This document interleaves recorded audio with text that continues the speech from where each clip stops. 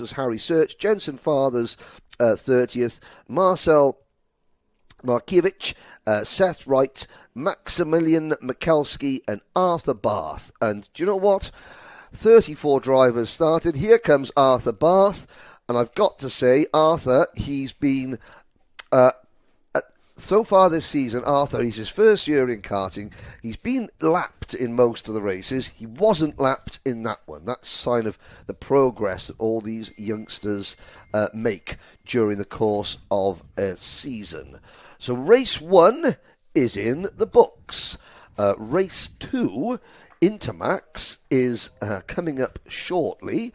Of course, you are watching this on either Karting Live TV or the Kart Championship. Both YouTube channels are broadcasting this. We are going to have a deluge, David, of Turkish viewers shortly for the mighty Bambino. We certainly will. Yes. Zayn Safoglu comes with an entourage of viewers. Quite rightly so. I've even started learning Turkish, which reminds me, I've forgotten it now, though, so never mind. Let's do some Intermax starting lineups, ladies and gentlemen. Pole position is our championship leader, Larry Price, and the most recent winner in the championship, Logan Rolfe, who won, of course, at Glanagors last time out, is alongside him on row number 1 with Eddie Duncan and Jensen Sale on row 2. Charlie Quine, Hugo McCluskey in front of Ronnie Smart and Noah Clare on row 4. Then it's Cameron Tipping and Jackson Hilton, Ollie Thompson and Buddy Hugo is your top 12. Adam Batt and Noah Jebson with Hakeem Batt and Rudrick Gogolnath on row 8. Leyland McNeish, Jamie Walsh, then we've got James Fabricius and Jack Mellon,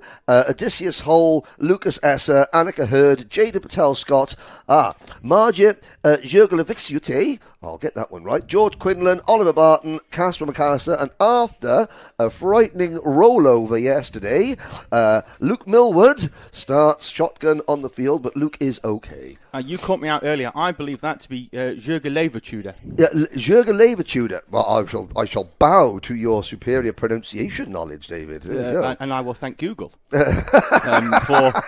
that yesterday. Here we go then with Intermax. Into the tram lines we go.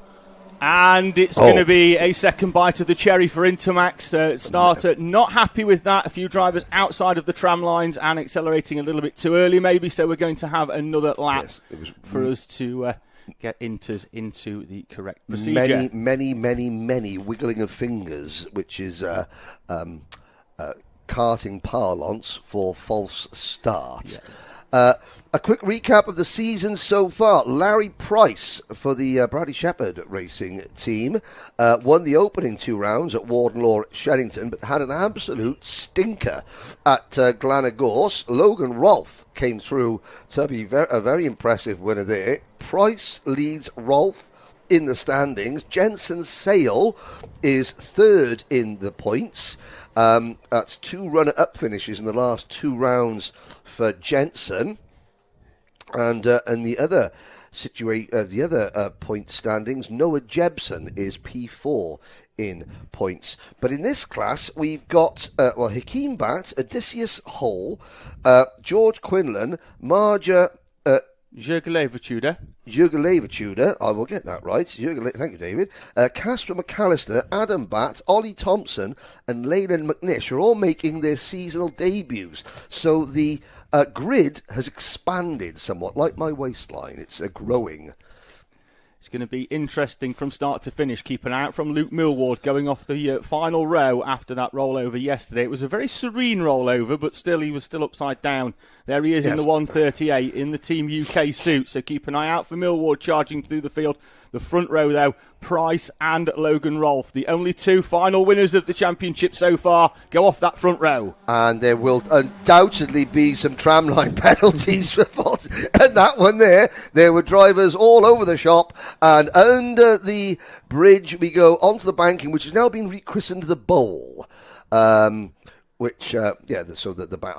banking, the bowl, it's the bit that goes across each other. Now, through the bridge, down towards hairpin number 1 out of turn 4, down towards hairpin number 1, Larry Price leading the way. And again, so many of these drivers who, if you don't race in the Motorsport UK British Championship, and if you don't, you're not a member of Trent Valley Kart Club, like you said, David, there are no domestic visiting touring championships that come to PF International. So for so many of these drivers, certainly for like Larry Price, who are new to the circuit, obviously Logan Rolfe has driven here quite a bit before, but yeah, they're really, really enjoying not only the hospitality, the welcome they're receiving here at PFI, they're not enjoying the prices in the restaurant so much. It's very good food, though, in the tour. And, of course, they're enjoying the bar. And, of course, they're enjoying the large, big screens out in the paddock, which have been showing the Le Mans 24 Hours, where Nick Damon and Joe Bradley are. But they are enjoying the circuit as we've got a battle for the lead. Logan Rolfe has already taken one little nibble out of Larry Price. He's having another go. There we go. New leader, Logan Rolfe, and Eddie Duncan in the number 157 kart. Now, Eddie only joined the championship last round at Glenagorse. He come third on that occasion. Now, I was incorrect when I thought that graphic was a Techno Kart graphic. It looks very much like the Techno Kart, but it's not. It's the team whose name now escapes me. It looks LMM. It looks a lot like LMM. No, I can't. Similar, but I don't think it is. They're going to shout at me now. You talk, I'll think. That's fine. Logan Rolfe then leads from Eddie Duncan. Larry Price dropping from first to third, which is a staple, really, of PF. You generally, if you're going to get overtaken at hairpin 1 or 2, you're going to hand over more than one place. Difficult opening lap as well for Jensen Sale. He dropped from the second row down to 13th. He's managed to fight back to P11. Lucas Halliday's involved in that. I shall come back to me. Anyway, if halfway through another race, suddenly I'll start there, but they're going to shout at me because I've forgotten. But it's my age is getting to me now. As we've got a closing group at the front because Jackson Hilton, Ronnie Smart, Buddy Hugo, and Noah Jebson have all joined the pack. The Javelin Track Days sponsored number 121 kart of Noah Jebson, making a move up the inside, going into the Mike Wilson complex. Didn't quite work out for him. But it's Rolfe leading from Duncan, Price in third. Jackson Hilton, who took a heat victory yesterday in the first race of the day, up into fourth place. Ronnie Smart, a Honda Cadet graduate, up into Intermax P5. Buddy Hugo, Noah Jebson, Cameron Tipping, who had a very difficult day yesterday with issues in both of his heats, up inside the top 10 in P8. Charlie Quine from the Isle of Man, P9. Hugo McCluskey in the 164 P10. Jensen Sale not able to recover any further than that P11. In front of James Fabricius, who was at the back of the grid yesterday morning and for both heats, disqualified from qualifying, up to an impressive P12 for Fabricius. Milward already up to P14 behind Oliver Barton. As Larry Price tries a nose down the inside of Eddie Duncan for second place and almost hands his third place over to Jackson Hilton in the process, and this is going to allow not only Hilton but Ronnie Smart up onto the back of the train as well. Logan Rolfe, though, will lead them up and over the timing line as we head towards half race distance, and Logan Rolfe arriving off the back of that win at GYG. Only 5 points behind Larry Price going into this race weekend. Price off pole position. Didn't win a race yesterday, but was in the top 3 throughout the day as others came into troubles. And he's going to try and move slightly down the inside there of Eddie Duncan. Duncan gets squirrely on exit, and now we're going to have a train of around about 10 as Price goes down the inside into hairpin 1 and takes second place from Duncan. Duncan's going to try and fight back, but he's going to be on the wrong side of the track up towards hairpin 2. Price should be through and down the inside unless Duncan can get a switch back. No, he can't, and that allows Logan Rolfe to open up a 10-kart gap at the front. That the train of 5 behind, which has now been joined. Well, it was 5, but if you look back now, we're all the way back, I think, to about P9 of Charlie Quine. And I've got to say that Price there made a late sort of move, and Duncan had to back out of it. That has allowed Rolfe to escape a little bit. You interviewed Larry yesterday. He's one of the drivers that you're going to hear from during the Lunchtime's Paddock show. Larry, he's very, very busy inside a car. He's quite quiet when you put a microphone in front of him, though, isn't he? Yes, we had to tease a few words out of him, but it wasn't a bad interview at all once he got into the swing of things, although that's Buddy Hugo down the inside of Jackson Hilton, who's fallen back down the order. Ronnie Smart now up into 4th place, and Hilton's going to have to defend. Buddy Hugo's going to try and go round the outside at hairpin 1, and that was always going to happen. And that was the 1-2-1 kart there of Noah Jebsen, just not really leaving the 117 of Buddy Hugo any room. But that's a classic PFI move, David. That happens all the time. You get to the inside at hairpin number 1, and you just have to ease the driver on your outside out, giving that driver 2 options. 1 is the brake pedal, 2 is the barrier. And, luckily... Buddy Hugo didn't choose either option, but he did lose several places. He did very well to keep it out of the barrier as well. Yes. Drifting it across the grass as him and Jackson Hilton went side by side in the run-up towards hairpin number 1, and it's dropped Buddy Hugo outside of the top 10 down to P14. But look at that. 1 minute ago, just before we were looking at that incident further back, Logan Rolfe had a big lead. Now, he's not in the lead at all, because Larry Price took the lead briefly. And that is Ronnie Smart. So Logan Rolfe briefly took the lead. Well, Logan briefly had the lead. Logan Rolfe made the move to the inside at hairpin number 1. Ronnie Smart tried to follow him through, and Larry Price was still on the outside. And that, we're not going to sort of put words in anyone's mouth here, but for those with the bigger entry comes more action, and with more action comes more. How should we put this sensitively? More talking points, and the more talking points we have, the busier the stewards tend to be. I think we got through that one okay without saying anything litigious. No, you're still very much on the fence, Henry. Yes. Now the panel for Ronnie Smart. That will be probably the right rear wheel of Larry Price's kart, and has dislodged the bottom bracket of the NASA panel, and that will be Ronnie Smart out of the race this. But look at Luke Milward now scything his way through the field.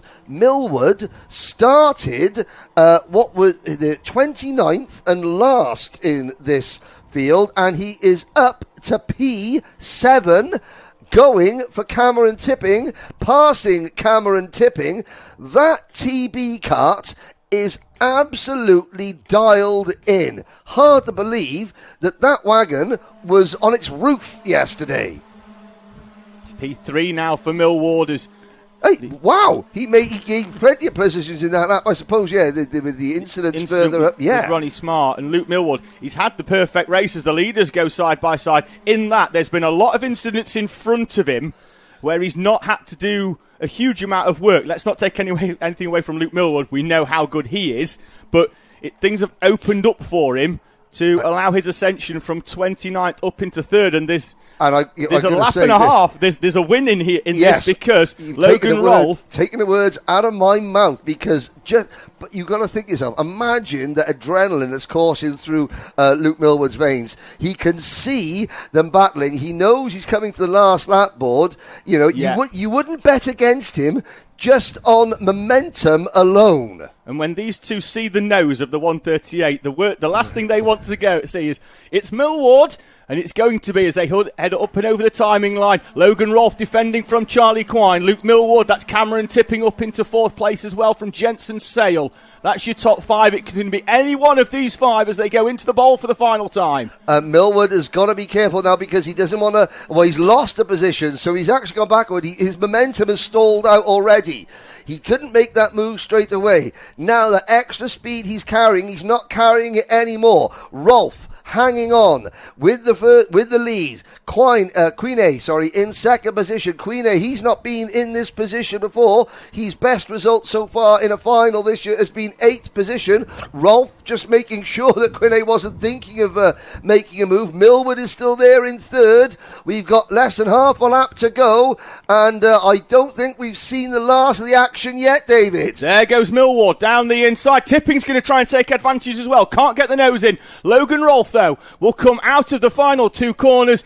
Milward's going to try and draw alongside, but the overtake's going to put him too far back. He uses the slipstream side by side over the timing line. It's Logan Roll from Luke Milward and Charlie Quine. Then Cameron Tipping, Jensen Sale, a recovering Larry Price, back up to 6th place in front of Eddie Duncan, Noah Jebson, Oliver Barton, and Buddy Hugo completing the top 10. I mean, that is from 29th to 2nd for Milward, and he was 0.04, 0.04 of a second behind the winner as they crossed the line. Which, compared to yesterday Heat 2, is massive, because they had a dead heat and they had to go to a photo finish. Yes, I've seen for that one. It was a dead heat. Seen the photo cell evidence. So, I mean, so for Luke Milward, that is superb.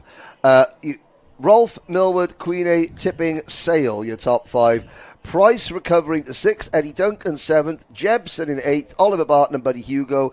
Then it was Ollie Thompson, Hugo McCluskey, Jackson Hilton, George Quinlan, James Fabricius, Adam Batt, Hakeem Batt, Noah Clare, Casper McAllister, Rudrigol Knaith, Lucas Esser, Jaden Patel Scott, Annika Hurd, Jamie Walsh, Leyland McNeish, Odysseus Hole, Jack Mellon, Marja.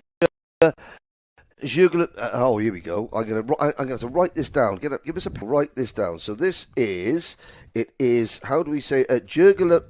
I have it as Jurga Lever Tudor. Jurga Lever Tudor. There we go. If we're getting it wrong, Mr. or Mrs. Jurga Lever Tudor, please come to the commentary box, tell us off, and tell us how to say it properly. And then rounding out the field, sadly, Ronnie Smart failing to finish.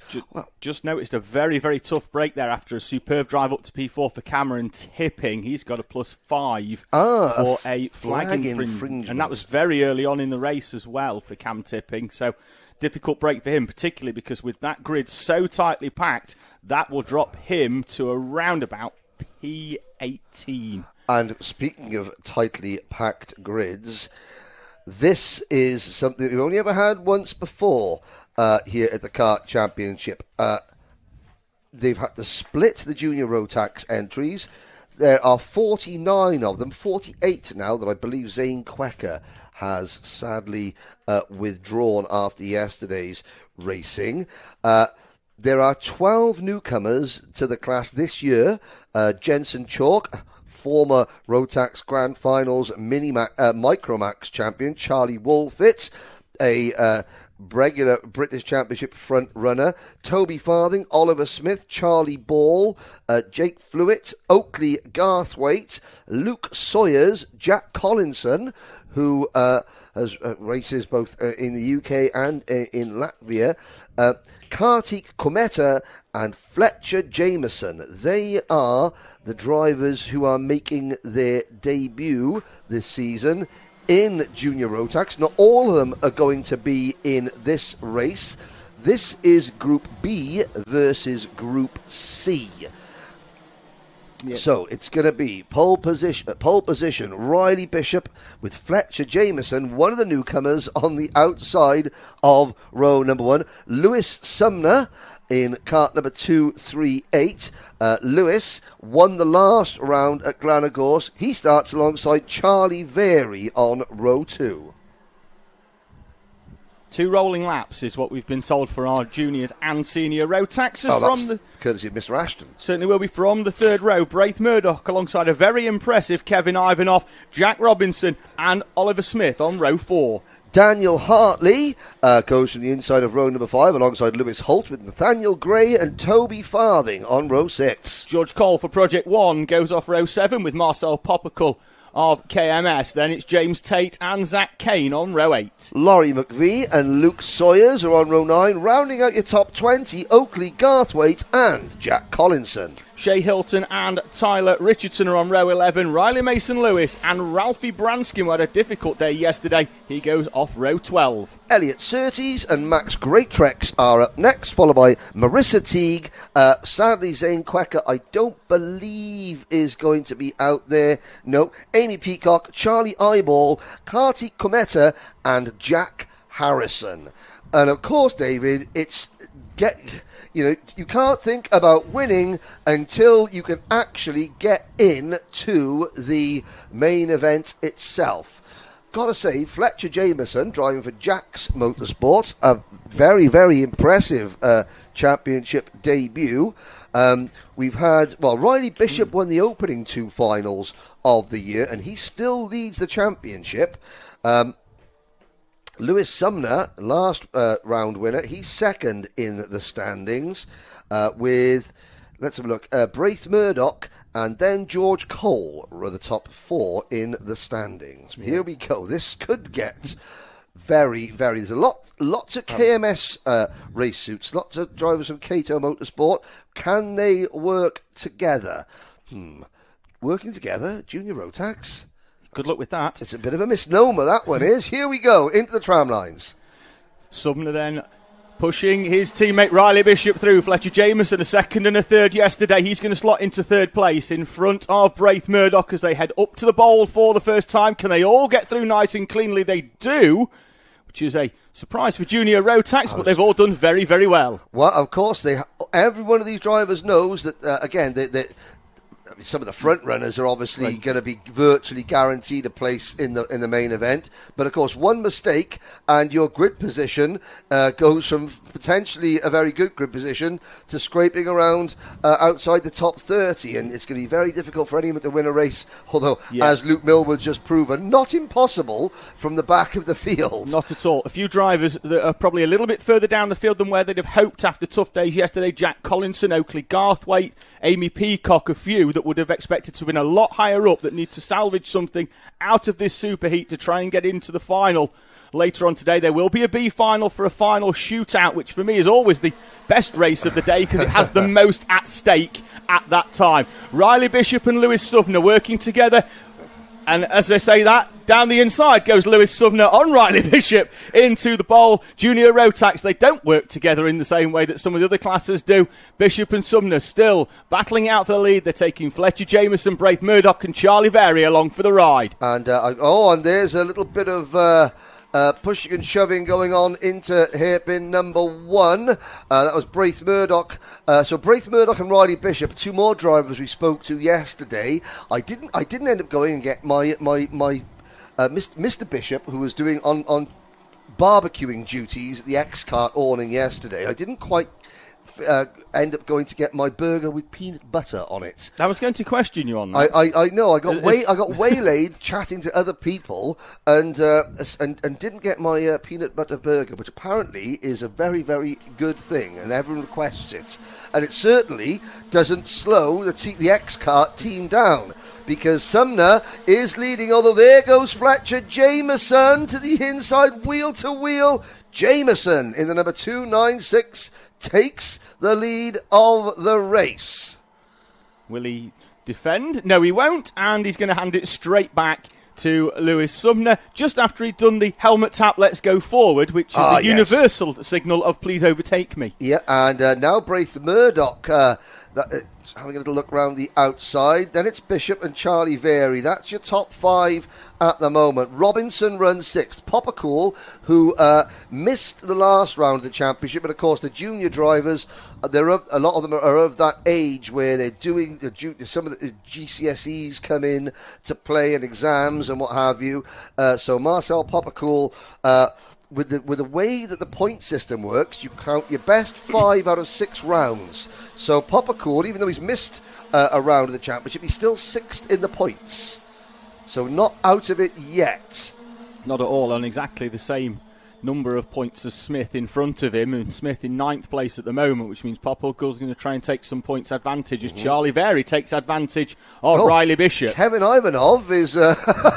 well, that was... I've never seen a driver be that demonstrative in his... hand gestures coming off the bridge there. He was like putting his hand out, no, thou shalt not pass. As I think that was to Oliver Smith. And Ivanov in that, where's he gone? He's in the Cosmic chassis. He's got that sort of really deep sort of midnight blue Red Bull livery crash helmet on the pink and purple Cosmic kart. Ivanov, who had that great result. He's gone straight from Honda Cadet. You can see Ivanov there in that Cosmic. He's gone straight from Honda Cadet into Junior Rotax, which is a fearsome leap. But last round at Glenagorse, winds up on the podium. He was right at the front yesterday, running inside the top 5. In fact, leading one of the heats was Kevin Ivanov yesterday before falling back down to around about P4. He's currently in 8th place at the moment, 'cause it looks like he's managed to get past Oliver Smith. He's in that second train of 4.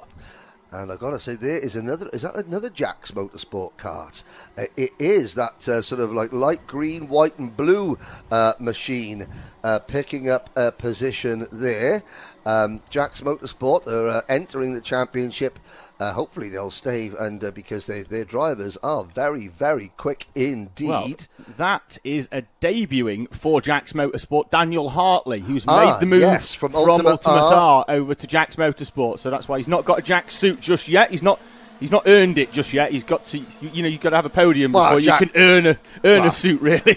Jack Marshall hasn't put his hand in his pocket yet. I think that's the problem. Daniel Hartley is last year's Junior Primo champion. I saw their new suit design. There's even more white on it, which is going to be. It's not the best idea they've ever had. It's that's a dry cleaner's dream. Here we go. Up at the front, Charlie Very now makes the move. The ST Racing driver into 3rd. Braith Murdoch says, not today, son. Not on my watch. What a move. Goes round the outside.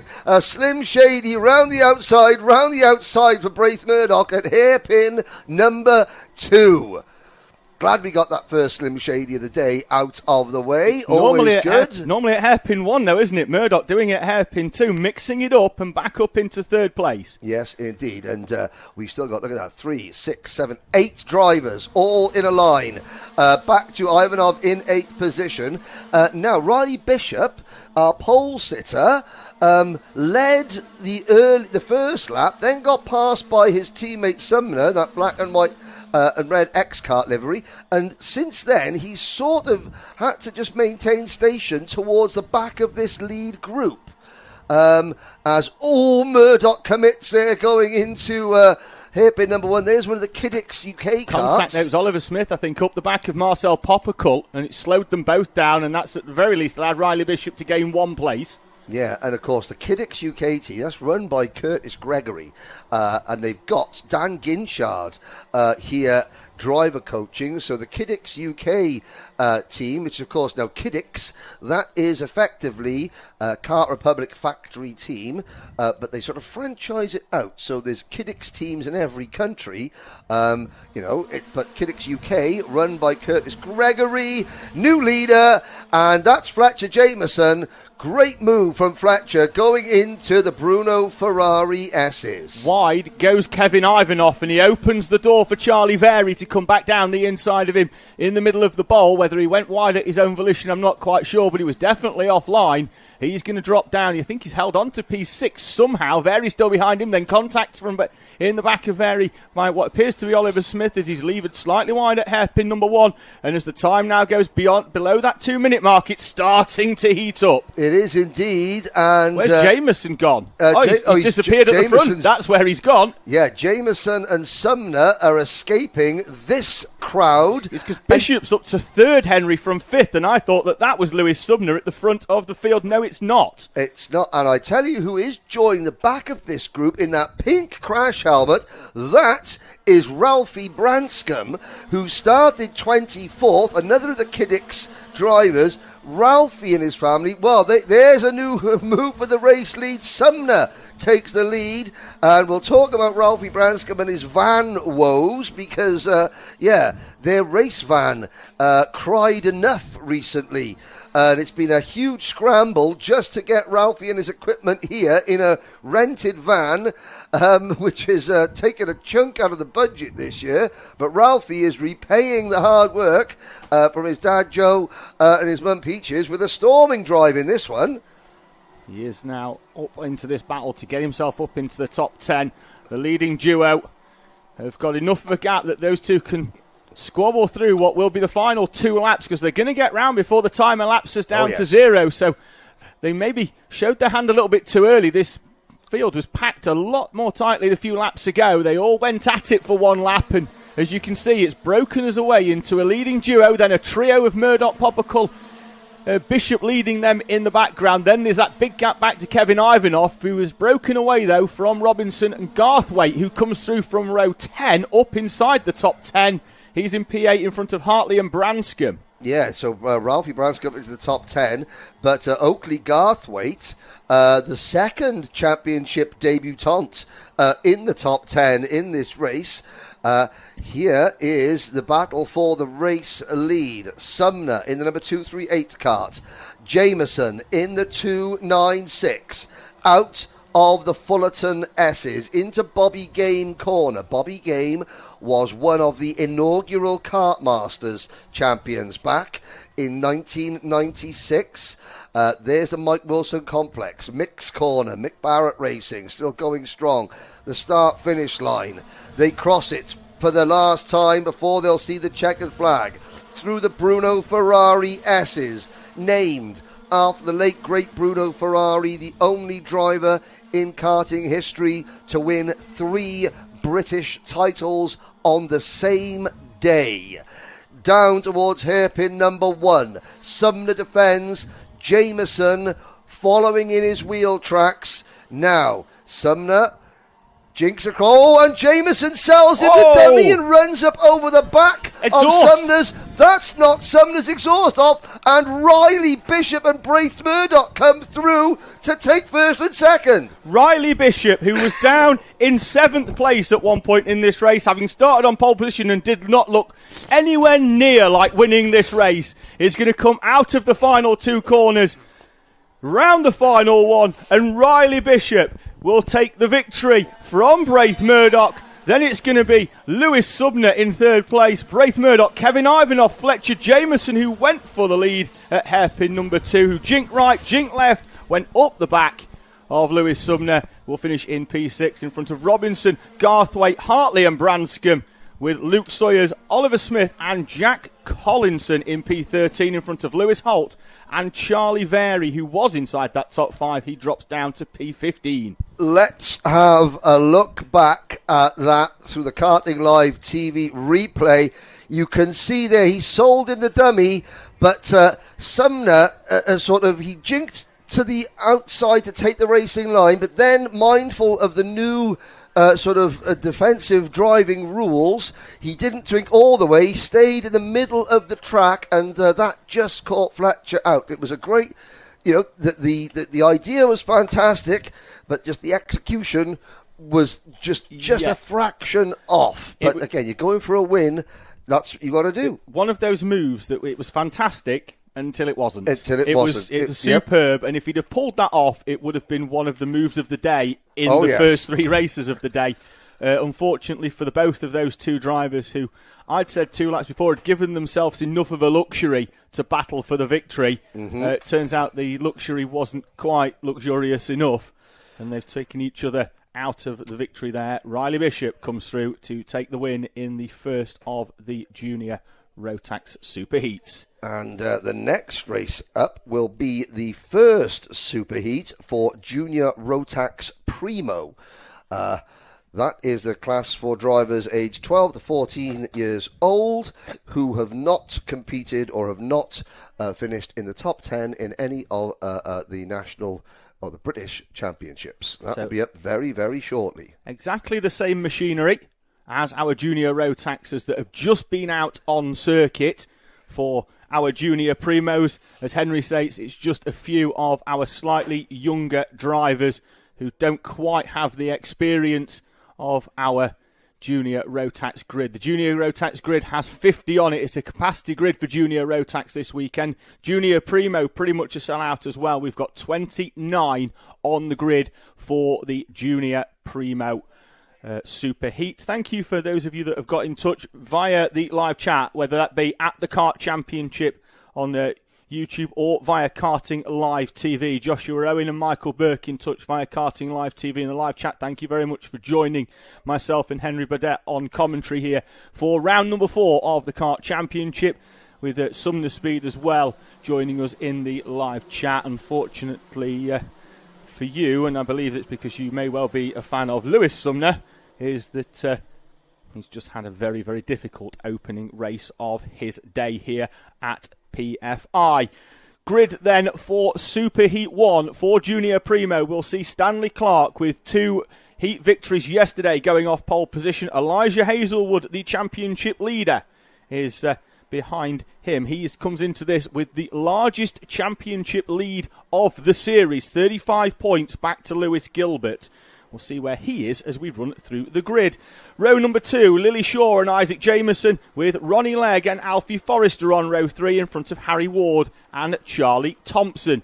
Then it's going to be Zach Jennings and Elijah Hartley completing your top 10 in front of Cooper Campbell-Lees and Jasper Oakes. Lewis Gilbert, aforementioned, second in the championship, but down the order goes off P13 with Miles Cleworth. Then it's Ethan Bath and Zach McKay with Blair Smith and Thomas Ambler in front of Oscar Shirvik and Aston Brown. Then it's going to be Noah Clark and Piers Whitehead, Luke Wells and George Ralston in front of Samuel Yeadon and Josh Whittaker, Maxim Karuk and Louis Brown. And then it's Thomas Butcher in the 54 completing your 29 Junior Primo runners here at Paul Fletcher International. Drivers just completing the second of 2 rolling up laps. As they make their way round, it will be Stanley Clark in the colours of Hunter Motorsport to lead us through.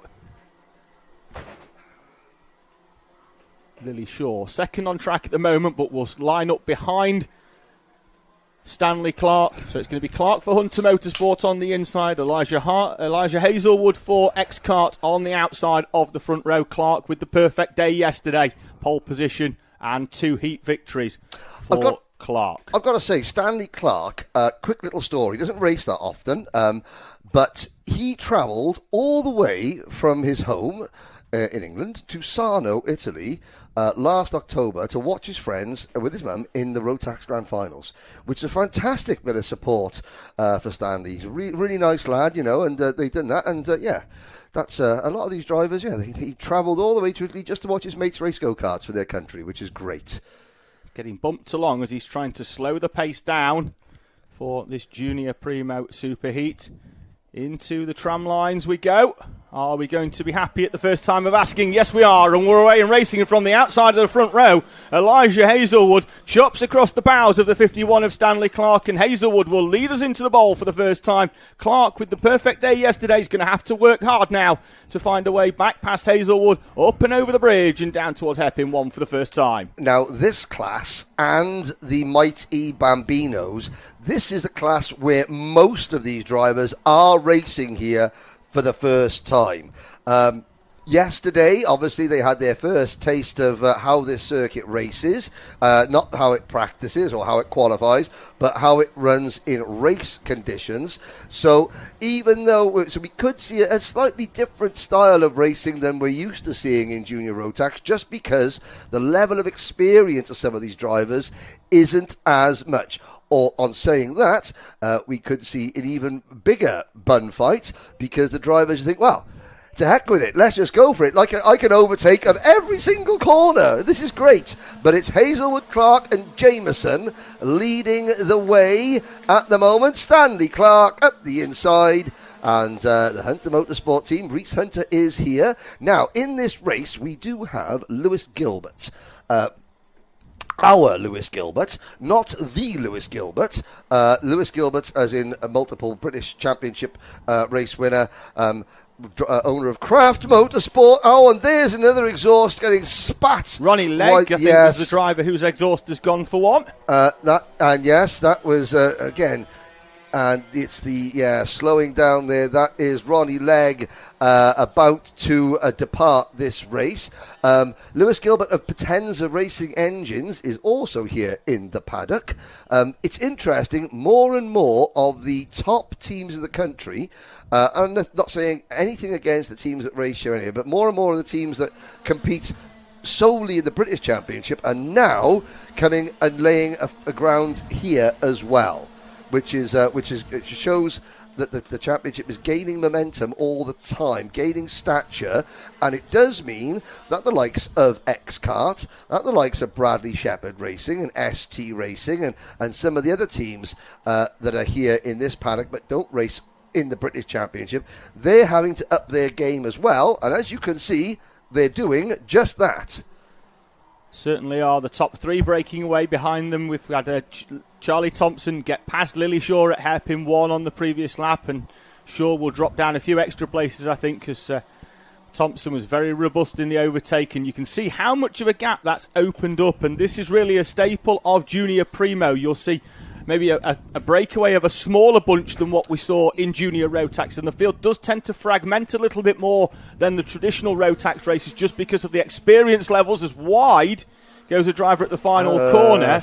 Alfie Forrester, I believe that might have been. I think he was the driver involved in the Ronnie Legg incident as well, so he's just in a bit of a reset mode for a few laps just to get himself... Oh, there's more contact as they head up towards the entrance to the bridge. Two drivers off and onto the grass. They're hooked up with each other. They gave each other a fist bump. As in, sorry, my bad. It's the 17 and the 20. Miles Cleworth and Jasper Oakes. Jasper Oakes already not showing up on our timing screens because, well, I mean, and I think that might be a transponder issue, but he's certainly not going to be showing up on our transponder screens, on our timing screens anymore, sadly. And you saw the black plate on the number 17, Miles Cleworth. He's still in one of his first 5 or 6 Motorsport UK licensed races. There's going to be a bit of a change in dynamic at the front, I believe, here, Henry, because in second place, Elijah Hazelwood's been adjudged to have jumped the start. He's got a 5-second penalty, so now he needs to push Stanley Clark away and open up sufficient gap so that, at the very worst, he just drops behind Isaac Jameson, because there's already a gap back to Lily Shaw and Charlie Thompson in 4th and 5th place, but he's got to try and push away now. He needs another second or so that to minimise the effect of that penalty. 5 seconds for Elijah Hazelwood is going to potentially drop him down the order, but the further he can push away with your race leader Stanley Clark, it will minimise the effect of that penalty on the 21, the current championship leader. Yes, so at the moment Elijah Hazelwood would slot in just behind Lily Shaw and in front of Charlie Thompson, Alfie Forrester and Oscar Chezovic. But you can see Hazelwood he's just got to get his head down. Still yellow flags, or yellow lights waving, as you can see there from your camera angle. One of the karts that was involved in that earlier incident is still at the side of the circuit. The marshals are going to be making their way and removing that as quickly as possible. But up at the front, Stanley Clark. Stanley, let's have a little look. So in the opening race of the opening round of he finished 22nd, did Stanley, in last year's Junior Primo Championship. Again, didn't do a full season. So this is his seasonal debut. As we look at the number 78 kart there of Lily Shaw, just coming under a more sustained attack now by the 29 of Oscar Chezovic. As they cross the line, and behind that battle, there goes Lewis Gilbert, passing Charlie Thompson. Cooper Campbell-Lees also up into P4 now. Cooper Campbell-Lees was leading the championship, but then at the end of the opening 2 rounds, but had a shocking Glenagorse. He's now fourth. I think that's a timing issue, because he was 24th on the previous lap, so it would have been a hell of a lap for Campbell-Lees. It's either a timing issue or... Well, let's have a little look at the... It's Lily Shaw definitely in 4th place. That's Noah Clark making his way through. He started well down the order and has made up well over 10 places so far as Noah Clark. Who's that in 3rd place? That's Jameson in 3rd place. Oh, no, that is Cooper Campbell-Lees. It is. In 4th position. So it would have been a transponder issue early in the race. It's a transponder issue. or lack thereof. Yes, well, he falls down the order and then he gets replaced back up. Well, now there's two possible outcomes here. Number one is that Cooper Campbell-Lees has got his transponder on. It's just not charged properly. That's okay. If he hasn't got it on at all, then that's not okay. Because the time, again, Heath is up here, our chief timekeeper, and they will assess the car. As soon as the end of the race, the officials in scrutineering will look, and if that transponder has not been put on at all, then I believe that could be an exclusion from the race.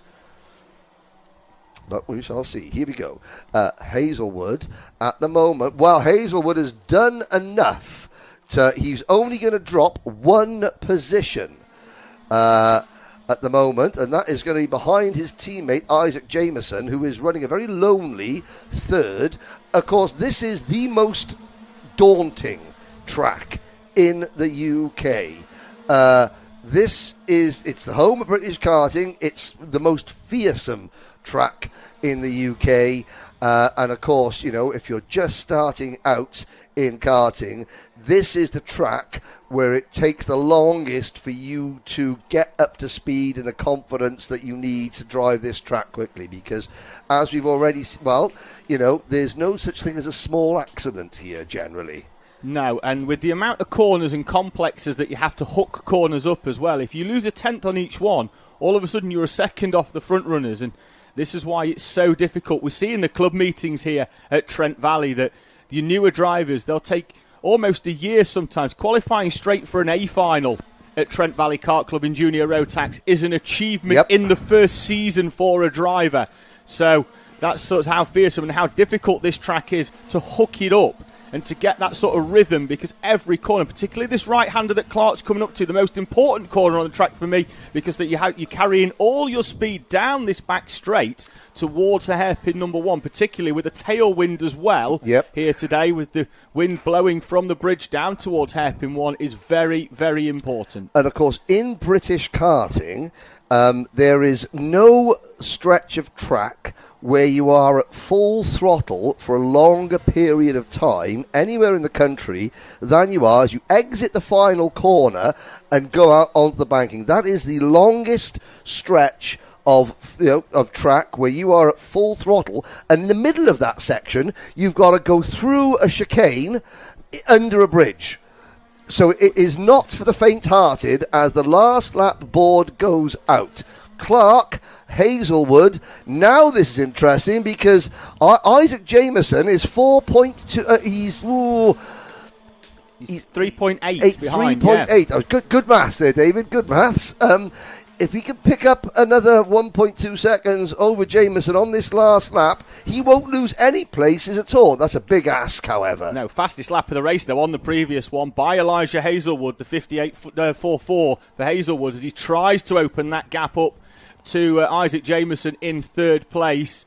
Yellow flag at hairpin one, but it's not going to affect the leaders because they are up and into the Mike Wilson complex for the final time. Stanley Clark, with the gap of around about 7 tenths, is going to take what will be another comfortable victory for the 51 in Junior Primo.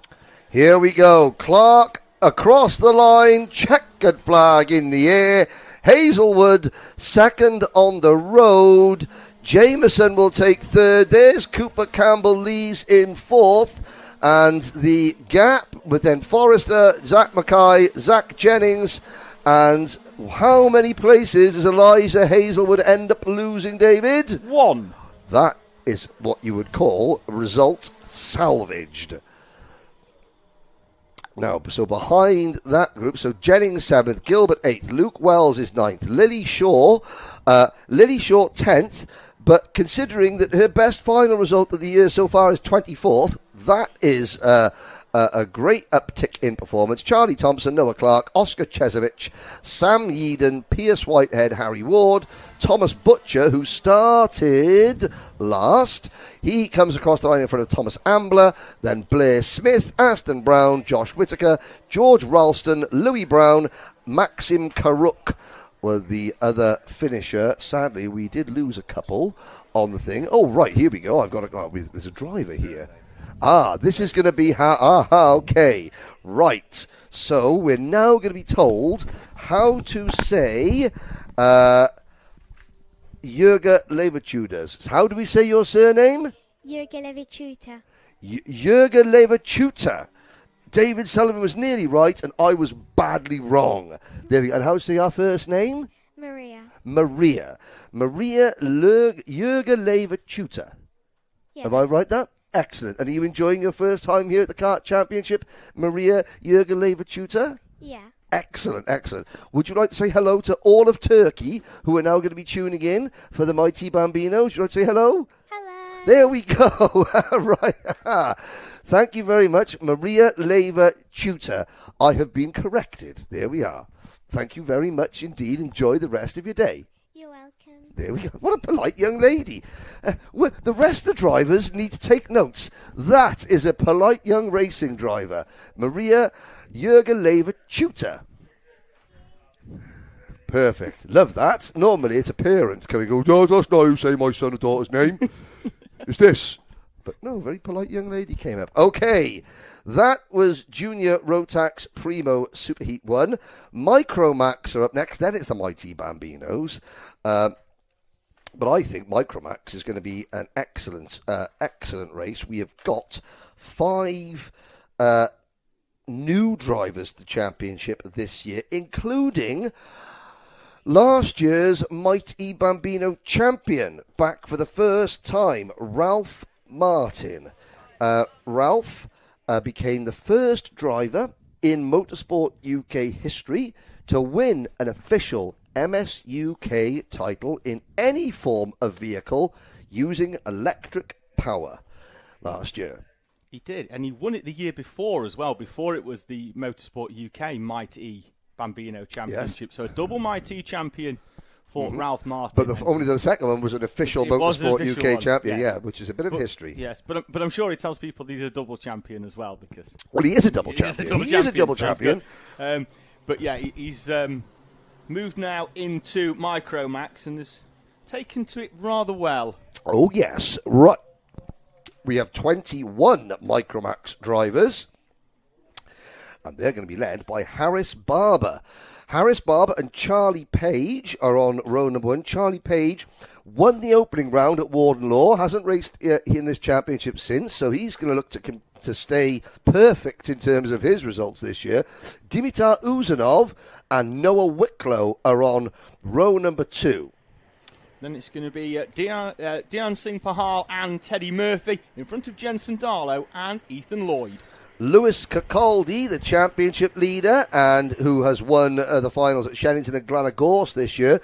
He starts on the inside of row number 5 alongside Ralph Martin with Dax Farah and Henry Algar on row number 6. Arthur Bowers starts 13th. Zach Andrew in P14 in front of Harry Stinson and Freddie Blackshaw. And the remaining runners, Ethan McClelland, Carter Jackson, Junior Wright, Teddy Roberts and Lanny Eden. They are your 21 starters, and I've got to say it's really good to see the Micromax numbers rising. And are we going to go first time? Yes, we do. And look at that. Well, Dimitar Uzanov isn't going to get a Christmas present like that for a long time. We've got carts off into the barriers. Several of them. One of them could be Kokodi. And one of them could be our championship leader, because Dimitar Uzanov and the Battenberg flags have come out. Oh, and there's a spinning cart just to the right-hand side of your screen as everyone slows down coming off the bridge. But at the start of that race, Harris Barber moved across, and the red flags are coming out. Red flags are out. Harris Barber moved across to stop Charlie Page. It is Lewis Kakaldi there now. Just saw him briefly. He sat in his cart. He's in a little bit of discomfort, but he is moving around in his cart. The marshals, several marshals here at Trent Valley Kart Club, who are, and I don't care. The marshals at Trent Valley Kart Club are the best in the United Kingdom. and I see the marshals at every track, and this is not a slight against anybody else, any other circuit, but they are the best in the UK here at PF International. Already the medical vehicle is with Lewis. Lewis is moving around in the kart. He's got marshals there. I think he's got his dad there who's not touching him because, again, we leave it to the medically trained officials, but he's there with Lewis for, support, and it's okay. And probably just to quickly check the cart over. No, not to but yeah, so Lewis is moving around. He's in a bit of discomfort. Charlie Page is minus a side pod, but Dimitar Uzanov was the leader. Now they will come to a standstill. All the drivers obeying the red flags, doing exactly what they're instructed to in the briefing. They bring the karts to a standstill on the start-finish line. You can just see them on the left-hand side of your screen there. You can see just underneath the bridge, that is where the medical team, we will let you know when Lewis Cicaldi exits his vehicle. He's moving around, chatting to the officials, obviously in a little bit of discomfort. We will come back to you when we know what is going to happen. Well, there will be a full restart, I am certain. Whether, now obviously, Charlie Page is minus a side pod.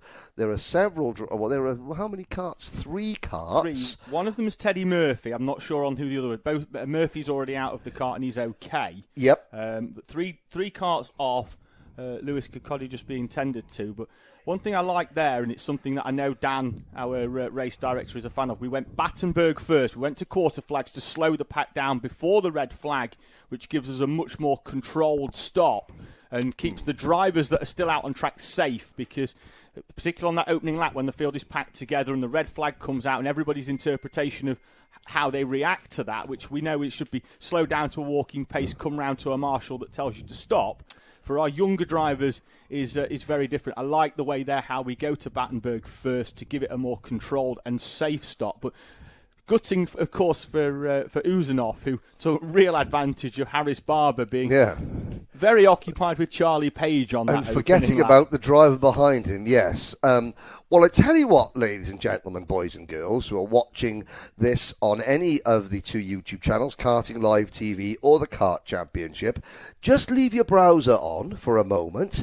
And if you haven't done so already, go and give your dad, if you're still lucky enough to have your dad, go and give him a quick phone call and say, Happy Father's Day, Dad, and then come and sit back down to watch the resumption of action here at Paul Fletcher International. Because I think I'm going to phone my son and say, and wait for him to say happy birthday. Because he has phoned, he is awake, which is surprising for a teenager on a Sunday morning. We'll be back very shortly.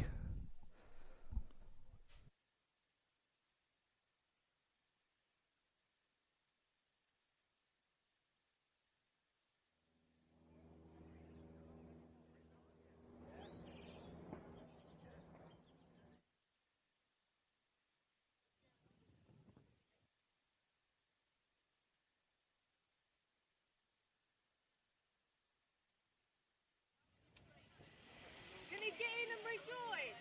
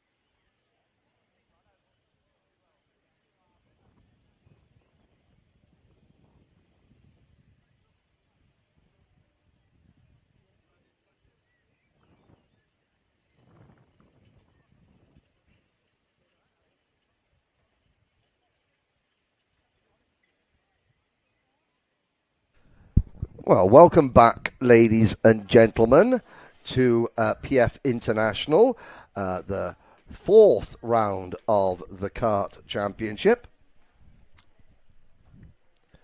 And we are going to be restarting very soon. Now, Lewis Capaldi, who is in the back of the ambulance that you just see on your screen now, is okay. He did take a part of an errant go-kart to his upper body region, which has caused him a bit of a discomfort, but fundamentally he is okay. We are going to have a full restart. You will see at the back there in that blue and white and black livery car. That's the number 71 machine of Teddy Murphy, who will be taking the restart, even though Teddy had stopped. But he wasn't involved in the accident per se, David. He was just he stopped because he wasn't involved in the accident. He will be allowed to take the restart. There is Charlie Page's kart being put onto a trolley.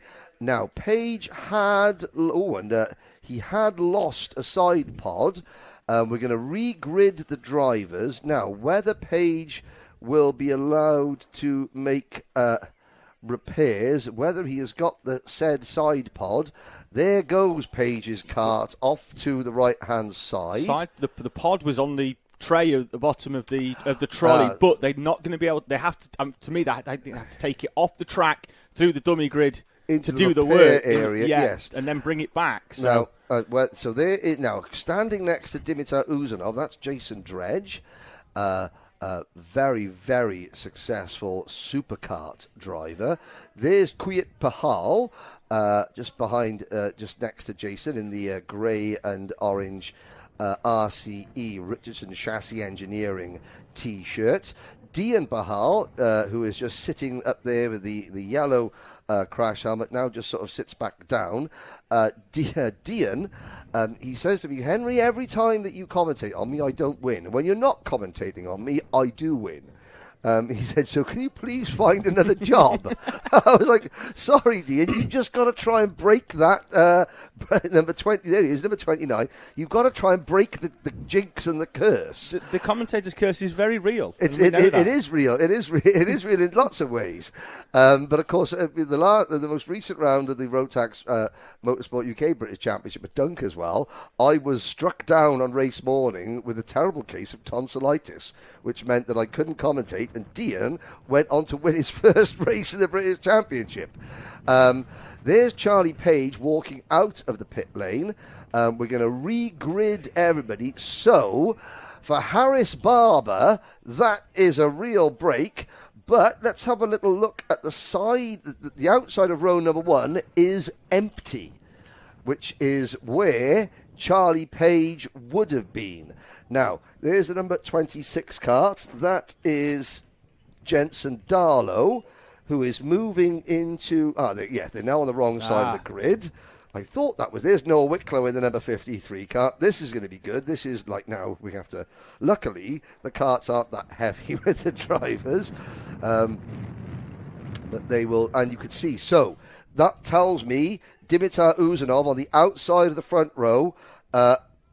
Charlie Page will not take the restart. Everybody else will now move up a position, which means they'll be on the other side of the grid to what they originally were, which will cause no end of issue for the for the mechanics and the parents. RCE, they are their drivers are helped along by the Kart Coach. So if you look at the Kart Coach website, they have an in-house sort of driver coach, in all forms of on-track and off-track stuff. Some of these drivers, they might be perfect for the X-Kart scholarship as well. So the X-Kart team, Matty Street, they run a scholarship every year. It's going to take place at Wilton Mill in September this 16th, year. 16th, I believe. I think, yeah. I'll see you there. Myself and David Sullivan are part of the judging panel, where a young driver gets a season in the Kart Championship with the X-Kart team. If you go to the X-Kart website, now it's always tricky when you type www.x into a browser because but if you X-Kart... type it really quickly. Really quickly. And you will be able to find all the information about the 2025 X-Kart Scholarship on that website. Of course, we're going to have the Mighty Bambinos here. Why, you are asking yourself, am I listening to Henry Bodette and David Sullivan wittering on? Where are Nick Damon and Joe Bradley? Well, the answer is they're at the Le Mans 24 Hours working for Radio Le Mans. Now, of course, the Le Mans 24 Hours is the second most important motorsport event of the weekend. After this one, Felix Tandy, who we'll see in Mighty Bambino, which will be the race after this. His dad, Nick, is racing at Le Mans. Yesterday, the big screen in the paddock had the Le Mans 24 Hours on it, the TV coverage, because ain't nobody paying £14 to watch it this year. Sorry. It seems got a little bit. That seems to be a trigger for me. And, of course, Felix, more importantly, Felix's mum is sort of trying to flick their eyes between what's happening here and what's happening in France. And Felix's sister is completely nonplussed by any of it because she's got her friends here and she's just playing with them. Yep, I spoke to them yesterday. That interview will be during the lunch break. But, yeah, Felix, who... had a really good day yesterday, did Felix Tandy. Won both of his heats and qualified on pole positions. We play more musical karts here in Micromax. Yes, we'll excellent. get this going at some point. But yes, Felix's dad Nick in the number 4 Penske Porsche in the hypercar class. Not at all jealous. Well, not at all jealous, but but Nick might, with no spoilers for those of you that, why wouldn't you just watch this and then tonight get home and watch all 24 hours of coverage live, or listen on Radio Le Mans for 24 hours straight? No spoilers, but if there's going to be a Tandy victory this weekend somewhere in the world, Felix has got a very good chance. Charlie Page is back on the grid, but he is at the back of the grid.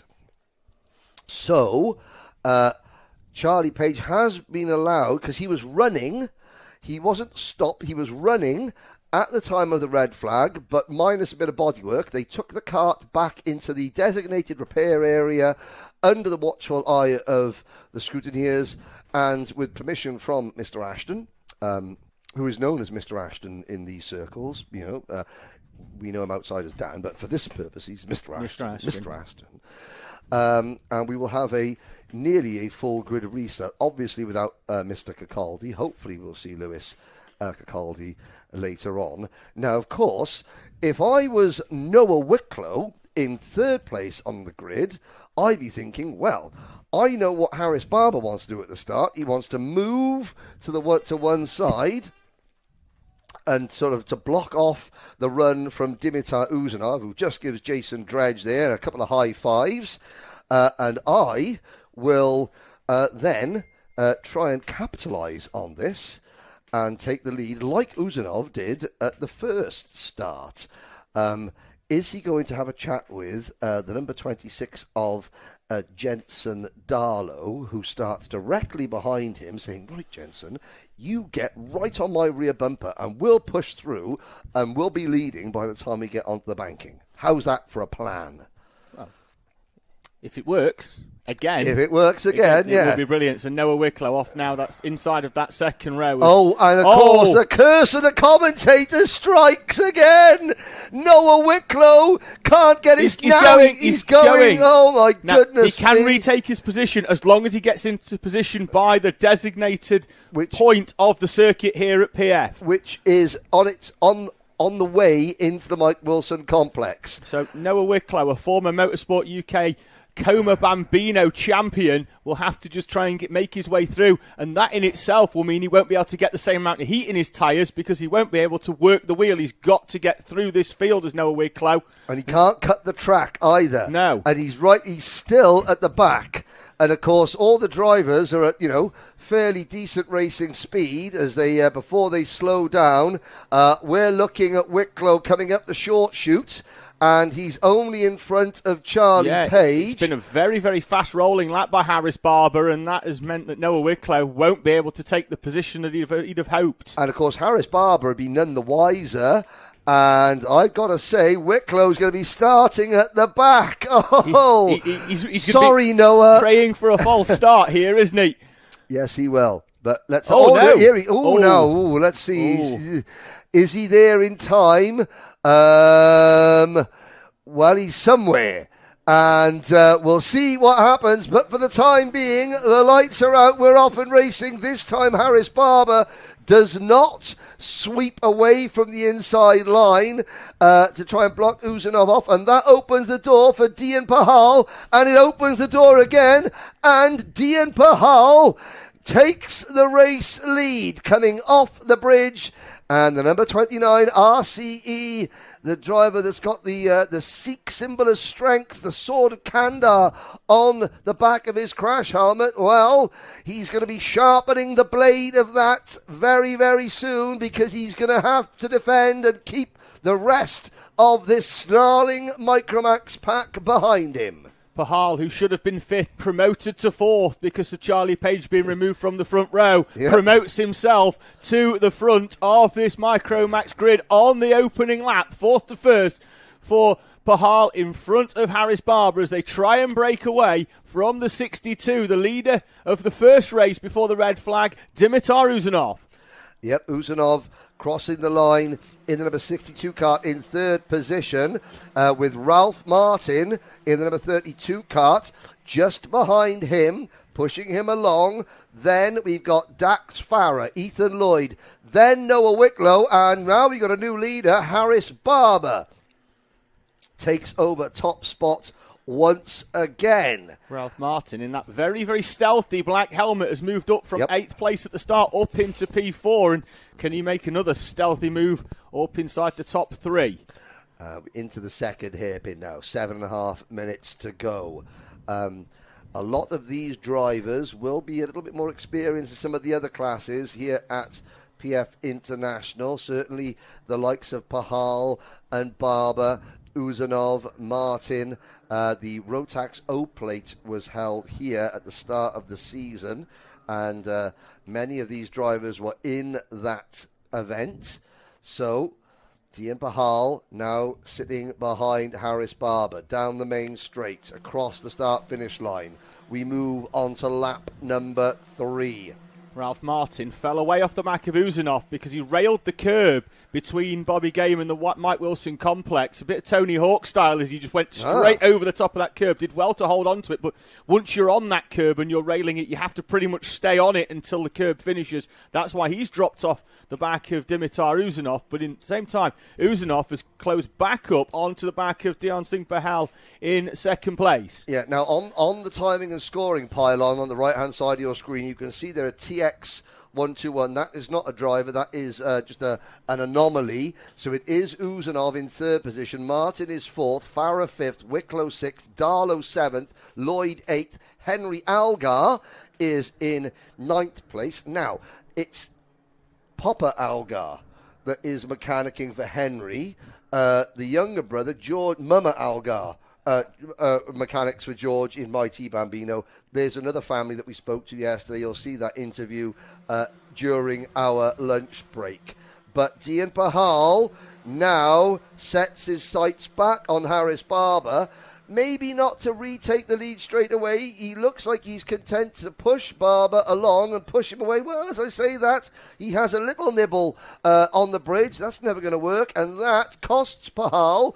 And it brings Uzanov, Martin, Farah and Wicklow back into play. really closes up the field, the top 6. Back to Noah Wicklow. Then there's a little bit of a gap back to Jensen Darlow. Ethan Lloyd, who needs as many points as possible. He's second in the championship, 16 points behind Lewis Kirkcaldy. But Kirkcaldy out of this race with the red flag at the first instalment of Micromax Superheat 1 means that Ethan Lloyd has...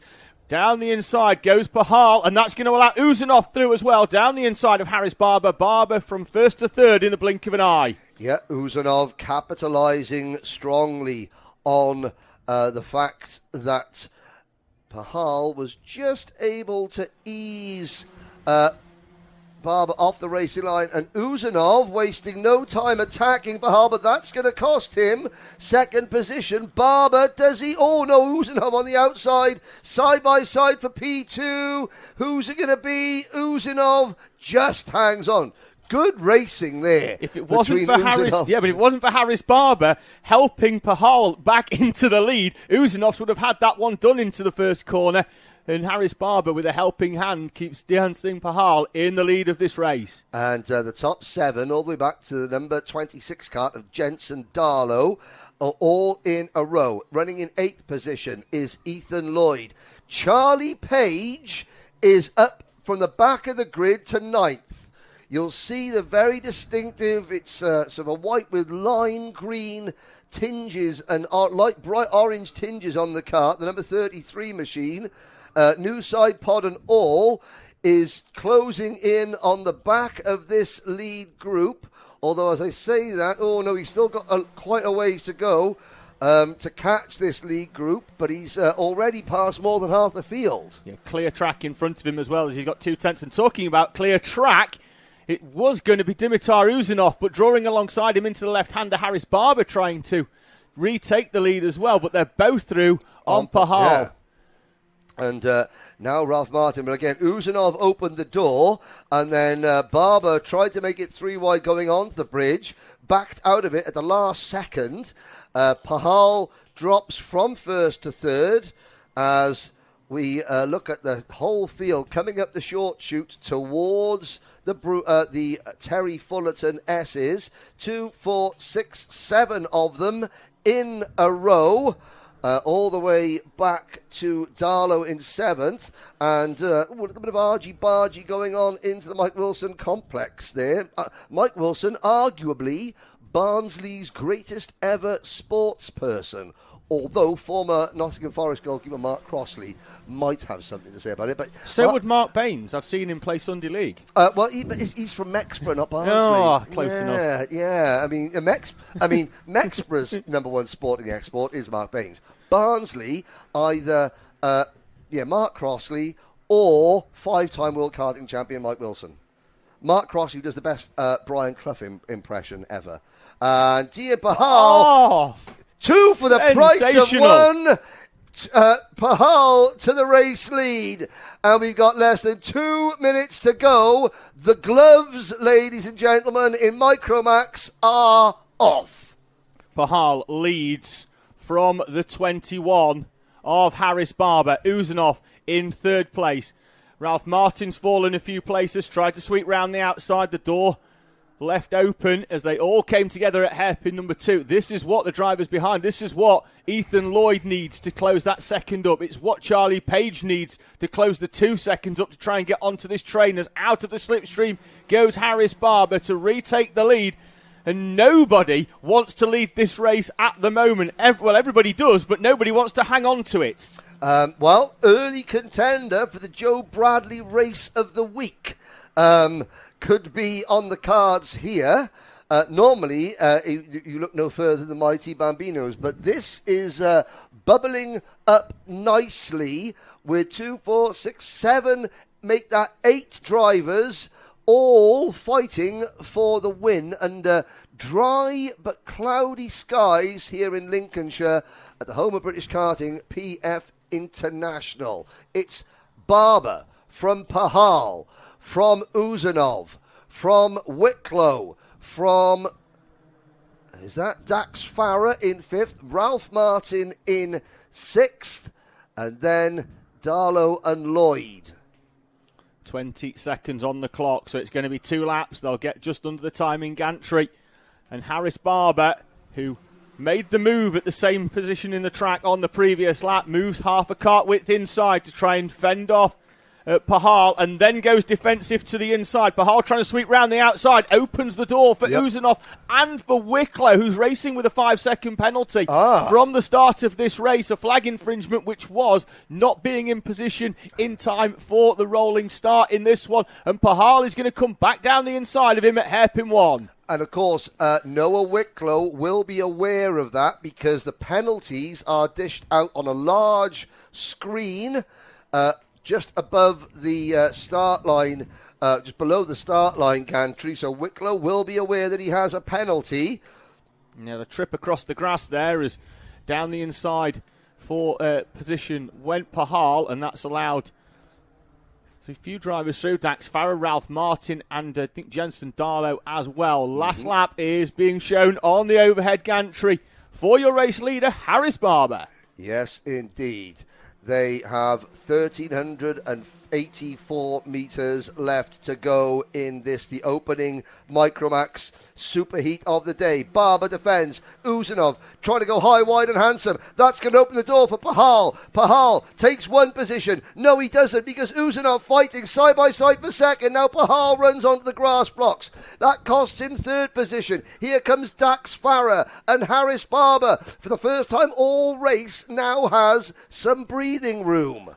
3-4 kart lengths for Barbo. It's the most he's had, and it's at the time when he needs it most. Closing up under brakes, though, Dimitar Uzanov in front of Dion Pahal. Up to the Fullerton S's for the final time. Harris Barber looks like he's got this one in the bag. Will he defend fresh air? No, he doesn't. He knows he's got the gap as they head into the Mike Wilson complex. And Uzanov, his mind will be now focused on keeping second place from Pahal rather than taking first from Barber. So, second time of asking, but the first time across the line, Harris Barber takes the win. And as you look at those two, just behind the top 8 across the line, the two drivers who started this race at the back of the field, the 33 of Page and I believe the 71 of Murphy, worked together to finish 10th and 11th. So it was Barber from Uzanov, Pahal, Farah and Martin, your top 5. Wicklow was 6th on the road. We'll drop him to 11th. 11th place. So it'll be Darlow 6th, Ethan Lloyd 7th, Page 8th, Murphy 9th, Harry Stinson in... Oh, no, I think it'll be... Maybe 10th, sorry, for Wicklow in front of Stinson. Then Henry Alger, Arthur Bowers, Freddie Blackshaw, Carter Jackson, Junior Wright, Teddy Roberts, Lanny Eden and Ethan McClelland. And, of course, sadly, Zach Andrew and Lewis Cacoldi didn't take the start. Now, Zach is fine. It was the kart that couldn't be fixed. Hopefully, Zach will be out for the next race. Hopefully, we'll see Championship leader Lewis Cacoldi out for the next one as well, if he gets medical clearance. But the main thing is he's fundamentally okay. It's been a overcast morning, but for the first time, Henry... I could see the sunshine after the rain. I could see bluebirds fly. See, look at this, ladies and gentlemen. David Sullivan hasn't learned how to mute my microphone when he has a little sing-song. But I have learned not to join in when I don't have a good voice as well as yours. Doesn't stop me. I couldn't hold a tune in a bucket. But there we go. Next up, it's the mighty Bambinos. Good morning, Turkey. Good morning, Istanbul. Good morning. What else we got to say? Good morning, Ankara. Good morning to all the Zayn Sofwaglu fans. Nil to Edith Tiemann. Here we go, the sound of silence. And I am very, very pleased to say that we have got another very strong Mighty Bambino entries. 21 drivers. Cooper Galloway is making his debut, and of course, Felix Tandy, third of the championship. His dad Nick is racing at Le Mans, but it's Heath Smith number 3, who is your championship leader. He won last time out at Glanagorse. He leads the championship over Arthur Rhodes, who won the opening 2 rounds of the season. Let's take you through your full starting lineup. It is Felix Tandy and Heath Smith on row 1, followed by Logan Edwards and Teddy Smith on row 2. Arthur Rhodes, who won the first 2 rounds of the championship, goes off P5. Harry Voss alongside him with Jack Harper and Elliot Hitch on row 4. Bobby Slater, the younger sibling of Freddie Slater, the Slater karting dynasty, starts on the inside of row number 5 alongside Oakley Howlett with the number 54 kart, Zane Sofawoglu, 13th on the grid alongside EJ Dera. Luca Pede and Oliver Yap are in front of Nico Mahun and Calais Tennant. The rest of the field rounding out Jensen James Williams, Frank Pearson, Arthur Thompson, Cooper Galloway and George Algar. This mighty grid has 2 of the 3 drivers in the Kart Championship that have stood on the podium in the top 3 steps in the championship at every round so far this season, with Heath Smith and Arthur Rhodes. The third one will be out very soon in senior Rotax. That's Lucas Blanford. So, a standing start. The Vera Tools black and green liveried machine of Felix Tandy on the inside. Championship leader, Heath Smith.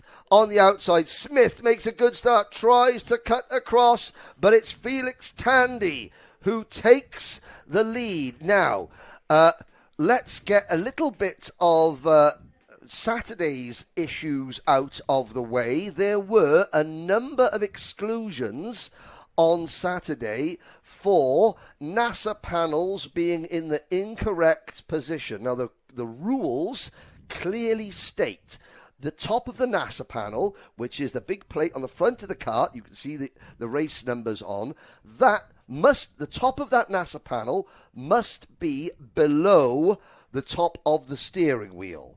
But, of course, in a class where slipstreaming and aerodynamics is so important, a number of the teams and a number of the parents and families have just tried to ease the top of the NASA panel up so that the drivers can crouch down and just get a little bit of extra aerodynamic assistance.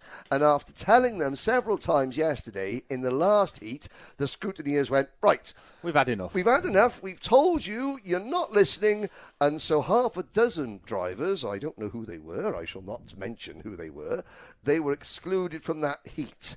But it does mean that everybody, and you can see now, you can see the tops of the steering wheels above the tops of the NASA panels now. So everyone is compliant. There's been a trend in the last couple of months in Bambino for them to start running the cadet NASA panel rather than the traditional smaller Bambino one. Well, because... And as such, to give them a bit more aero efficiency. Yes. And as such, you can use that to your advantage. They've obviously just tried to push the envelope a little bit too far. Yes, indeed. So, into hairpin number 1.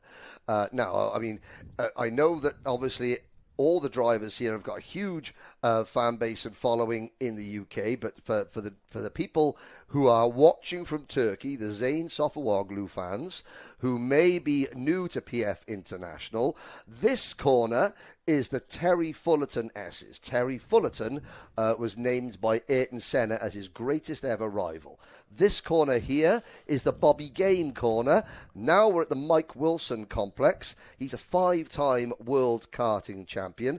This corner here is known as Mix. That is after Mick Barrett of Mick Barrett Racing, who ran Lewis Hamilton when he was a youngster. The main straight here is called the main straight, and this first S's here, that's the Bruno Ferrari S's, named after a 3-time British kart champion Bruno Ferrari. He won those 3 titles on the same day back at Little Rissington in 1967. Nobody in karting history has won 3 British titles on the same day before. So that is a quick little guide for our Turkish friends watching of this PF International circuit. This second hairpin that drivers are coming up to now, we know that as Max Verstappen hairpin because when Max was younger and he raced here, this is where he lost the European junior karting title by crashing into Harrison Scott. There we go. History lesson over. You've ran through all the corner names, and I'm just going to add, it's a travesty that we haven't named one yet, and it's not for me to do, after Ben Barnicoat, given his obviously with his connection originally to the circuit. With his 7 Kartmasters titles being 9 Kartmasters titles, sorry. And the fact that the family had the lease for a considerable period of time, I thought at some point they have to name something after Ben. As Felix, they've named the lawnmower after Ben, because when Ben was not racing, and Ben still is racing in IMSA sports cars, he would come here and mow the grass. So maybe the lawnmower is called Benny McMoface or something like that. But back to the racing now. Tandy leading Logan Edwards by a whisker. 3rd position, points leader Heath Smith, Arthur Rhodes, Teddy Smith, Jack Harper, Harvey Wass, Elliot Hitch, Bobby Slater and Zane Sofawoglu are the rest of the top 10. There goes Sofawoglu up into P9 at the expense of Bobby Slater. Bobby Slater, of course, the younger brother. You've got Freddie Slater, and then you've got a middle Slater, because I'm getting older, and then you've got Bobby Slater, just starting out in karting. But Felix Tandy, he's watching his dad, Nick Tandy, race at the Le Mans 24 Hours out of one corner of his eye. He's driving his own kart in this, here this weekend. Felix's mum is very stressed. Husband in France, child in the UK.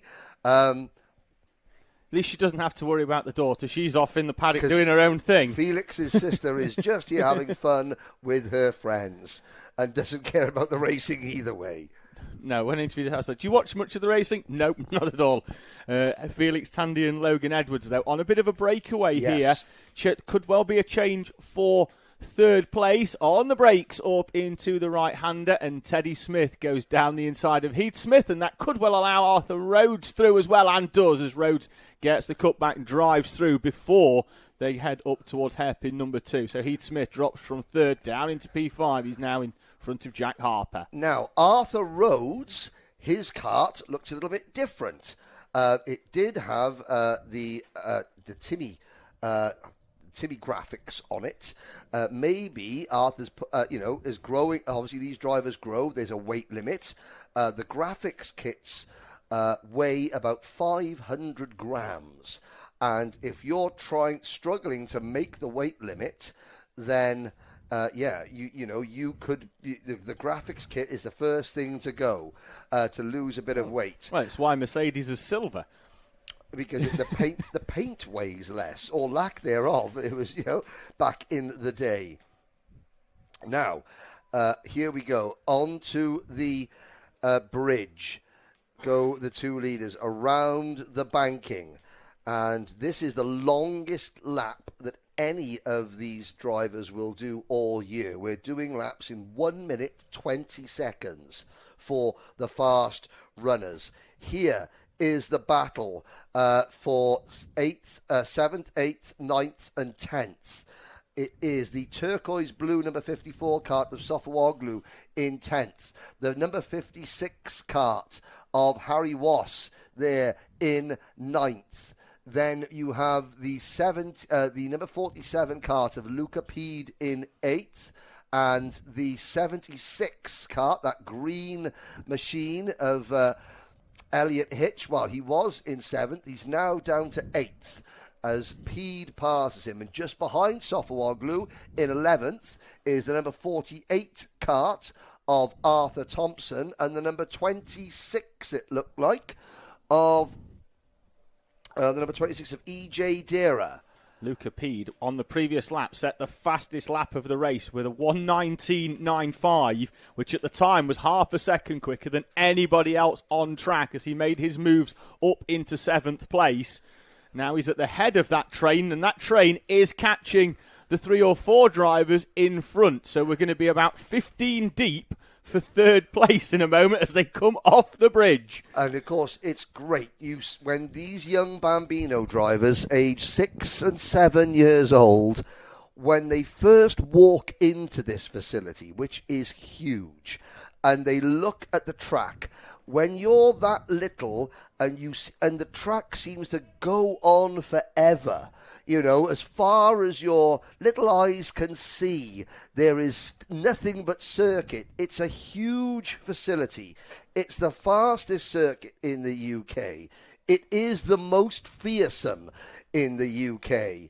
And, you know, it's very, very daunting for these youngsters because you have to be flat out on the power from, well, I'll tell you where, as we watch this, you are flat on the gas from this point here, coming out of the final corner, all the way out to the banking.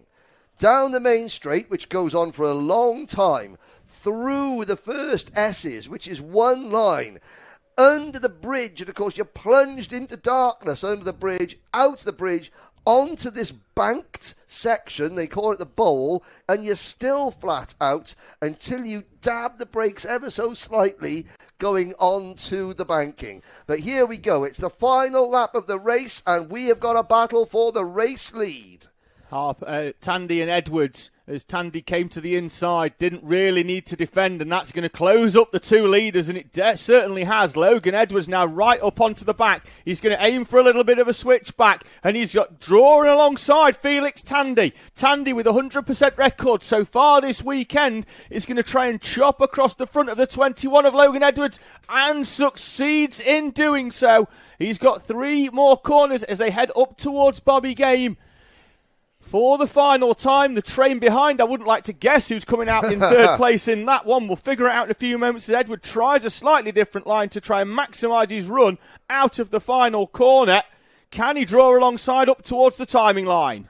Out of the final turn, Tandy will defend. He looks over his shoulder. Tandy's going to take the win with 3 wide for 4th position, and it's the number 47 Kart of Luca Peed that takes 4th position from Arthur Rhodes, Harper Hitch, Teddy Smith, and then Zane Sofawoglu, with Arthur Thompson rounding out to the top 10. What a drive from Luca Peed.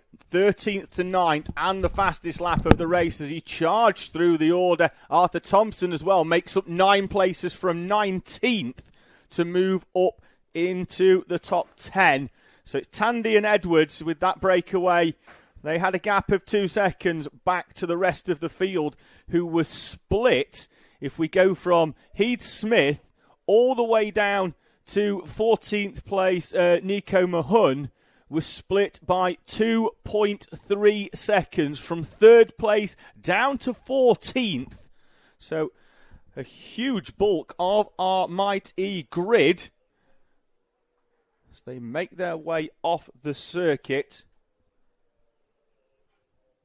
We're going to have the second of our junior Rotax Super Heats up next here at PF. So rather than following the traditional cycle of everybody gets a race, because our junior Rotax grid is so big and we're having 3 races for 2 super heats, so we have an A versus B, B versus C, and then a C versus A format, so each of our drivers in 2 of the 3 races, means that you will have seen some of these drivers already today and there'll be some of the drivers, half of this grid, that you won't have seen already today, because this is the first of their super heats. They'll be heading out. They'll get 2 rolling up laps.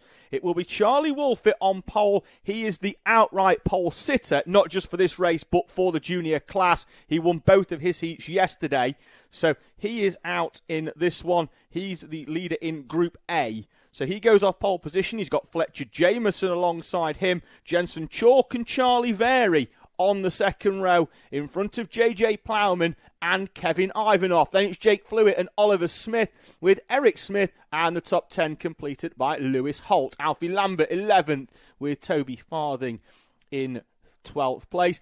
Isabella Stansmore-Wilson starts 13th, but will she, is the question, because we're waiting to see whether she emerges. She was not well this morning, but she's going to give it a go. She is out on track in the 281 in 13th place alongside the 234 of Marcel Poppercull. Ellis Dealey starts in 15th. Zach Kane alongside Matt Scott and Luke Sawyers, with Connor Large and Jack Collinson completing the top 20. The birthday boy, Thomas Harper, 13 today, starts in 21st place alongside Tyler Richardson, with Sebastian Clark and Ralphie Branscombe in front of Oliver Fabricius and Max Gray-Trex. Bella McConville, it should have been Zane Kuwaker, but we don't think it will be. He wasn't out in heat number 1. Hayagriva Gogolnath and Charlie Eibel, Harry Hadley and Jack Harrison in front of Adam Jadaustis to complete this Junior Rotax Super Heat 2. So Fletcher Jameson, who finished was inside the top 2 until contact in heat number 1. Then he picked up a penalty for that contact in heat number 1 that dropped him outside of the top 10 in that Super Heat 1. So he makes his way around in Super Heat 2. He's on a bit of a damage limitation. He needs to keep himself out of trouble this weekend, or at least in this race, to give himself a half-decent chance of a good starting position for the final. Points from the Super Heats added to the Heat points to create your grid for the final. 9 minutes on the clock for Junior Rotax Super Heat 2, and we are away and racing. Wolfett will lead us into the Bruno Ferrari chicane. Fletcher Jameson trying to hold on to second place, but sweeping all the way round the outside. It's the MLC car of Jensen Chalk. It's an MLC 1-2 with Charlie Wolfett and Jensen Chalk leading Fletcher Jameson of Jack's Motorsport. Wide goes one of the Kiddix machines up onto the banking on the outside as they head down towards hairpin number 1 for the first time. All of our drivers through cleanly for Junior Rotax. Out onto the grass goes the 255 of Matt Scott. The train of karts making their way through. As we mentioned, it's an MLC 1-2. Charlie Wolfett and Jensen Chalk 1-2. Chalk sweeping round the outside of Fletcher Jameson as they headed up into the bowl. Jameson in front of then the 237 of Charlie Vary. You'll notice then we had 1 rolling up lap rather than 2. That's because we've limited the number of rolling up laps because of the incident in one of the prior races. So we're going to try and get back on schedule as Fletcher Jameson dives down the inside of Jensen Chalk into the left-hander of the bowl. Charlie Wolfett, newcomer to the championship this year, owner of the largest gold chain in the paddock. It weighs more than his go-kart. But it apparently was $17.99 from Argos. I'm joking, Charlie. We can't hear me because he's driving his go-kart. Jensen Chalk there in third. Yellow flags waving at the entrance to the Terry Fullerton S's. They're in now. They're in now. So it is Wolfett, Jameson and Chalk. So the MLC Motorsport team, Lee Murray's outfit, and Lee has escaped. Because he's gone to London today to watch London Grammar. He's gone to the Big Smoke to watch London Grammar in concert. So he was here yesterday and only told Henry Gregory and Josh, the other guy, that they were running the show today. Judging by the fact how well that Charlie and Jensen have got things hooked up, there's the move from Jensen Chalk. As Charlie Vary trying to make it 1-2, but it's a 1-2 for MLC Motorsport at the moment. Greg's will be thinking, Lee, you just stay at home, you just fiddle in your workshop and your dyno, and you crack on. We'll run the show here because there's another MLC kart. That, I think, is the number 253 of Jake Fluitt, who is well placed in 6th position as well. Yes, Kevin Ivanoff's drawn up onto the back of this 4-kart train now that have battled over 2nd place and allowed Charlie Wolfit to escape to the tune of 1.3 seconds at the front. Chalk, Jameson, Vary, Ivanoff have got a gap then back to Fluitt. A very impressive run so far this weekend for the 2-1-1 of Isle of Man's JJ Plowman in P7, Marcel Popical, Eric Smith and Lewis Holt. Keep an eye out for me for Jack Collinson. He's made good inroads in the early part of this race. 2 overtakes in 1 lap, have promoted the Latvian flag driver up into P13 from a starting place of P20. Yeah, not a good day yesterday for Collinson, but a very good start to today's action for the Anglo-Latvian driver, so Riga and Hartlepool in the same sentence, which is not something you hear very often, but Collinson is doing a good job, but not as good a job as Charlie Wolfit, who is just waltzing away from the rest of the field. There is a stranded, abandoned go-kart on the inside of the bowl, minus its nose cone, and the driver trudging away. Now, there's a lake on the inside of there, as we've got a change for P2. Jameson back to the inside of Jensen. Chalk back to the inside of Jameson. Now, of course, Jensen Ivanov on the grass. Ivanov on the grass and makes a pass. The pass in the grass, not quite. Jensen Chalk, who is overcoming a shoulder injury, broke his shoulder, broke his collarbone. It was that area. Came here just to test yesterday. And they, well, we may as well just race as well. If he's okay, then he knows this track. Then at least, so he's working his way back to full fitness as well. Is Jensen Chalk? There is Jake Fluitt at the inside, and Jake Fluitt picks up a position.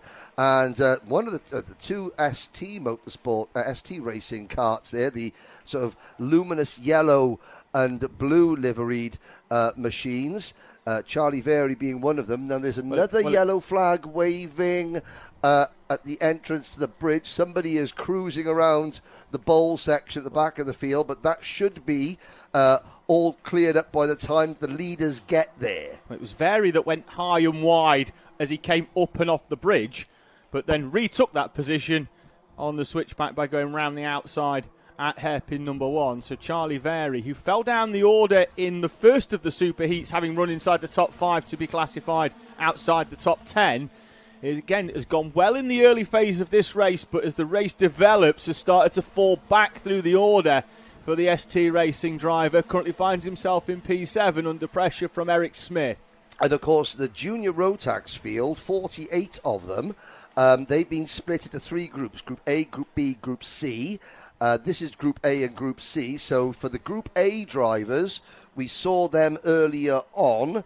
The Group B drivers, we saw them earlier on. This is their second and final superheat. For the Group A drivers, Wolfit, Chalk, Plowman, Fluitt, Smith, Lambert, Stansmore, Wilson, and etc. It's their first superheat. There will be another superheat a bit later on, which is Group A versus Group B. So everyone's still doing 2 superheats, but they're just split in between 3 races. Gap for the lead comes down slightly, and the lap before, Chalk and Jameson duked it out a few laps ago. They actually took a tenth or 2 out of Wolfit, then squabbled and basically lost nearly half a second. But when they work together, the slipstream drags them onto the back of Charlie Wolfit. The problem they've got, we're down to under the 2-minute mark, which basically means all hell's going to break loose. Well, Charlie Wolfit is now in. I've done the hard work. I just need to save my tyre, to cruise around, go as slow as possible. whilst maintaining my advantage. The Alain Prost and Jackie Stewart method of going motor racing. Win at the slowest speed possible to save your equipment. As you can see, Chalk and Jameson, there's no saving of equipment there. They're pushing on as hard as they can. Fluid, Ivanov, Marcel Poppercall for the Kato Motorsport team. And there's a change for second, is there? Not quite.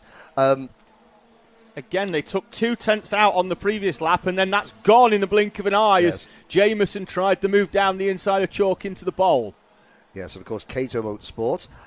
You didn't exactly endear yourself to the Kato Motorsport team yesterday. No, I endeared myself to everybody in the team except the most important person in the team. Mrs. Kato, Dolores. Which wasn't Simon. About her tea-making ability, which I'm told is second to none. But yes, she'd yet to prove it, but yes. Well, you know, but... She did say, you just want me to make you a brew, and I'm like, well, go on then. And then she told you she wouldn't, in her own inimitable Derry girl fashion. She did. A few words that we probably can't No. now. Gloss over that. Till after the watershed. Yes. But again, the Kato Motorsport team, you know, one of the stalwarts of the championship, great atmosphere in there. And Marcel Poppercall in 6th position, looking strong. The third kart in the group of 4 that are coming off the bridge there. And Poppercall now defending from the number 219 kart of Eric Smith, while simultaneously having a look at that was Ivanov. It was. Ivanov spearing off the back. And, of course, it just looked as though Ivanov on the outside line, he caught his left-hand side tyres on the grass just as he wanted to brake. And, of course, tarmac equals good traction, grass equals bad traction, and... he sort of bounces backwards off the barriers back into the race. Last lap board going out, and we have got a 5-kart battle for third because Jameson has passed Jensen Chalk, and Chalk has now got his teammate Fluid, then Poppercall and Smith breathing down his exhaust pipe. Smith goes down the inside of Poppercall, the 2KMS drivers swapping round. So they head off the bridge. They've got Charlie Very just behind them and Jack Collinson up from 20th into 8th. I think that's as far as his ascension's going to go. There he is in the yellow and white suit of the FIA Academy. Yes. Kato again with a move. That one's Marcel Poppercall in the 243 going down the inside of his teammate Oliver Smith to reverse the overtake from earlier in the lap. Now, there is Jensen Chalk being chased by Jake Fluid. This is probably, again, a stern test of Chalky's fitness. Again, just coming back from injury. And the checkered flag goes out. The win by a country mile for Charlie Wolfett. Gold Chain Charlie takes the win. Fletcher Jameson is second. Jensen Chalk is third. Jake Fluid is fourth. Looking at the reactions of some of the drivers crossing the line, a mixture of frustration, disappointment, a cursory shake of the head there by Thomas Harper, who crosses the line in 26th position. The finishing order: Wolfett, Jameson, Chalk, Fluid, Poppercall, your top 5. Smith, Very, Collinson, Plowman and Toby Farthing, the rest of the top 10, followed by Lewis Holt, Oliver Fabricius, Kevin Ivanov, 13th after that potentially scary incident that he somehow managed to avoid sustaining any lasting damage ahead of Luke Sawyers. Behind Luke Sawyers, we had Ralphie Branscombe 15th, Isabella Stansmore Wilson P16, followed by Jack Harrison, Max Greatrex, Sebastian Clark, Charlie Eyeball, Tyler Richardson, Zach Kane, Hyagria Golkanath, Bella McConville, Matt Scott, and Thomas Harper. Harry Hadley, Alfie Lambert, and Connor Large were the only other drivers. In fact, we lost Connor Large, we lost Oliver Smith, we lost Ellis Dealey, and we lost Adam Gioditis. Thought we had a third person in the com box then, Henry, with the voice change halfway through that. There wasn't a third person. It was a young frog that got caught in my throat. I do apologise for anyone who was trying to have Sunday morning brunch and was just put off by that sound. Normally, it's just my normal voice that puts them off. But, yes, so there we are. I've just noticed Jack Harrison is carrying his nose cone round. It must have come off on the final lap for Jack Harrison. Now, he's not the only driver in that one. Conor Large retired because his nose came off. And Alfie Lambert took the checkered flag but had received a black flag before that. Oh, dear. Which is he's going to be walking up in our direction at some very point shortly, to have a chat with I somebody far more important than me and you. On our screens at 11:06 and 10 seconds. No, that was Conor Large, Alfie Lambert. 11:09 and 1 second, Alfie Lambert. 11:09, 37 seconds, Alfie Lambert. And then finally, 11:10, and Conor Large also received a black flag because they had two mechanical flags each, and then the third time by, it was like, black flag, there you go. Do not pass go, do not collect £200. Go and see, and we're very lucky to have Rod Taylor here acting as a steward. Rod is one of karting's, I say longest serving, because, and I don't mean to sound cruel, to make any fun of his age, he has been... He's dedicated his life as Rod Taylor to karting. He's a passionate Scotsman, even though he's not originally from Scotland. He's made his home up in Scotland and has done all sorts of good for the sport, I believe, and he is here stewarding, and he's very fortunate to spend a lot of time with Rod, and you will learn an awful lot about karting and about the sport and about, what some of the people in the upper echelons of our sport on a national level believe, and it's, Rod is a really good guy, but he doth not take fools gladly. No. One rolling up lap, Henry. Oh, so right. We're going to have to rattle Henry, through. Sorry. Shut up, Henry. I'll rattle through this as quickly as possible. Harvey and Blanford on the front row with Bullock, Carter and Earl on row 2. Dalton Ayres and Brown on row 3. Pullen and McGalvery on row number 4. And then it's going to be Pedersen, the American, with Miles Roby. That completes your top 10. We'll see if we can get any more rattled through quickly, but they are starting Hudson Brown, Ambler, Donkin Bailey, Dixon Dukis, Phillips Darling, Mercier Hart, Kelbrick, Dunford, Fox, Saffron Leathers, Wood, Hogan, Donahue and Scatchard. You're only missing ample free parking, terms and conditions apply. But you've got to tell me to shut up. You've got to go, Henry, stop whittering, shut up. Everyone else who works with me knows this. So if I see a tangent, I do quite like a tangent. Just quickly before we get going, report on Kirkcaldy. He's okay. Gone to hospital for a checkup, so probably won't be racing, but he's okay. Good. Louis Harvey leads the biggest senior Rotax field we've ever had in the Kart Championship to the line.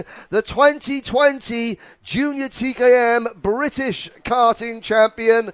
Back in the seat. He normally managed one of the team managers for the X-Kart team, and Harvey has been let loose on the mean green TB kart machine, showing the rest a clean pair of heels in the early stages. Pearson Bullock Carter, again, a former top 10 senior Rotax ranked driver in the British Championship, running in second position. Lucas Blanford, your championship leader, who has won the last 2 rounds, currently leads the standings, is third for the Kiddix UK team, and Levi Earl, a former junior Rotax top 10 ranked driver in the country, runs in 4th position.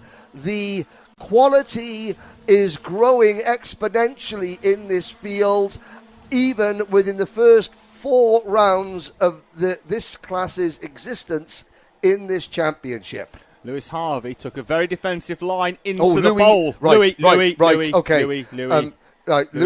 Louis' dad, Chris, is former pro bodybuilder. Louis' mum is also a bodybuilder. I'm going to climb under the desk and hide. Yep. You don't want to get that name wrong. Sorry. Nope. I'll apologise now, Charlene, on your behalf. So Louis he's done it again. Louis still leads. Yes. But Lucas Blanford is now up into second place. He got past Pearson Bullock Carter on the exit of hairpin number 1. And so Louis Harvey defended into the bowl, and that really backed them all together. as I emerge from under the desk and in hiding. Here comes Lucas Blanford, though. Lucas Blanford takes the race lead. But, you know, Lucas, he was in a class of his own at Sheddington, and he was in a class of his own pretty much at Glenagorse. He's not having things all his own way here as Harvey gets shuffled back to P4 and Elliot Dalton is trying to make it P5 for Harvey. Textbook gamesmanship from Pearson Bullock Carter. Harvey looked over his shoulder. Carter said, let's go forward. And as soon as Harvey looked forward, Carter pulled out of the slipstream and overtook him at hairpin 1. Yes, indeed. You may have heard me talking on a podcast I was on early this week, last week, called the Drive Your Line podcast, talking about a 24-hour kart race that I did at the NEC in Birmingham a long time ago, where I was part of the quote-unquote celebrity team. Well, I was supposed to be on a team with ex-Formula One driver Mike, named escaped me completely, drove for Lotus in the 1970s. Fernando Alonso's helicopter pilot, myself and Salvo Caccia. Well, Mike Wilds. Mike Wild. Yes, and he disappeared, and Mike Wild's replacement was Pearson Bullock Carter's dad, who was an ex-Brisker F1 stock car driver. So myself, Salvo Caccia, who's probably raised more money for charity in karting than anyone else in history in the UK. Myself and Pearson Bullock Carter's dad did 24 hours of karting, and we still beat the Jaguar Formula One team. for anybody that was a fan of the Chris Moore show and Comedy Dave's Tedious Link, that was it. So Mike Wilds' son raced in the 2006 Citroen 2CV 24-hour race, and I was his pitboard man. Excellent, there we are. Oh, what a fantastic... And somehow, all this leads back to Pearson Bullock Carter running in second place, chasing down race leader Lucas Blanford. Levi Earle was third. Louis Harvey is back into P3 now, with the number 11 kart of Earle, and then Elliot Dalton is in fourth. John Brown, Morgan Hudson Brown, Dean Pedersen, who's got Mr. Karting, Ollie Richards here with him this weekend. Dean Pedersen becoming the first American driver to race in the Kart Championship. He's running in the number 26 Kiddix kart in P8. Mac McGilvray is ninth. Then Harry Pullen, Joe Fox, Jason Dukis, Reese Bailey, returning to karting after a bit of a layoff, is up in the top 10. George Hart, Miles Roby, Ben Donking, Noosh Saffron Leathers, Kyle Dunford, Taylor Dixon, Dominic Darling, and the rest. George Hart in 11th, started P20 and was 7/10 quicker than Gilvery in front of him on that previous lap. He's charging through in the 29 to try and get inside that top 10. As Blanford's opened up a little bit more of a gap, I thought, but then Bullock Carter was very quick out of the Fullerton S's, and Blanford, who was off like a stabbed rat at the start of this one, I think he's starting to get reeled in ever so slightly. It was 3.5 tenths on the previous lap, and it is under 3 tenths, and he's dragging Louis Harvey along with him as well. We're going to have a top 3 nose to tail before too long. Yes, we were talking about the greatest sports people from various towns in the UK. We've probably decided on Barnsley, Mexborough. Louis Harvey from Malmesbury is in Wiltshire. Is probably as a double British karting champion. I would say he's up there as one of Malmesbury's finest. He's closing in on Pearson Bullock Carter and Lucas Blanford. He's bringing Levi Earle with him, kind of. Levi closing in a little bit, but this, with 2.5 minutes to go, tangents aside, is now bubbling up quite nicely, David. Earle's just in the right sort of place to take advantage of anything that happens to give himself enough reaction time, but doesn't want to drop any further away. Louis Harvey right up onto the back of Pearson Bullock Carter and tries to move down the inside into the bowl. I don't think he's going to be close enough into the left-hander up onto the bridge. No, he's not. And to be fair, it hasn't cost Bullock Carter too much time up off the back of Lewis Blanford in that Kiddix number 67 in front of him. Harvey, again, returning to the wheel of a kart, spends more time sort of mechanicking drivers and helping to run the X-Kart team, or help to manage part of the X-Kart team on race days. His dad, Chris, is mechanicking for Elijah Hazelwood. I think what has happened is that Chris was getting far too many mentions on the live coverage for being an excellent mechanic. So Louis has had to come back in the seat and show and just remind Dad who's the number one star in the family. And there is Pearson Bullock Carter having a nibble at Lucas Blanford. Blanford holds him off. Levi Earl is, it's too easy. Levi Earl is going to catch the lead group and he go, hello, my name's Earl. Well, hello, I'm going to take the lead, says Louis Harvey. Third to first, and there is Levi Earl. He's going to hit a switchback here, I think, on Lucas Blanford. No, he doesn't. Blanford tries to defend him, and Earl's going to try and drive round the outside, up to the Fullerton S's. And Levi Earl snatches third place away from the driver that was leading half a lap ago, Lucas Blanford, first to four. A Slim Shady on the straight with two wheels on the grass. Yes, please, Levi Earl. More of that, sir. But your new leader with 30 seconds to go is Louis Harvey through the Bruno Ferrari S's and out onto the bowl. Bullock Carter second, and Lucas Blanford, not content with being on the receiving end of a Slim Shady, fights straight back and retakes third position from Levi Earl. Morgan Hudson-Brown, Elliot Dalton Ayres, 5th and 6th. Then it's Brown, Pedersen, Bailey, Hart, Safford, and the rest. And we've still got 20 all of the drivers. No, sorry, James Wood has retired. So we've got 27 drivers still running. Pearson Bullock Carter half a second back from Louis Harvey. Bullock Carter, who opened the door by going down the inside of Lucas Blanford for Louis Harvey to do them both on the exit of hairpin number one as they head up and over the timing line for what will be the final time before they see the checkered flag. Last lap board is out. Harvey from Bullock Carter. Blanford under pressure and defending from Levi Earl, who I think rode slightly up the back of the 67 there in the bowl, but he's close enough that Blanford is going to have to defend him on the run down towards hairpin one. And here goes Levi Earl again, trying to go around the outside, and Blanford goes, not on your Nelly, son. Earl gets a little bit of airtime there, and that allows Morgan Hudson-Brown to dive through. Pearson Bullock Carter might not be done with this one just yet. And that is the brand new TB Kart graphics kit. The mean green TB Kart machine is, Pearson had a little think about it. For a fraction of a second, you could almost see the wheels turning under the crash helmet of Pearson Bullock Carter. And he went, shall I? No, only Superheat 1.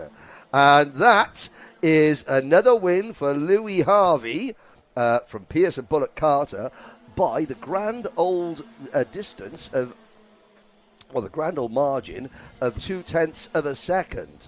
As now going across the line there, things that catch my eye, that purple and was that the number 52 kart of Joe Fox crossing the line, that multicoloured purple and sort of very garishly liveried machine coming down, or was it the number it's got a 3 at the end of it.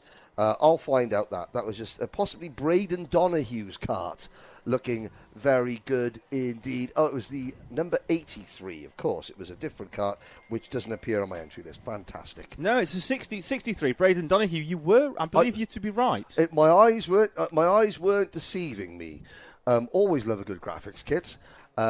So that brings to an end the Senior Rotax Superheat. A quick moment to say a big thank you to our sponsors, Scan S, Samson, Ilyan, Rover, Thrustmaster, and the rest of the sponsors.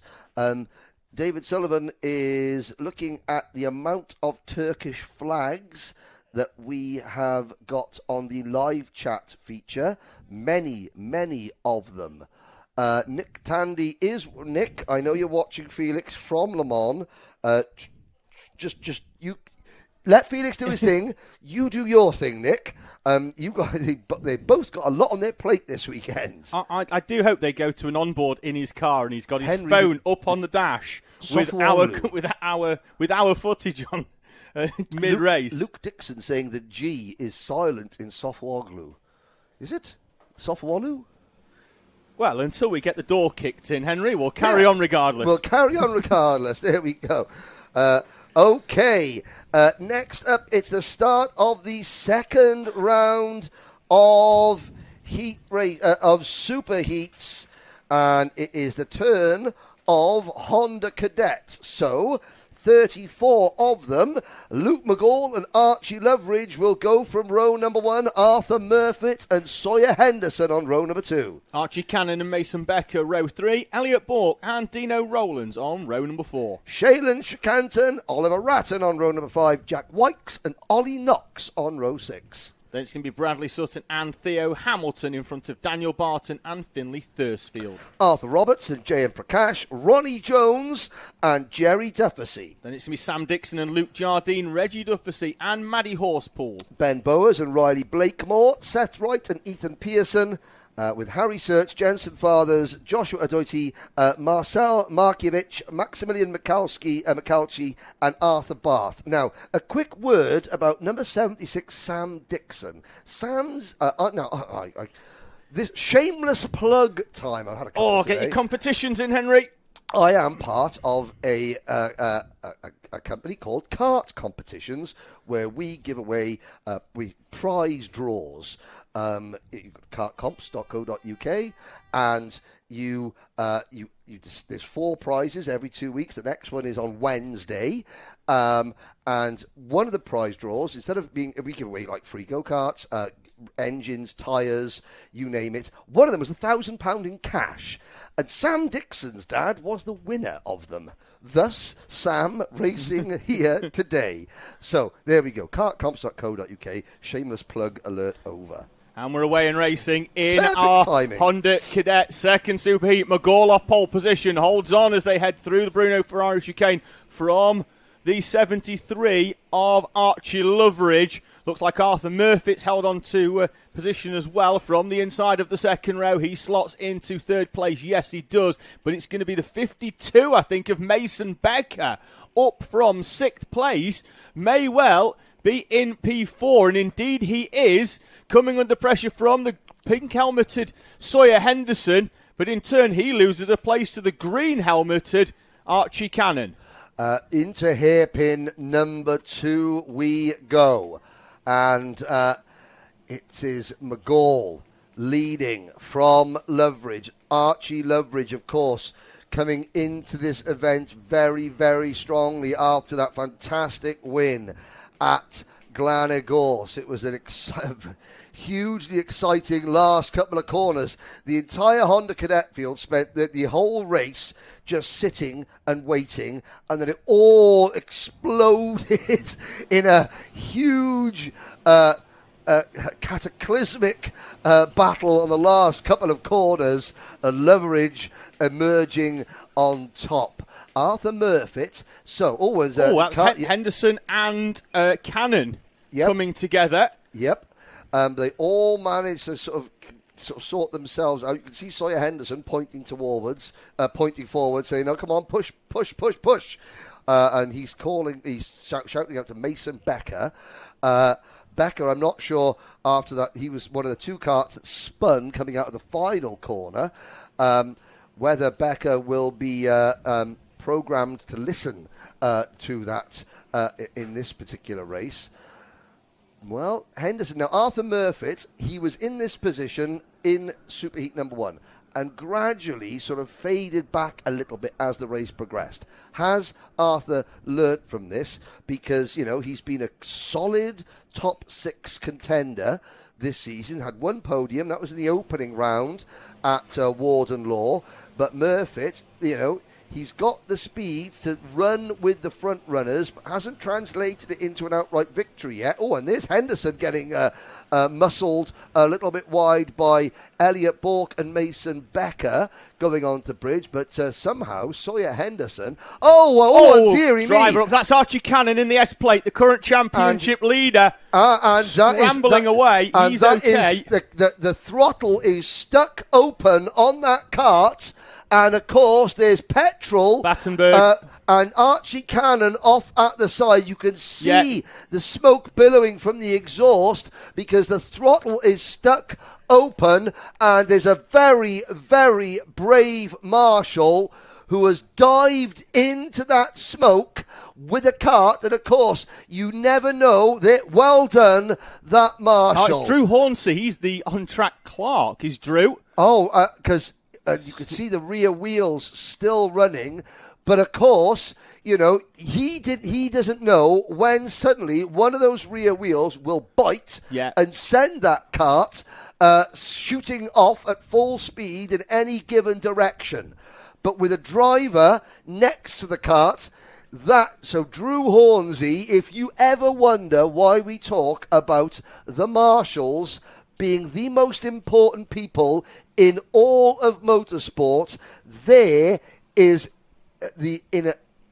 one reason why the marshals, Drew Hornsey, the on-track race director, that's why they are the most important people. They put a driver's safety before their own. It's why they're very, very highly trained, and it's why marshalling and race directing is a really, really good part-time job to have a go at. And if you are in the UK and you want to know more about becoming an on-track official or a safety marshal, there's the Motorsport UK website, msuk.org. Or if you simply want to go along and look at, for example, here, Trent Valley Kart Club, tvkc.co.uk, you speak to somebody at the club and ask them, and they will help you out. You get to watch all the racing, and of course, you are the driver's first port of call for, when their safety is on the line. The red flags have come out. Archie Cannon is laying after crawling away from the kart, suddenly sits down and thinks, that hurt a little bit. Adrenaline took him away from the kart. We saw him scrabbling up the bank and away. Once again, though, the officials, the marshals, and the medics are here with Archie. And he's sort of laying on the grass, so he's scrambled away from the kart, so that's a good sign. Now, then he's sort of, the adrenaline has subsided, and of course, these drivers are 8, 9, 10, 11 years old in Honda Cadet. Then he's decided, that's a little bit hurt or a little bit shocked, so I'm just going to have a little lay down. The race has stopped. So for the second time today, in what is very dramatic fashion, the racing has been stopped. We will take a break. Yep. Because there is, what lap were we on? We were on. Well, we were three or 4 minutes in. So we'll probably, when we get a restart, there will be a single file restart. That will be how it works out. But while we wait there, we're not going to speculate anymore. We will be back very shortly when racing can resume.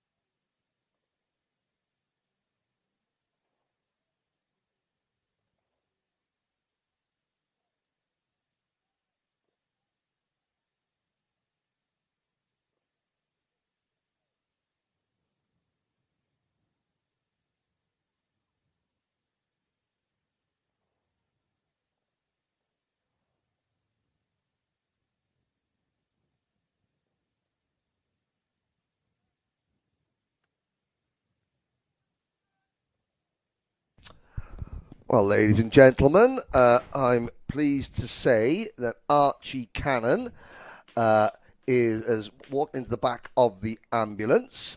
His dad, former British KZ2 gearbox champion Ryan Cannon, is walking the cart back to the pit lane. I think Mother Cannon is in with Archie, so whether we see him racing again, I don't know today, but he's all right. Now, there will be a restart. It will not be a full restart. Trying to see how long, ignore the time which is still ticking on the ticker at the right-hand side of your screen. I think it was 5 minutes and 4. I think it was 5 minutes and 4 seconds ago. Yes, it was definitely 5 minutes ago. So they will do a single rolling lap in single file in the order that they were in when the race was stopped.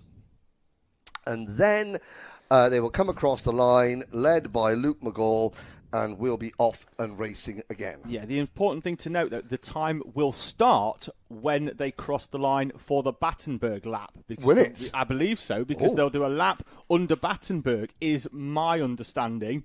So they'll do a lap under Battenberg, which will be effectively part of the race, rather than another rolling lap. So we'll see whether I'm right. Well, you don't seem convinced, Henry. I'm not convinced. No.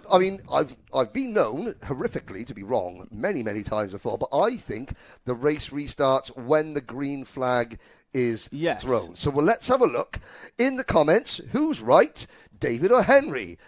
I've been wrong. One of us is going to be right. I'm very rarely right, particularly if you ask my wife. Oh, no, hang on a second. Well, I mean, now the clock has started again, but the race is still a red flag. Oh, it could be interesting. Let's have a little look of, yeah,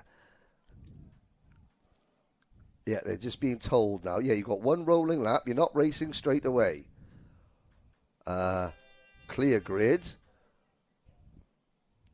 Well, we'll know the answer, who is right, David or Henry, when the green flag goes out and Luke McGall crosses the start-finish line, not this time, but in a lapse time, and whether the clock goes back to 5 minutes and 4 seconds. Then we'll know. Hopefully. He says. We'll see, but it will be a rolling lap, effectively a Battenberg lap for our drivers as they move away. What will be single file. Luke McGall will dictate the pace. So we're back up to 5 minutes as the start of the rolling lap. Yeah, and the time, let's see whether it refreshes again. At the moment, David's right and Henry's wrong. My personal nerves are growing as to whether I'm correct or not, which will be for the first time in 40 years that I am correct. According to your wife. According to my wife. Yes. Right, let's wait and see. The order is going to be Luke McGall, Archie Loveridge, Arthur Murfitt and Sawyer Henderson, your top four. Mason Becker will be fifth. Elliot Bourke is sixth. Then Dino Rowlands, Shailen Trecanton, Oliver Ratton and Jack Wykes.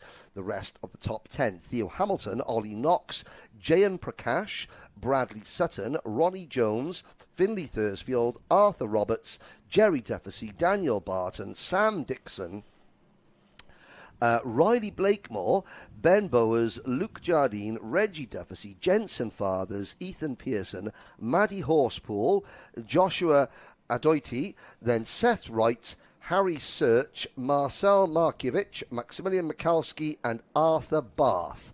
At the moment, David is still right. At the moment, Henry is wrong. Let's see.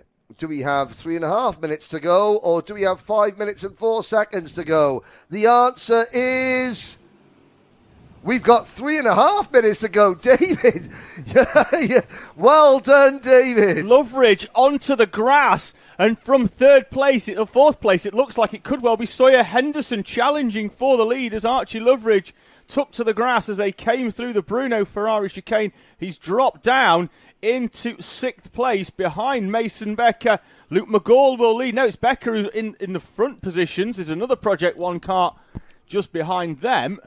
believe that could well be... Is that Dino Rowlands? It could be Dino Yeah, Rowlands. Dino Rowlands. Dino has slipped under the radar consistently this year. 7th last time out at Glenagorse. He's on the fringe of the top 10 of the championship, is the number 21 driver. He's having another sort of Dino Rowlands-esque event here, just behind the leading group. Hardly mention his name, and yet he's solidly picking up positions, and could be a factor for the top 5 of the championship before the year is out. Here we go, across the line, change for second, Henderson and Mason Becker, side by side. Who comes out in front as they head out of the bowl? Who's going to emerge? McGall's still going to be leading. We wait, it's Henderson. No, Henderson's dropped back.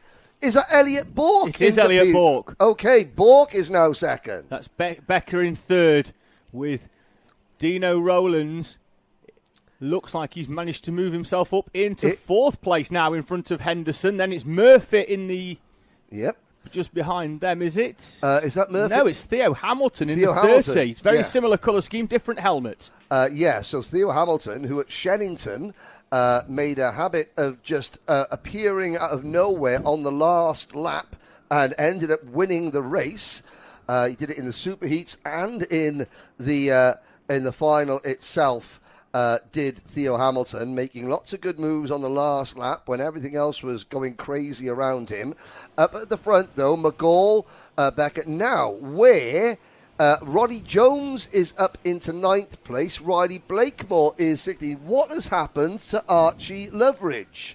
Loveridge well down the order. Murphy as well down the order on that previous lap, dropping all the way down to 22nd. I think Loveridge, who had one difficult lap and then went missing, is being classified as 2 laps down in 33rd place. I haven't seen any yellow flags, so I don't know whether he's pulled off into the pit lane, but he's definitely not inside the top 10. Well, I'll see whether... I'll try and find the number 73 kart out visually on the circuit, and he is not out there, which means I think Archie Loveridge has sadly had to retire from the race. Again, in Honda in this one, we've obviously had Cannon, who's had troubles in this race.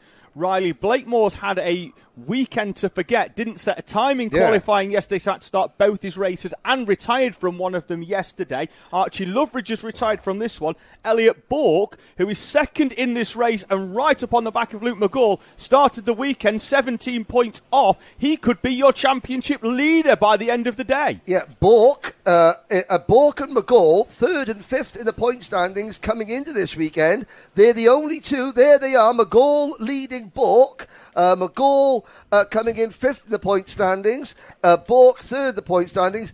They are so far picking up the pieces as all around them collapses. And that is really, this is a real wild card of a track for the championship this season. It's so different to anywhere else we visit. Yeah, none of these drivers really will have had a lot of track time at this circuit, with the exception of the odd test day. But as Trent Valley Kart Club, the club that races here every month, don't have a Honda grid, none of these drivers will have a huge amount of experience here. McGall has been the one that has adapted to this Paul Fletcher International Circuit the best. Currently unbeaten on track this weekend. Can, as they head up onto the final lap, Elliot Bork in the 14 do anything about the 15 in front of him as they head to the bowl for the final time? Watch out for, Theo Hamilton. If Bork and McGall continue to squabble, Hamilton is poised. And the rear bumper on McGall's kart looks like it's taken a bit of a pasting in this one. It is not hanging off, but it is lower than McGall would like. But Bork signaling, saying, no, let's go, let's push on, let's just take this, because Theo Hamilton is closing in. Bork making the move up on the grass, coming to the Fullerton S's. McGall defending. Watch out for the number 30 kart in 3rd. Bork down the inside. McGall leaving the door open. Bork with some side pod. Hamilton through down the inside up into second place. And Luke McGall will be beaten for the first time this weekend here at PFI by Elliot Bork, who's going to take the victory as he moves across. He's happy with his work in that one. Theo Hamilton, ever the opportunist, takes second place. From Luke McGall, Jack Wykes goes under the radar from 11th to 4th to finish the P13 in front of Shaylan Srikantan and Dilo Rowlands, Oliver Ratton, Arthur Roberts, Ronnie Jones and Daniel Barton completing the top 10 in front of Riley Blakemore, who makes up 15 places from 26th to 11th in Super Heat 2. Yep, Riley had his Weetabix this morning after obviously forgetting to have breakfast yesterday morning. We had Ollie Knox. Ollie Knox, who at the start of the season, I said Ollie Knox was ecstatic with 10th position. Well, he reminded me yesterday that I said that about him. And I said, well, I'll be looking for your reactions to see if you're ecstatic again. He won't be ecstatic with 32nd place. He's going to be even less ecstatic because he is sat at the side of the circuit. Oh, that's the number 28. Yeah, the number 28 kart being dragged off there. Ooh. So Ollie Knox didn't see the finish of that one. No, he's limping a bit as well, is Ollie, unfortunately. But he is walking under his own power across the track. Yes. Kart looks like it's taken a bit of a battering, unfortunately. Seen better days. So we will now be rattling through these races as quickly as possible. Next up will be Super Heat 2 for Intermax. And after a very lively opening Super Heat, can Logan Rolfe make it 2 out of 2? Larry Price will be keen to prevent that happening, as will a whole host of others. And this is where we get to say hello once again to Maria Jurga Lavichuta. We certainly do. It'll be Rolfe and Price then off the front row. And as we know, Henry, those are the two drivers that have stood on the top step of this championship so far this season. Larry Price from the opening 2 rounds, Logan Rolfe at GYG in a day that Larry Price would like to forget very, very quickly. And of course, let's not forget the driver starting 29th and last, Luke Milward, who finished second in the opening Super Heat. He certainly did okay in that one. Let's see whether he can charge through the field once again in this one. Larry Price and Logan Rolfe then off the front row. Eddie Duncan and Jensen Sale off row number 2 with Charlie Quine and Hugo McCluskey row 3. Ronnie Smart and Noah Clare will start on row number 4 in front of Cam Tipping and Jackson Hilton. Ollie Thompson and Buddy Hugo with Adam Batt and Noah Jebson in front of Hakeem Batt and Rudra Gogolnath on row 8. Leyland McNish and Jack Mellon, James Fabricius and Jamie Walsh on row number 10. Odyssey's Hall and Lucas Esser go on row 11 with the Australian Annika Hurd alongside Jaden Patel-Scott on row 12. Maria Jurgaleva-Chuta goes off P25 with George Quinlan alongside Oliver Barton and Casper McAllister, with the aforementioned 138 of Luke Milward going off the back of the grid. P29, he went 29th to 2nd in the previous race. Can he go one better and go 29th to 1st in the second of our super heats here? So field starting to come together as they head into the right-hander at Bobby Game.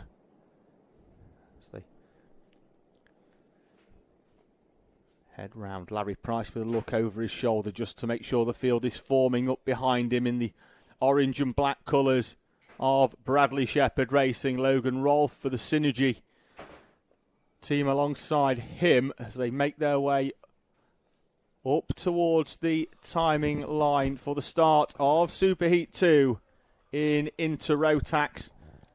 It's Minimax. Here we go. Lights are out. We're off and racing. I know, I'm old school. It's Minimax. Old school, big chassis, Minimax, little chassis. Intermax, same driver, engine, and same action. Oh, and there's another bit of a car So James Fabricius is the one on the outside in the 191. 3 carts welded together. I wonder if they can clear them because we've not between themselves so that we don't have to go down to a Battenberg a quarter flag in this one. I think we've still got a few corners to go before we make the decision. Larry Price then leads us round. It's been a good start by Eddie Duncan off the second row, and he's working away with Larry Price in front of Logan Rolfe and Jensen Sale. It's Lewis Halliday, one of the members of the team. That's right. I told you I remember it. And Lewis Halliday's new driver, Eddie Duncan, has taken the lead of this race. I knew I'd remember it at some point. we are clear. I think it was Odyssey's Hole was one of the drivers off, and I think it could well be Lucas Esser, is it? Yes, it was, along with James Fabricius. They were your three drivers involved in the lap one incident. Fabricius is out of the race. Yep, on the inside of the banking there, behind the barriers, next to the lake. Don't throw yourself in it. It's okay, James. You'll be back out for the final later on. Here we go. Off the bridge, down towards hairpin number 1. Logan Rolfe having a little look to the inside of Larry Price, but decides against it. Jensen Sale there in P4. Sale, who has been very, very consistent. He was second in this championship last year, third in it at the moment. 2 second-place finishes, had an 11th to start the season, did Jensen, but has then been very, very consistent, but would like to swap that consistency for an outright victory. Jensen Sale, who showed a huge amount of fortitude at GYG because he was at that track a few weeks prior and had a big rollover coming out of the spoon. So for him to come back to GYG in the Kart Championship and finish the day in second place, superb from Jensen Sale, particularly because I don't think he'd have been 100% because it was a very, very big incident a few weeks prior. Yeah, coming out of the spoon curve where you are about to head downhill towards the carousel, that is not a place you want to invert yourself. Over the top of Oscar Roach that day, and it was a very, very big one for Jensen Sale. We've had another change for the lead. Larry Price has taken it back from Eddie Duncan, and that's allowed Logan Rolfe back up into second place as well. And you can see Logan's, very distinct driving style again. He's got it's a bit of the Mark Kimbers about him, but also he's very tall. So, of course, you've got less room to play within your seat. Now, if you have a little look at where the back of Logan's seat is compared to the other drivers, it's a lot lower down, which means they've got to tilt the seat back more to fit his legs in. Which is an awful problem with these young drivers. They tend to grow just when you don't want them to. But Logan is, considering last year he was a Micromax driver. So you have a driver whose sole motivation when winning a race is so that he can cover his dad Gary in water. That's the motivation. And it's obviously working for him because he's just taken the lead again. So he wants to, instead of having champagne, he gets a bottle of water and douses Gary with the water, and that's the only thing on his mind. He's very win equals get the soaked dad. Brilliant. And Gary goes, if that's what motivates you, son, I'm here for it. Here we go. Price sitting behind him now. Up into third is now Ronnie Smart. Ronnie needs a good race result after retiring from the first superheat. Then it's Duncan in fourth. Queen A is fifth, the driver, the Manxman. Then it's Sale, Hugo, Hilton, Jebson and Tipping. 1.6 seconds covers your top 10 with 4.5 minutes plus a lap to go. They've got Hugo McCluskey off the back of that as well in the yellow Lando Norris inspired helmet. Just in front, that's Charlie Quine down the inside. He's going to run side by side with Buddy Hugo. Hugo's going to have track position up into the left-hander in front of them. Larry Price getting shuffled back by both Ronnie Smart and Eddie Duncan to fourth place. Yes, there's another one. Is it Queen A or Quine? You're beating me 1-0 on the pronunciations score. I'm confident it's 2-0. Only because he came through a club championship I covered, and I went and asked his dad, and he said it's like wine with a Q. In that case, that's 2-0. But the way you say it sounds loads more eloquent. We'll call it Quine, because that's what Dad says. So 2-0 David on that score. one thing I can say with certainty is that there are some dark clouds on your screen that are, well, as you look down to that end of the circuit, that's over the neighbouring track of Fulbeck, which has a race meeting today. So with 200 drivers here, another 100 plus at Fulbeck, there are 300 karters racing in 2 separate championships at 2 separate circuits within a quarter of a mile of each other here in Lincolnshire today. And Larry Price finds himself back in P4. Rolf leads, Duncan, Smart, Price, Sale, Hugo, Quine, Jebson, Hilton, Tipping, and then McCluskey. Milward's up to 12th, and he is half a second. Well, he was at the start of this lap half a second behind 11th. He's less than that now. Milward in that TD kart, and he's looking to the inside of, I think, Cameron Tipping for a place in the top 10. Yep, he's got it. So Milward now in 10th. Oh, and a spin. And that is the all-white liveried kart of that. Was that I think it's Jackson Hilton in the 127 Kiddix machine out of 9th place. Yes, it was a Kiddix liveried kart. So that happened just in front of Milward. So that will give Luke another position. Can lightning strike twice, David? I don't want to make a prediction against you because I'll lose. Change for the lead. Eddie Duncan on Logan Rolfe. And this, again, is what Milward will want because they're going to back each other up. Milward finally gets it done on Cam Tipping. He got through once and then had to do it again as Tipping got back through. And then Ronnie Smart makes a move against Jensen Sale. Sorry, David. Train of thought interrupted by me there. No, absolutely. we can always interrupt for overtakes, and we may well get another one. There's contact between the two leaders, Duncan and Rolf. Rolf got squeezed onto the grass, but Rolf is through up into the Bruno Ferrari chicane. I've got to say that, to be fair to Eddie Duncan, he was defending when there was a little bit of touching there, contact between Duncan and Rolf. Duncan didn't keep squeezing. He realised, okay, whoops, and then gave Rolf a little bit of racing room. So you've got to say that, even though it looks spectacular, let's have a look again. See, Rolf looks for the move. Duncan knows he's there. He moves across. There's the touch. And then Duncan realises, okay, you're still going, and I'm not going to continue driving. And he gave him a cart width as well. That's how will I say, firm and fair, which is the mantra of the most important person here this weekend. Yes, and meanwhile, we look back, 48 seconds to go. Millward is, the group at the front has now increased. We've now got, how many of them? We have got 13 at the front, or is that 12? No, I think we're down to George Quinlan in 13. 13. So we got 13 now, separated by 2 seconds. Next time by, they should just, and there's Millward making another move, coming off the bridge. Is that going to be Millward up another? He's up one more place. He's up 2 more places for Luke Millward. P6 for Luke Millward. Oh, is it? Can it happen again? He was 4 thousandths off the race win from 29th on the grid in Superheat 1. The clock has struck 0. He's 6th going on to the last lap. You might think to yourself, Henry, you don't know what you're talking about. That's impossible. 6th a second in 1 lap? Never. This is Minimax racing at PFI. It is possible. I've been commentating here since 2008. I've been here more times than I care to remember as the 171 goes for a spin. George Quinlan. I have seen it all happen. Can Milward make another late run? He's up the inside as Price for second. Price passes Duncan for P2. Milward is now 5th. Rolf defends down the inside as Larry Price follows the line, then goes back out wide.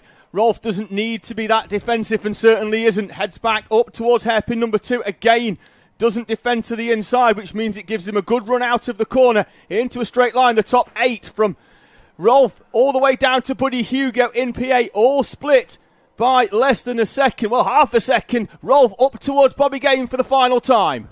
And their single file, which is what I didn't expect to see. It's very well behaved. It's not going to help Milward's cause. He's going to finish 5th, but Logan Rolfe is going to lead them across the line in a drag race, and this time, well, the winning margin in race number 1 was 0.04 of a second. The winning margin in race number 2, 0.05 of a second. 2 races, the combined margin of victory, not even 1/10 of a second. And it's not even the final yet. The next time we see these drivers, it actually matters. And breathe. And breathe, yes. Tablets taken. We are. Yes. The camera that is stationed on the start-finish line that records dead heats. They're just making sure it's got enough film in it. They're going to need it. And we look. So, behind all the chaos, it was Rolfe, Price, Duncan, Sale, Milward, your top 5. Yep. Smart, Quine, Hugo, Thompson, and Jebs in the rest of the top 10. Then Tipping, followed by Casper McAllister, Hugo McCluskey, Noah Clear, Hakeem Batt, Jackson Hilton, Oliver Barton, Adam Batt, Rudra Golkanath, George Quinlan, Jack Mellon, Jaden Patel-Scott, Leyland McNeish, Annika Hurd, Jamie Walsh, Maria Jurga Lavichuta, followed by Lucas Esser, Lucas Esser and James Fabricius sadly didn't finish.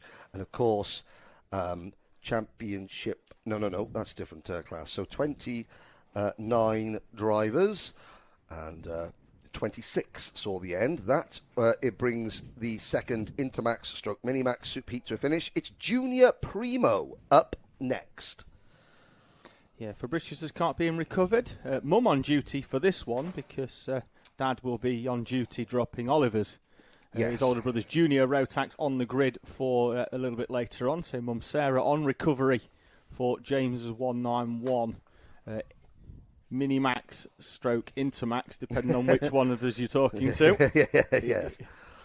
Now, those clouds do look threatening. I didn't check the weather forecast this morning because that would be, my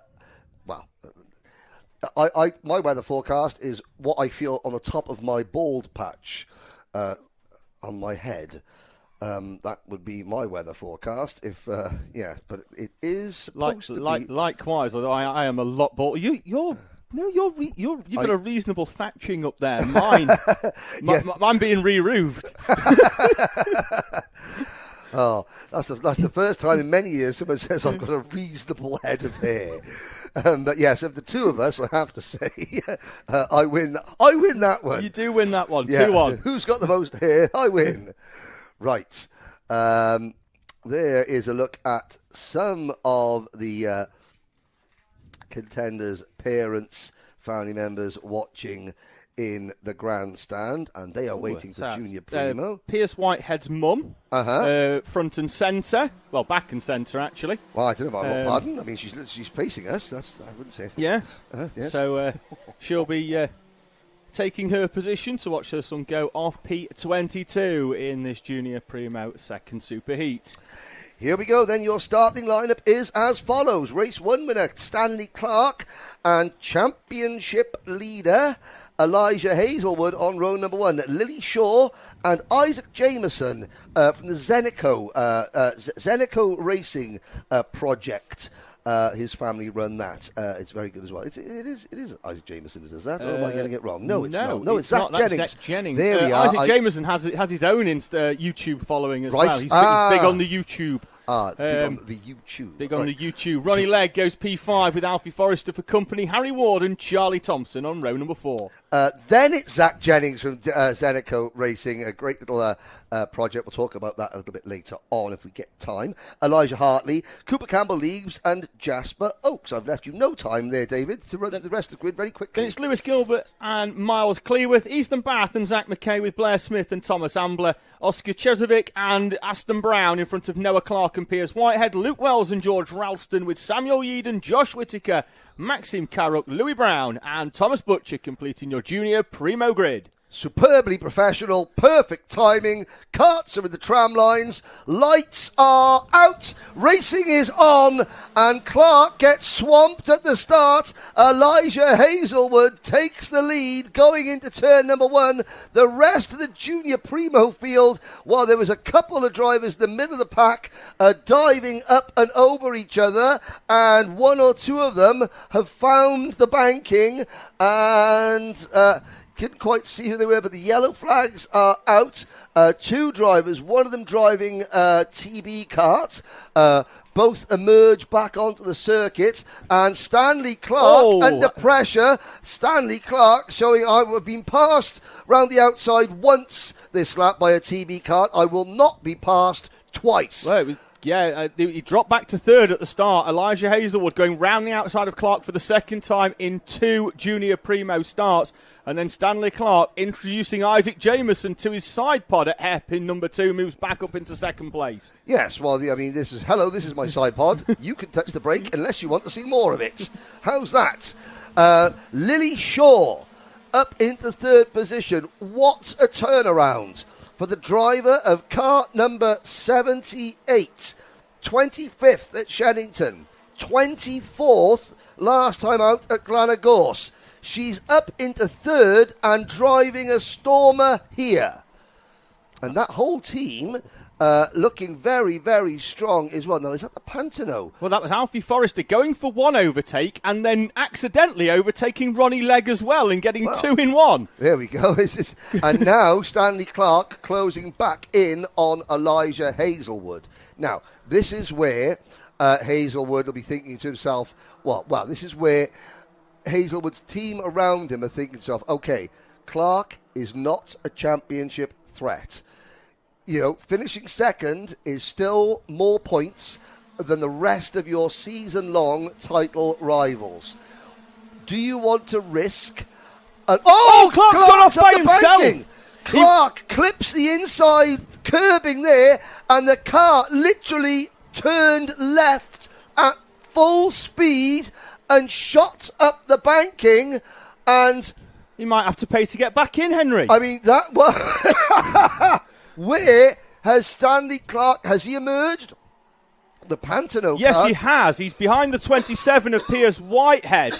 All I'm saying is that Stanley Clark is glad he's wearing a dark-coloured race suit because he got his left front wheel on the curb going on to the banking, and he clipped it at just the wrong angle, and it obviously caught the track rod and turned him sharp right up the banking. He's going to cross the line in P17, I think, behind Piers Whitehead's That's 27. Hopefully we get another look at that, because that was a very, very strange one for Stanley Clark, who we've got driver rejoining, having gone off onto the rumble strip on the outside. But for Stanley Clark, he thought about that move down the inside, and yeah, like I say, very, very strange one for Clark. I know Stanley's mum is watching. Have you brought a spare race suit and underwear? Because that was scary. Stanley carries on in the... I'm trying to see exactly. You said he was 17th crossing the line there. That was... yes. Yeah, it's still there as well, behind Piers Whitehead. So now, these new Pantano karts, we're looking there at the number 79 kart of Alfie Forrester. We've also got to the second. So, well, Lily Shaw's the first one, Forrester's the second one. Yeah, these Giorgio Pantano chassis, one of them has got no nose cone on it. That is the number 61. Oh, we've got 2 round, and the 61 is one of them, Henry. Ah, right, yes.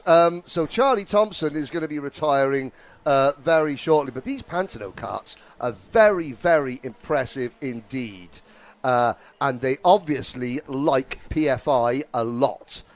New to the UK market this year, Lily Shaw getting passed by Alfie Forrester. The team here running them, very good indeed. And there's lots of action going on. Forrester chopping and changing. briefly up to second place. Isaac Jameson wrestles it back, but Alfie Forrester briefly up to second. The car in front should peel off into the pit lane as Lily Shaw gets back down the inside of Alfie Forrester. He goes wide. Ronnie Legg back through into what will be 5th place as well. Yeah, indeed. I would say new to the UK market this year, these Giorgio Pantano karts, very impressive indeed, I have to say. They're sort of not quite fluorescent yellow. They're not comp kart yellow, but they're, they're sort of a mustardy yellow, if anything. That's probably the only downside is the colour of the wagon. Elijah Hazelwood leading comfortably. Isaac Jameson second. Lily Shaw back to third. There is Ronnie Legg holding off Alfie Forrester. Then it's Miles Cloworth. Lewis Gilbert is 7th. Elijah Hartley 8th. Noah Clark. Stanley Clark is back to 10th. Make that 9th, because I've just seen him out of the corner of my eye, passing the number 44 kart of Noah Clark for P9. That's an incredible run. Zach Jennings down in 17th. What a little bit with 3 minutes to go. What's Zenico Racing? It's a Zach's parents. They run that. They offer a free advice service. So if somebody's going to a new track, say Raura, and they want a bit of driver coaching, Zenico Racing, Zach Jennings' parents, they will put that driver in touch with some local experts. Yeah, basically they've got a group of members you can join. If you're going to a new track, they'll put you in touch with somebody at that track so you can go. They'll help you out with gearing, with racing lines. Basically, it gives you sort of a friend before you go because you have to learn quite a lot. They've got a YouTube channel for Zenico Racing where they'll do 3 videos per race weekend, a Friday, Saturday, Sunday. It's a very real and a very raw... Oh, we've got a driver straight through, Henry, through the barrier. Oh! It's one of the X-Kart drivers from...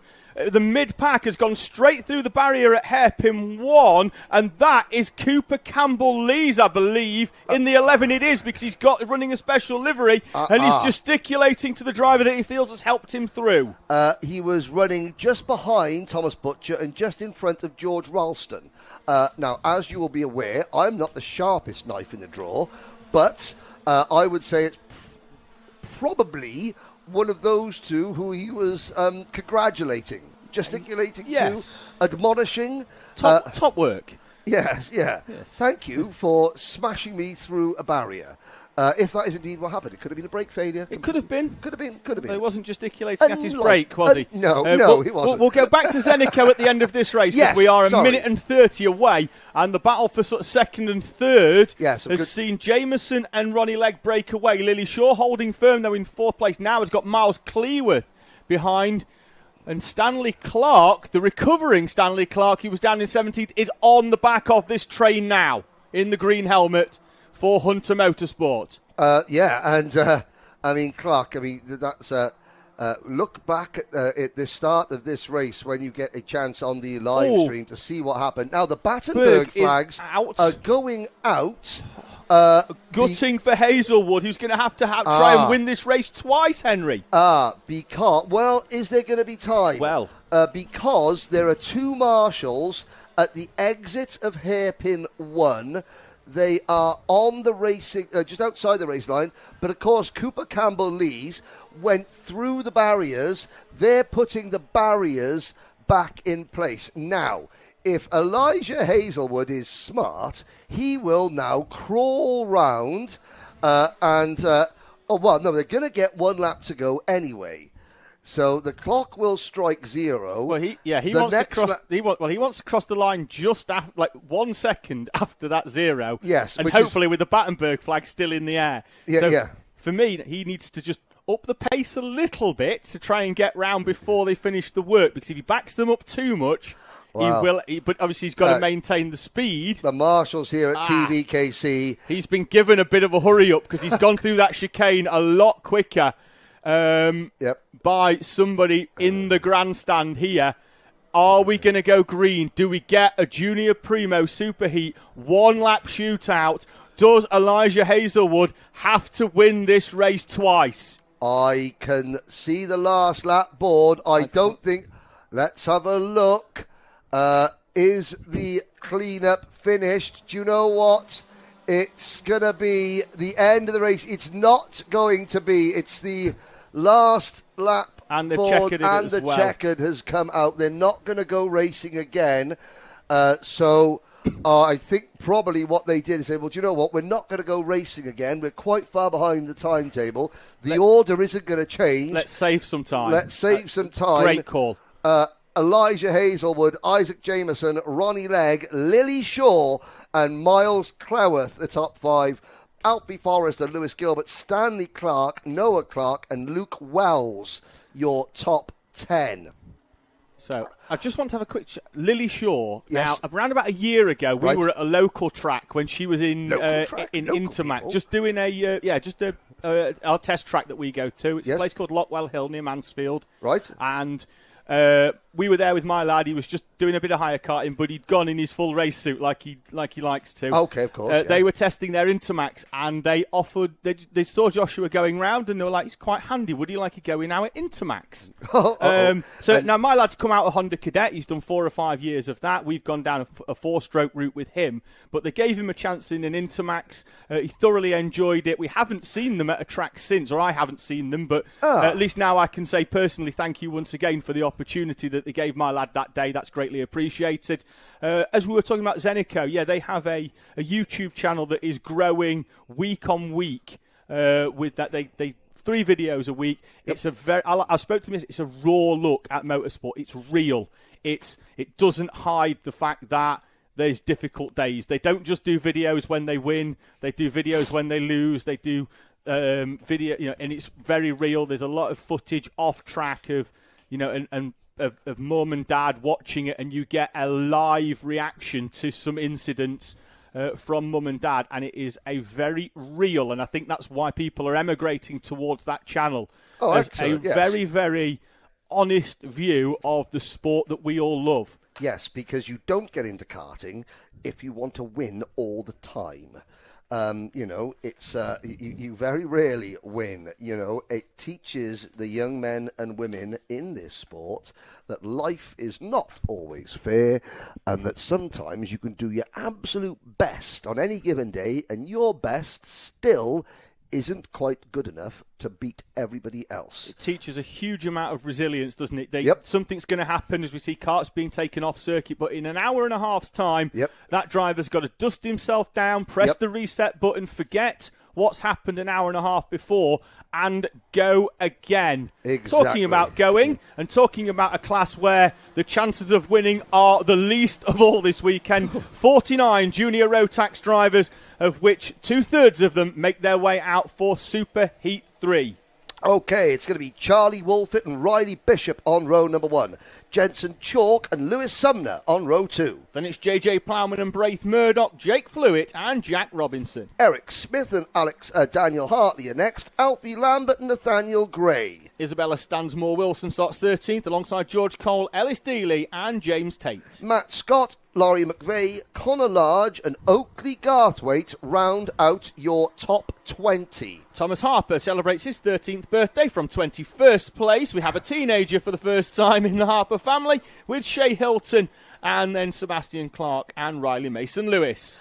Oliver Fabricius and Elliot Surtees go from row number 13, followed by Bella McConville and Marissa Teague. Then it's Hayagriga Gogolnath, Amy Peacock, Harry Hadley and Karith Kamuta, with Adam Jadaustis completing your 33 kart junior Rotax. Number 216, Ellis Dealey, fantastic crash helmets design.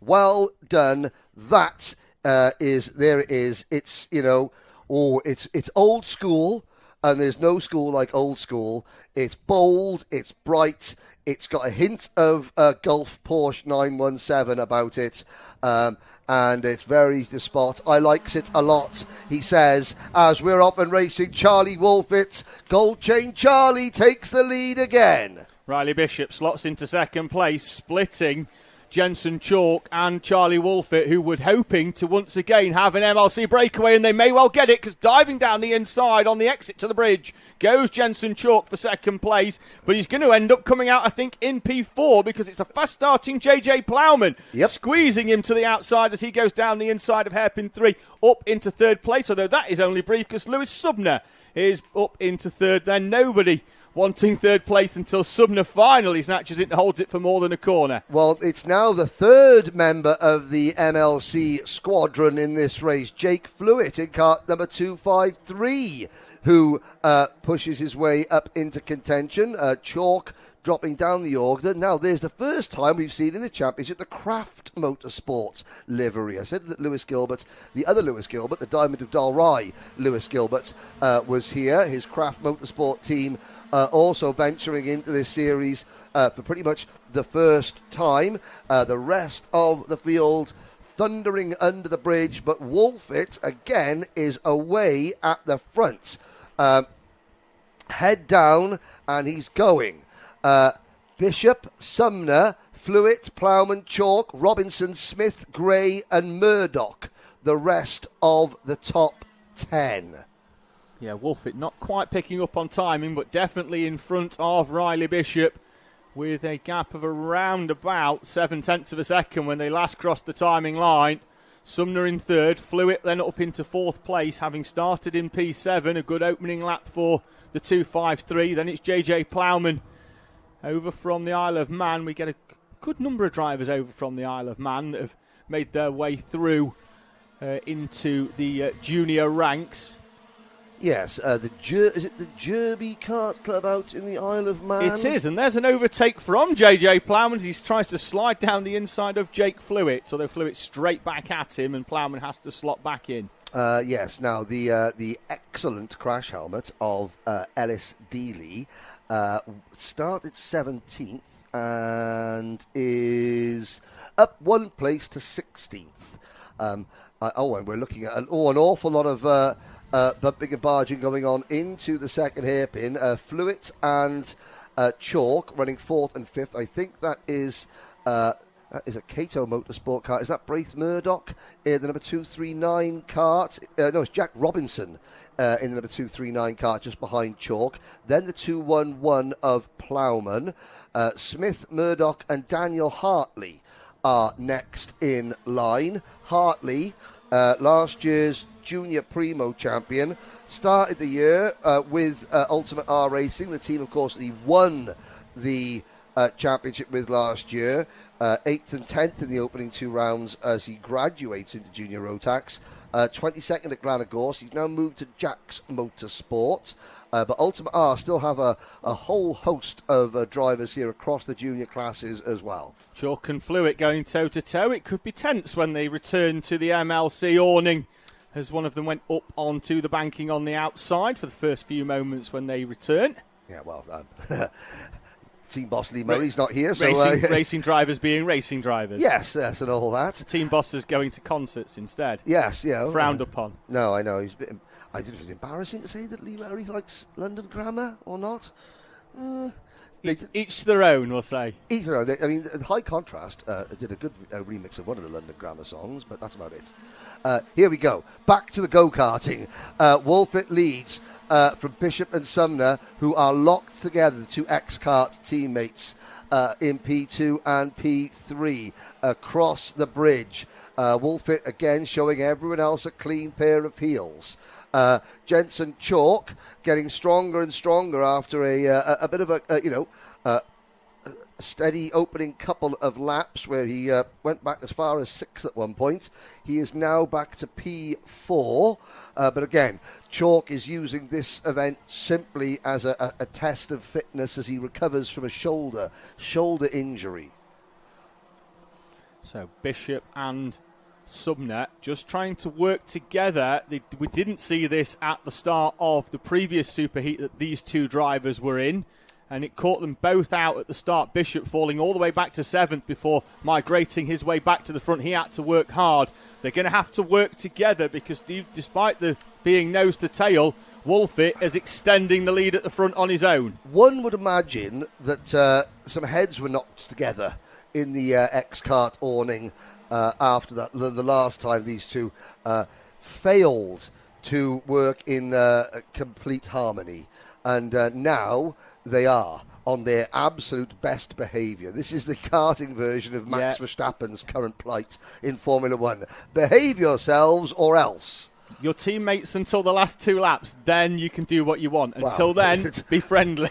Should be. Last 2 corners after the earlier exploits. But, of course, racing drivers, they just want to race. Championships are at stake. And, of course, Bishop and Sumner running 1 and 2 in the championship. Third in the point standings is Braith Murdoch. So what Matty Street and the X-Kart team are thinking is like, okay, look, you've got a driver in third who's not part of our team.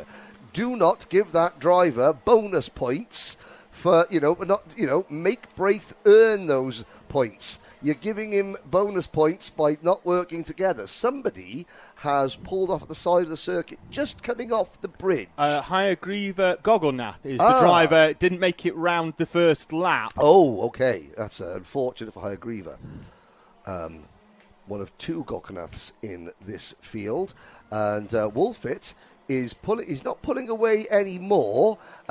Jensen Chalk is now closing in on the 2 X-Kart teammates, and Jensen will now have to try and suss his way around the 2 of them. Behind them, Jack Robinson in the first of Cater Motorsport karts leads Jake Flewitt. That's the fight for 5th and 6th position.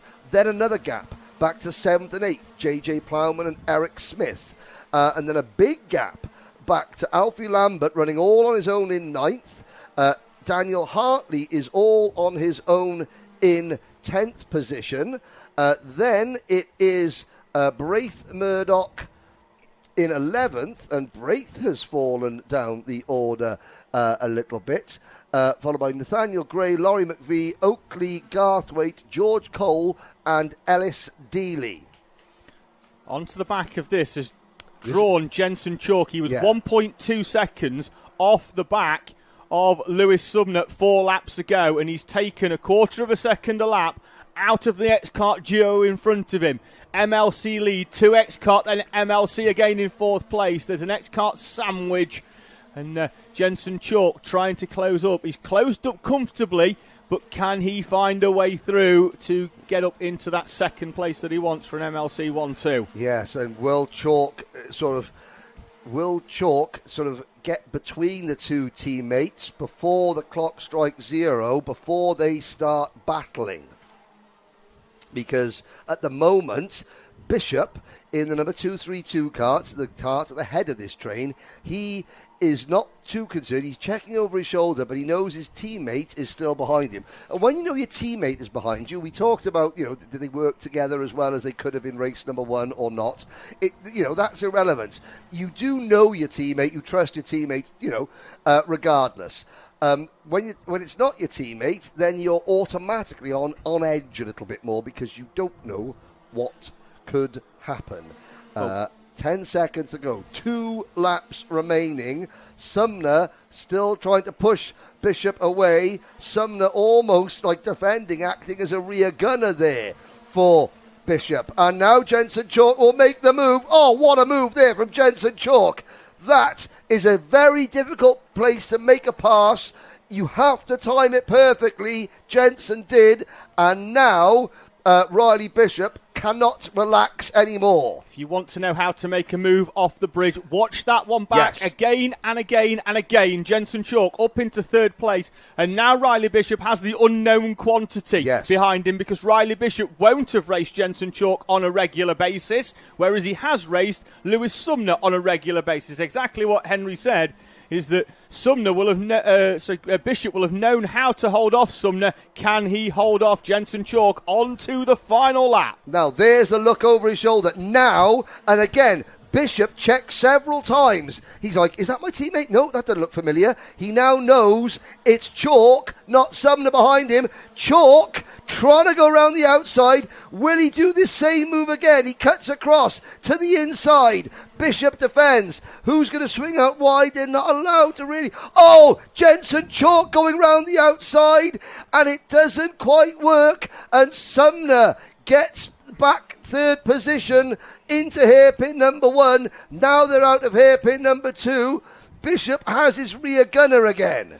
tried to close the door, but Bishop still had his foot in it for Jensen Chalk, and he drops down into 4th place. Wolfit is away. He's in the distance. He's going to take the victory. Who's going to get 2nd place? Bishop, Sumner, and then Jensen Chalk out of the Mike Wilson complex round the final corner. Jensen Chalk wins at a canter once again. Charlie Wolfit wins at a canter just again. Then it's going to be Bishop, Sumner and Chalk in front of Fluitt, Robinson, Smith and Plowman, with Daniel Hartley up into P9, but driving with a 5-second penalty for contact earlier in the race. I believe that was with Oakley Garthwaite at hairpin number 1, which would drop him outside the top 10. That'll promote Laurie McVeigh and Alfie Lambert into positions inside the top 10. They finish in front of Nathaniel Gray and Oliver Fabricius. Thomas Harper, 25th to 13th. Not a bad morning's for Harper, work. and then Ellis Dealey in P15. Now, the mathematicians and the timing and scoring department here at PF International, they will chat. They will obviously they will chat. No, they will get the results confirmed. Any post-race penalties. They will then combine all the points that the drivers have gained both yesterday and today together to decide who goes straight in to the main event and who has to go through the repechage. The repechage being the last chance saloon for the drivers to get in. Just having a quick look once again. Did I say we've got loads of people just getting in touch with the live chat. We do like that. Get in touch. The marshalling, Drew Hornsey getting plenty of love, and they're saying what a great bit of marshalling that was, and yes, it was indeed. We now will have a little gander at the next couple of races. 3 races to go this morning before we get to the lunch break. Micromax second superheat up next. Then it'll be Mighty Bambinos. Then it will be Senior Rotax. Then a short break for lunch before the main events. Which we will start with that B final for our Junior Rotax. Call it a B final, call it a repechage. Yes. I prefer repechage because it sounds posher. It sounds more French, yes. So I prefer B final. B final. But yes, we'll wait for the next race to come out very shortly. I want to ask how many go through the repechage. Yes.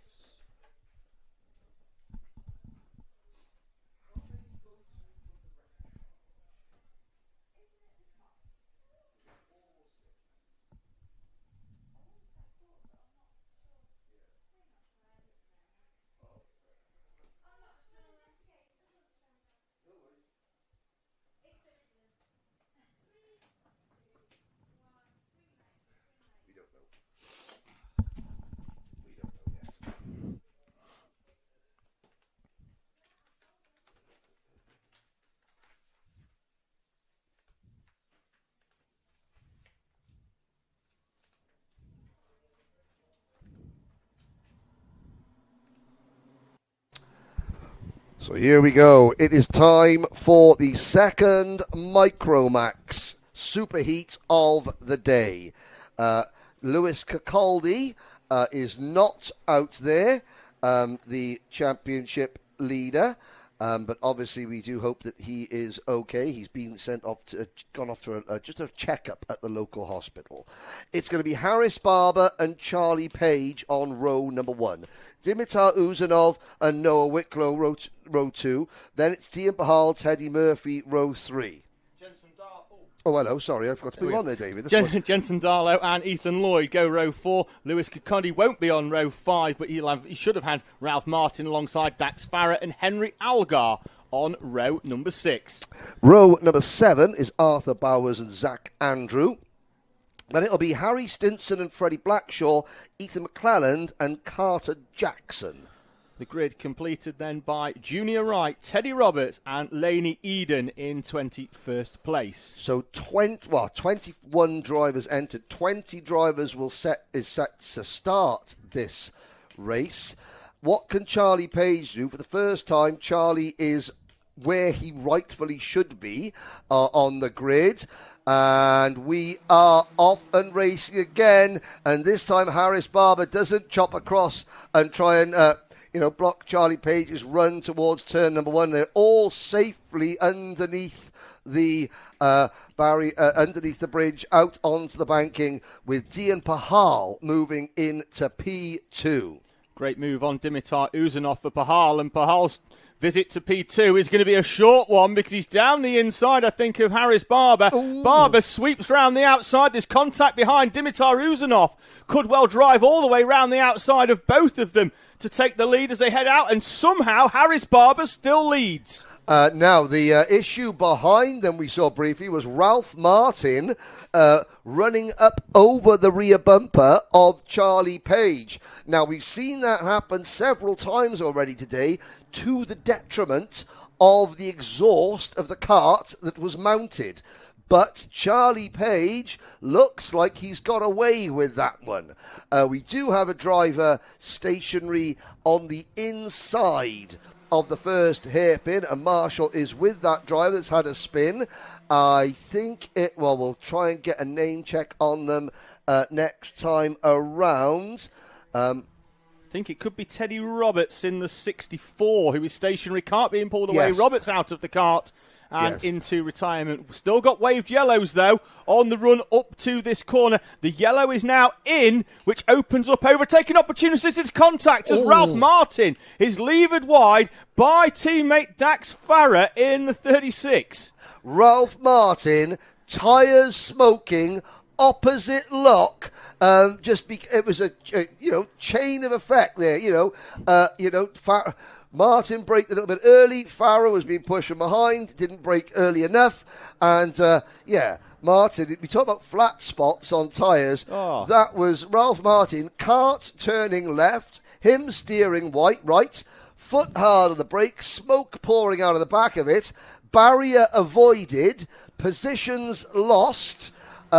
Equals only 5. Front wheels like 10 pences, rear wheels like 50 pences now for Ralph Martin. Yes. But he's held on to, well, at least being on track, at least. It could have been far worse for Martin. He's got a lot of time in this race to try and charge back through the field to get up to where he was when that incident happened. At the front, though, the leaders have got a bit of a gap. I think they'll concertina Mac together in the next couple of laps, just because of the nature of this PF circuit. It's very, very difficult for you to break away if you've got drivers working together behind. And they do seem to be very compliant now. Well, yeah, bit of a lull after that Martin and Farah incident where it broke everybody out as Dimitar Uzanov takes to the grass all by himself and then goes wide again on the exit of Bobby Game. Now Jensen Darlow there in the green and white Jack's Motorsport livery car. He's running in second position behind Harris Barber. Pahal is third. Getting the word, thank you to Gaynor Heath. 32 junior drivers automatically go into the main event. The top 4 out of the repechage.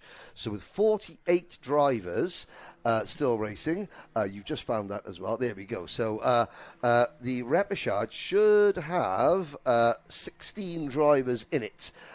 So it means 12 drivers will miss the main event.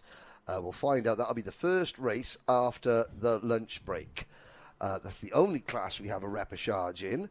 But, of course, it's great to have a repechage at all as this championship continues to grow. There have been over 170 entries at every single round so far. This being a record one, 210. But it's been a record-breaking year for the Kart Championship as Charlie Page passes Dax Farah for P5? Yes, thank you very much, David. Well, I hope I'm right now as they come up and over the timing line. Indeed it is, and the gap is starting to come down at the front.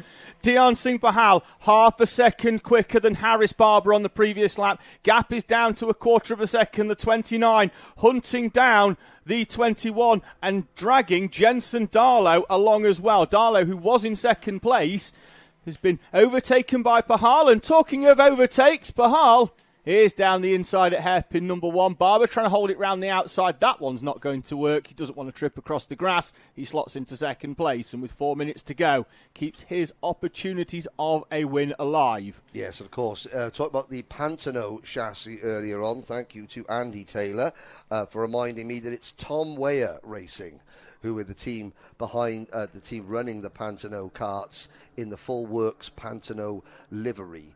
I have to say that familiar with the Pantano team out in the United States, Franklin Motorsports.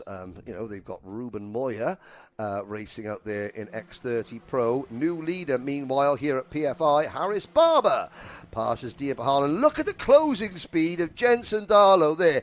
That was a fantastic sort of opportunity to see how the slipstream effect works and the closing speed that Darlow had on Pahal there. But Pahal is able to hang on to second place with Uzanov, Page, Farah and Ethan Lloyd closing in. Harry Stinson up into 7th position. That is not bad for Harry, who only joined the championship last time out at Glanagorse, but finished 5th there. Makes up 7 places so far for Harry Stinson. Didn't have the same ascension through the field in the first of the 2 superheats, so they've clearly found something in terms of setup between the first one and the second one that's going to give him plenty of confidence going into the final this afternoon for Stinson, currently running in P8 behind Ethan Lloyd.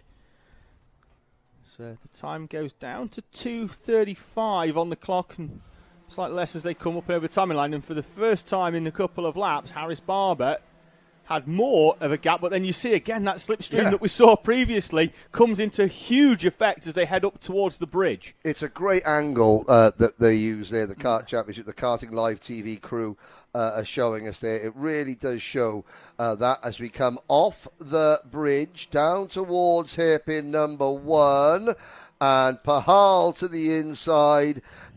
There's a crossover coming out of hairpin number 1. Oh, we're 4 wide briefly. Pahal, Uzanov, and here comes the number 21 back in the lead of Harris Barber. Charlie Page involved as well. It's now Barber, Page, Pahal, Uzanov, with Darlow and Farah and Ethan Lloyd right there as well. Uzanov tries to chop across to hold position. Jensen Darlow, though, was fully alongside and moves up into 4th place. Dimitar Uzanov and Dion Pahal side by side all the way through the Fullerton S. Out onto the outside goes Uzanov, through for 4th place goes Jensen Darlow, and Charlie Page, who fell outside of the top 5 at the start of this race, is right onto the back of Harris Barber with a minute to go in Superheat 2 for Micromax. Now, Dax Farah is under investigation. I would imagine for the incident with Ralph Martin, who has recovered to 9th place, but is not in this group. Noah Wicklow runs 8th. Then it's Ralph Martin and Teddy Murphy rounding out the top 10. There is Farah trying to pass Ethan Lloyd.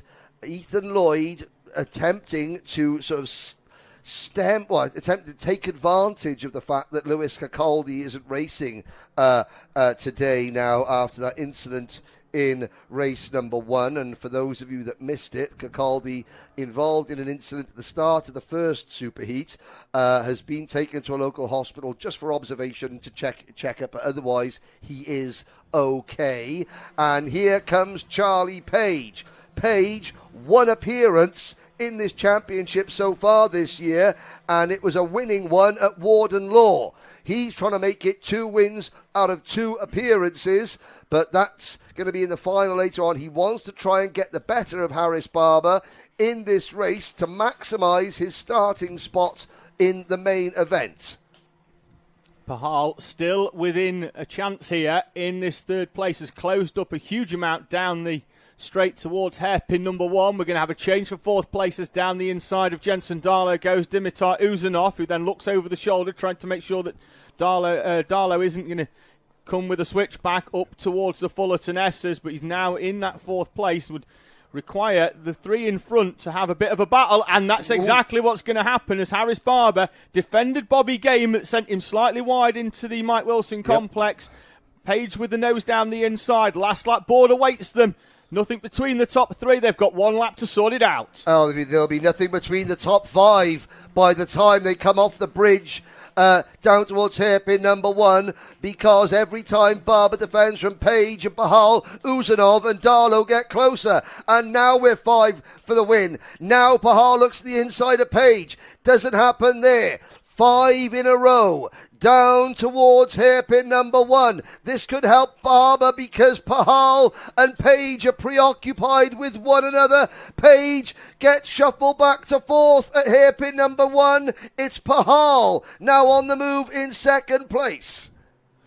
Uzanov will have to defend Charlie Page. Page is fully alongside for 3rd, up towards the S's. And Page gets the nose chopped off. Darlow thought was coming back down the inside, but was too close to react. The 2 leaders still nose to tail, but it's single file through here. Pahal's going to have to try and get a good run out of the final corner to draw alongside Harris Barber. Barber, though, will come out of the corner, migrate across the track, I think, slightly to the inside. Pahal not close enough. And Harris Barber takes the victory in Superheat 2 from Dian Singh Pahal and Dimitar Uzanov, Charlie Page and Jensen Darlow, with 1.4 seconds splitting the top 5. Ethan Lloyd, Dax Farah, Noah Wicklow, Teddy Murphy and Ralph Martin recovering to 10th after the early race incident in front of Zach Andrew. Harry Stinson, who moved up the order, then fell back down in front of Henry Algar, Freddie Blackshaw, Arthur Bowers, Carter Jackson and Junior Wright. Laney Eden, the final driver to see the checkered flag, as Teddy Roberts retired on the opening lap at hairpin 1. And there, very quickly, the marshal moving Teddy Roberts' cart into a place so we could get the cart off the circuit quickly, and we can start preparations for the next race, which is Mighty Bambino Heat 2. This is going to be another very, very exciting race. We have got 21 Mighty Bambinos about to take to the grid. Felix Tandy and Heath Smith, they will lock horns again. And what about Logan Edwards in kart number 21? He's only 9th of the championship, is Logan, but he was a very strong second in the opening race. He certainly was. He's had a strong weekend so far. 5th in qualifying, 3rd in Heat 1 yesterday, 5th in the second. But going off the second row behind Felix Tandy, he just slotted in behind the E-plate, went with the race winner in the first of the 2 super heats. Can he repeat that once again? Logan Edwards in this one. I've had a message, Henry, from a slightly aggrieved Liam Atkin, who says it's him and Henry Gregory that are running MLC this weekend. Sorry, Liam. And I should have known, because he took me for a tour around their new wagon, which is an Arctic, basically. And I know Liam, yeah. I just forgot his name because I met him. So, apologies, Liam. I was speaking to him yesterday. He said, would you like to have a look round our new articulated lorry? I said, yes, please. We did. What it was is that when Donna Pete was telling me yesterday why her and Lee weren't coming, because Lee wants to go and watch London Grammar, she said the names of the people that are running the team, but when I found out the words London Grammar and Lee Murray were involved, I shut down. Sorry, Liam. Blame London Grammar for it. So Liam Atkins. Oh, dear. Right. Now we got that out of the way. Let's go Mighty Bambino Racing once again. There are the parents and mechanics waiting to Freddie Slater and Alfie Slater's a younger brother, Bobby Slater. Will start in about, 5th row of the grid. Let's take you through the starting lineup. It's going to be Felix Tandy and championship leader Heath Smith on row number 1, Logan Edwards and Teddy Smith on row 2. Arthur Rhodes and Harry Voss complete row number 3 in front of Jack Harper and Elliot Hitch.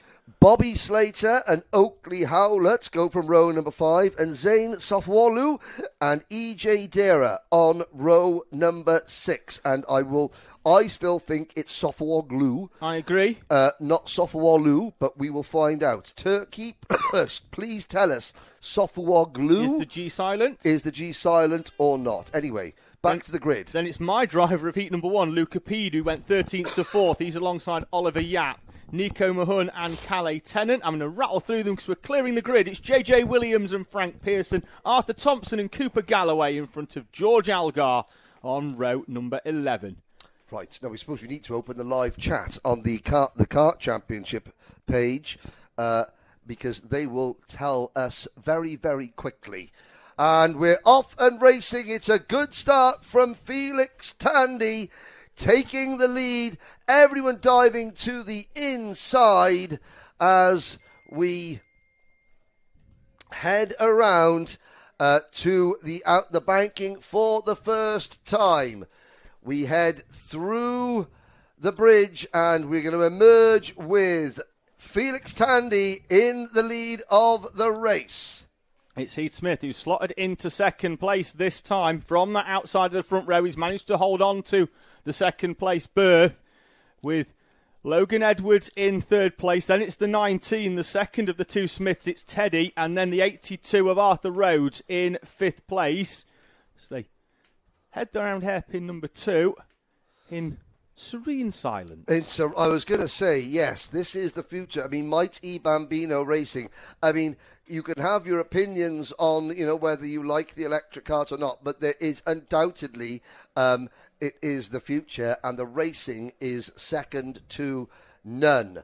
They're lining up behind Felix Tandy, Heath Smith, Teddy Smith and Logan Edwards. Those RCE liveried karts are now beginning to set about our race leader. Arthur Rhodes, winner of the opening 2 rounds of the championship, is there in P5. Harry Wass, Jack Harper, Elliot Hitch, Zane Sofwoglu has dropped back from his third.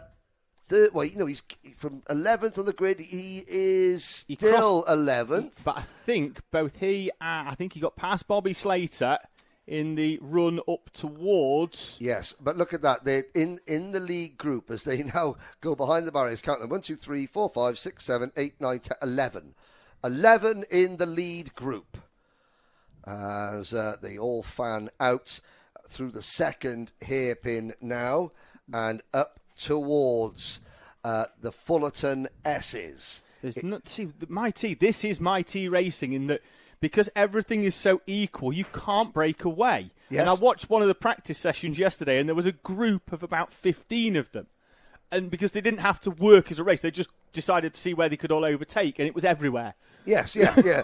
When you've got this large expanse of circuit, and of course it's very wide as well, as we complete another lap of the race going across the start-finish line. And you could just see, under the bridge they go, and then up the hill, and you can just give an idea of the topography of the circuit here, out on the bowl behind the big Trent Valley Kart Club logo, banner, barrier, over the bridge and down the hill once again. Nobody making a move, but the top 4 make that the top 6 with Elliot Hitch and Arthur Rhodes side by side. Rhodes in the black cart, Hitch in the bright green liveried machine. They're battling over 5th. Felix Tandy has got this trio of RCE livery karts right behind him.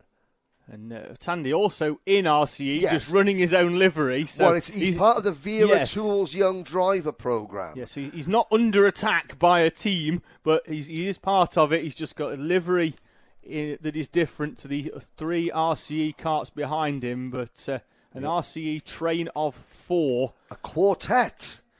A barbershop quartet. But if they started singing, you would hear them over the silence of the electric motors. Electric power units. Power unit. Got to get used to saying that.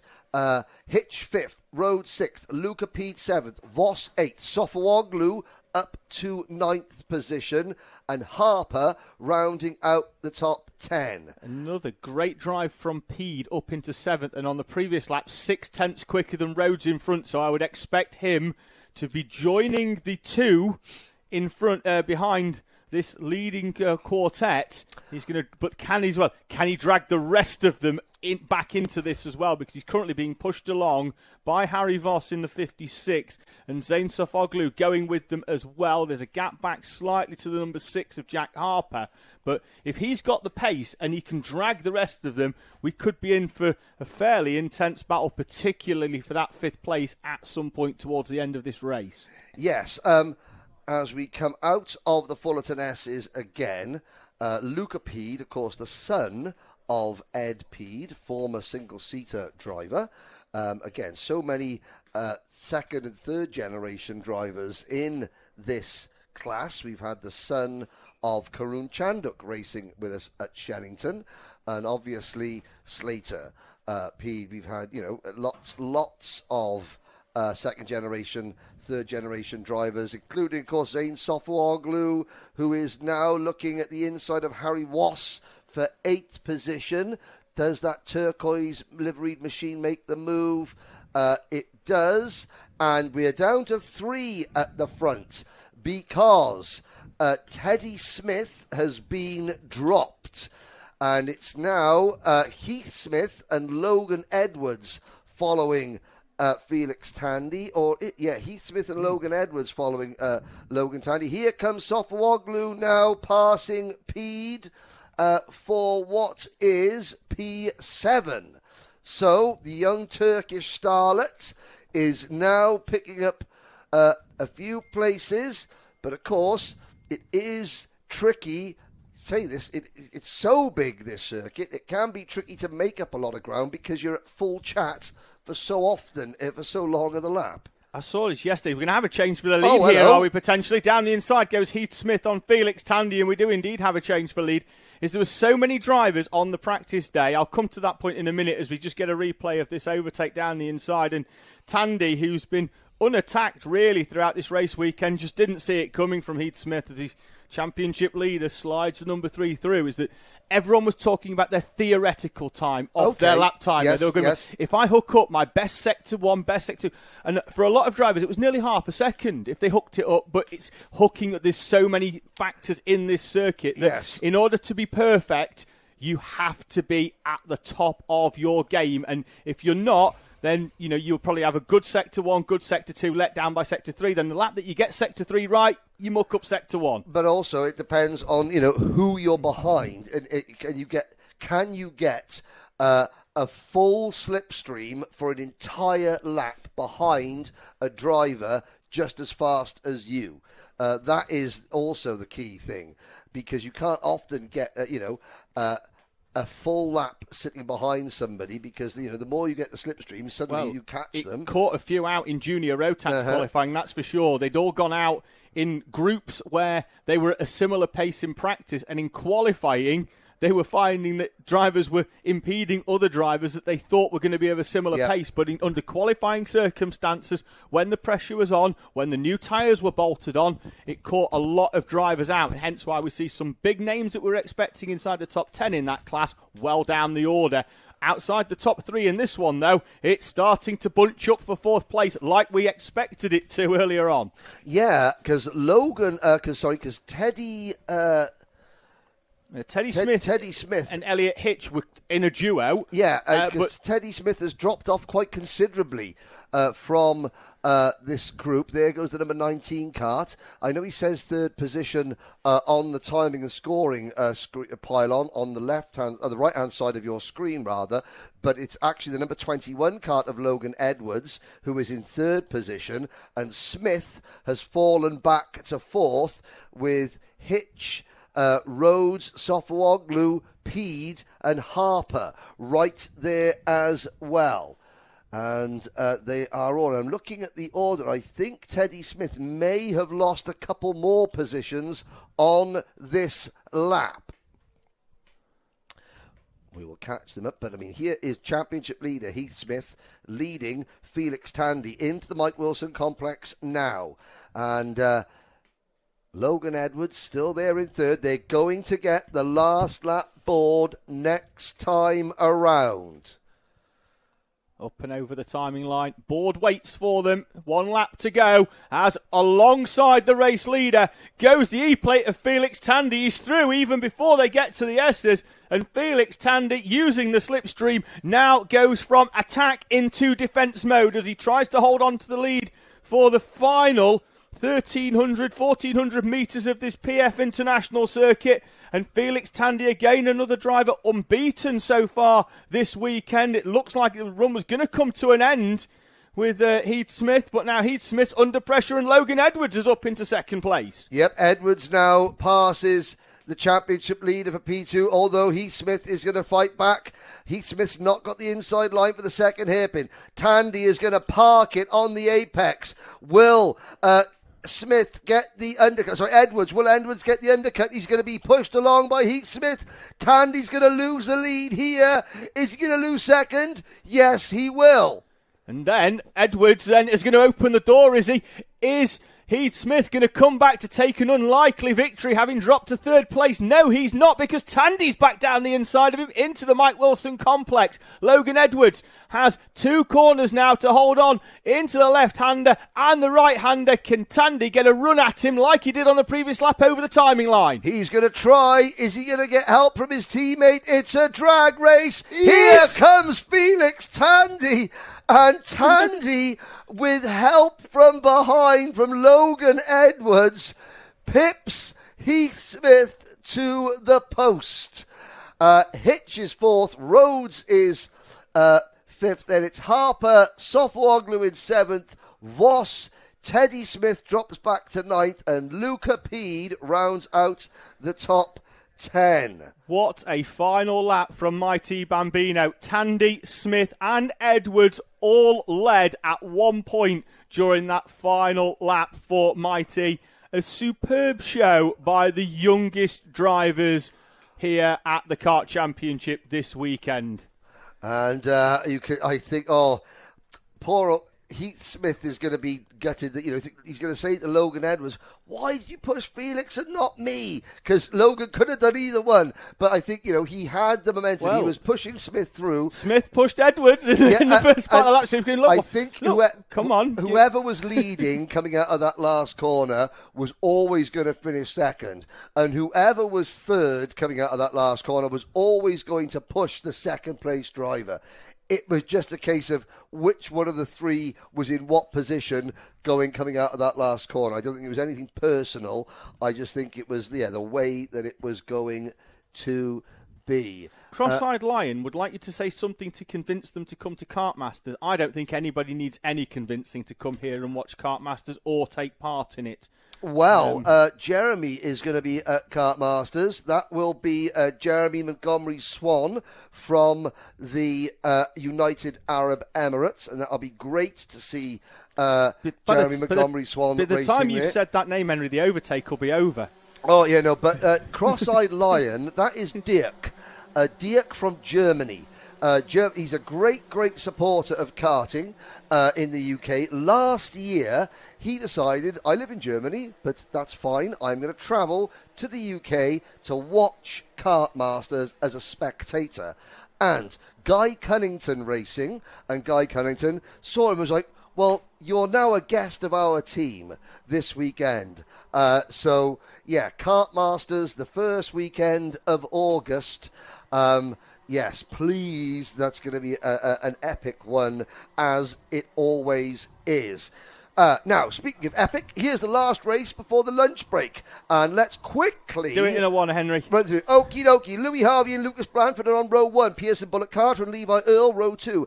Elliot Dalton Ayres and John Brown, row 3. Harry Pullen and Mac McGivelray on row 4. Dean Pedersen and Miles Roby, row 5. Morgan Hudson Brown and Michael Ambler, row 6. Ben Donkin and Rhys Bailey, row 7. Taylor Dixon and Jason Dukis, row 8. Liam Phillips and Dominic Darling, row 9. Lewis Merica and George Hart, row 10. Then Sam Calbrick, Kyle Dunford, Joe Fox, Noosh Safa Leathers, James Wood, Archie Hogan, Braden Donahue and Lydia Scatchard.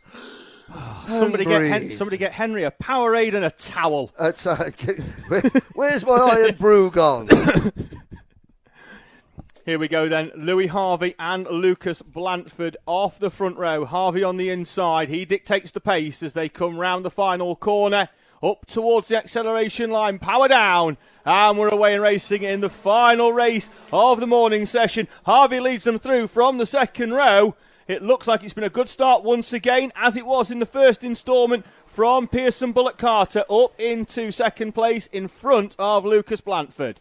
Out of turn number 4. That mean green machine of Louis Harvey leading Pearson Bullock Carter. And here come the rest of the field, hard on the brakes. Oh, somebody getting all crossed up, under braking. And, well, that was the driver getting crossed up. That was the driver in front of the driver that got all crossed Sam up. Kelbrick, I believe that to be in the 66 Ultimate R machine. Yes, that was one of the ultimate. It wasn't Kelbrick who lost it under braking.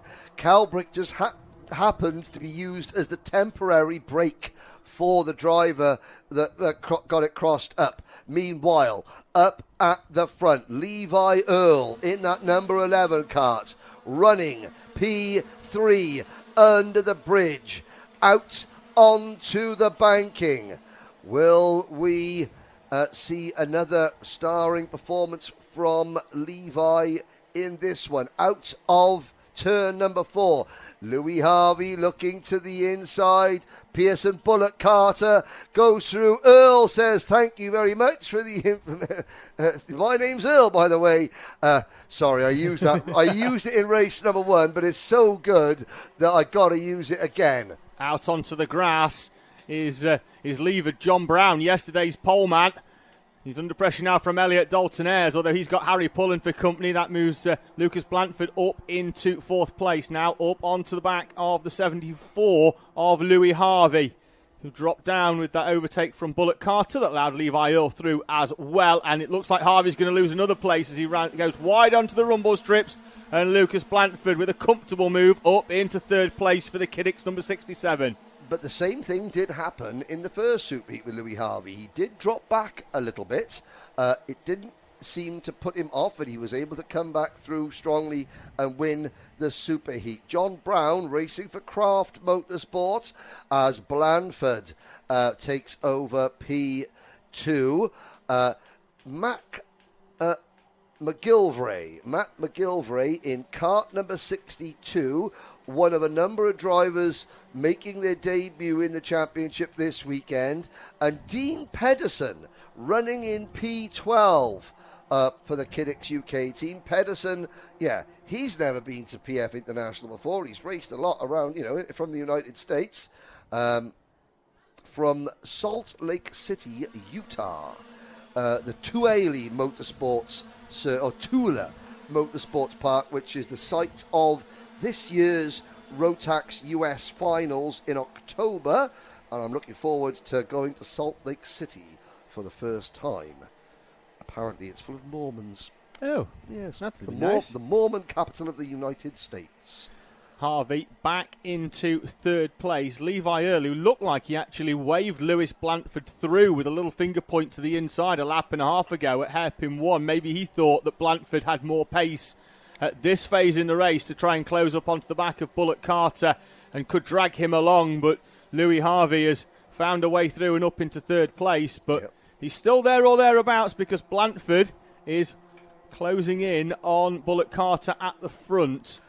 And obviously, speaking about Lucas Blanford, we're wishing his dad, Adi, all the best. Certainly are. This will be his last race meeting before surgery in the week, won't it, Henry? Yes. They're going to try and remove his brain. They're going to find it first, apparently. Good luck with that. Yep. And Lucas takes the race lead. And Bullock Carter 2nd, Harvey 3rd, and Earl in 4th with Brown 5th. And here comes Pearson Bullock Carter for the race lead. New leader, new leader, old leader. Old leader, new leader. Blanford, though, isn't finished yet. Oh, he thinks about it and decides no. But 4 for the win here in Senior Rotax. Risky move there by Blanford as he threw caution to the wind, trying to go round the outside of Pearson Bullock Carter. You have to get that done early because if not, you're going to get treated to a trip over the grass on the exit by the driver on the inside. And Bullock Carter holds on to the lead, and Louis Harvey back in the wheel tracks of Lucas Blanford and pops out of the wheel tracks, draws alongside, and he's through for 2nd place and immediately dips into the slipstream of Pearson Bullock Carter and even closes up on the leader as well, despite making the overtake into turn 1. Yep, that's that good old bit of experience showing there from Louis Harvey, who began his racing career at Landau International Raceway, global home of World Motorsport, birthplace of champions, all the way back many years ago in Honda Cadet. And there is Levi. Oh, and there is a kart not going around. Kelbrick again, I think. It's a Kraft Motorsport livery kart. It's not John Brown who's running in 5th, is it? Who was running in 5th? I think it might have been John Brown. John Brown's wagon has stopped. He was down to 7th. He was running for... Oh, my word, Louis Harvey went for the move on Pearson Bullock Carter at nearly 80 miles an hour going under the bridge, and Bullock Carter closed the door. That could have been the mother and father of all accidents, but they both managed to survive. And it is John Brown who has stopped as 3 minutes to go. Harvey tries the crossover and now squeezes and pinches Bullock Carter. Earl takes advantage up into P2. Harvey, though, will retake second. Side by side. No, Harvey backs out of it going into the Fullerton S's. Wise move. Still plenty of time. You don't want to trip across the grass on the outside there, which is always the worst case scenario. Louis Harvey, very experienced at this game. It's certainly not his first rodeo. Slots back into 3rd place. Levi Earl up into 2nd.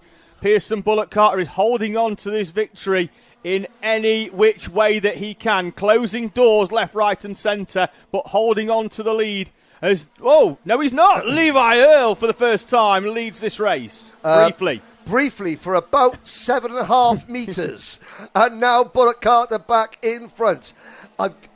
What is even more impressive about the way these four are racing is they're able to maintain a 2-second lead over everybody else. Hudson Brown in P5, and 6th position is Harry Pullen for the Joe Weaver racing team. So even though this lot are taking absolute chunks out of one another, the chasing pack, Hudson Brown and Pullen are closing back in, but they've got a huge lead, Hudson Brown and Pullen, over 7th place Dean Pedersen, then Jason Dukis, Mac McGilvray, Kyle Dunford, Lewis Murica, and the rest of the field. Bullock Carter now with a few kart lengths as there's a change for 3rd. Lucas Blanford down the inside of Levi Earl. And Pearson Bullock Carter should have enough here that he doesn't have to draw to the inside on the run down towards hairpin 1, which he had to on each of the 2 previous laps that he led this race. Louis Harvey closing in. I think he'll take a lap or so here just to pull up onto the back of Pearson Bullock Carter. Expect another move if he hasn't already made it up and over the timing line. He's had the door slammed shut on him once as they went through the Bruno Ferrari chicane. Let's see whether that happens again. We have a little look coming out of the mixed corner through the final chicane. Bullock Carter looks to his inside. Harvey, though, wasn't in his peripheral vision because Louis Harvey was a lot wider as Bullock Carter looked over his right shoulder. Harvey was to his left. So he couldn't quite see how close Louis Harvey was. Will that make a difference as they head down the hill? Now he sees Louis Harvey there with Blanford and Levi Earl also in the picture. But, of course, for Lucas Blanford, this is still fine because none of the other 3 drivers have a regular rate of regulars in the championship. So as far as the points are concerned, Lucas Blanford is still gaining on Morgan Hudson Brown, who is his nearest full-time seasonal rival. Yeah, he's in the background. We've got a wheel off. Not good. We've got a wheel. It's at hairpin 2. I'm trying to figure out where the cart's gone that was attached to. It's left it and is carrying on by itself. So, we'll soon... Oh, there it is. It's Harry Pullen. He was in the top 6. Harry Pullen, it's come off at the first corner and then rolled back down the bank, I think, towards the hairpin 2. No, it's come off He's gone over the timing line in P6, and I think it's come off there and just gone across the track. We're on the final lap, though. We'll figure out where why his wheel fell off in a few moments' time. But more important things to hand as Louis Harvey nose down the inside of Pearson Bullock Carter.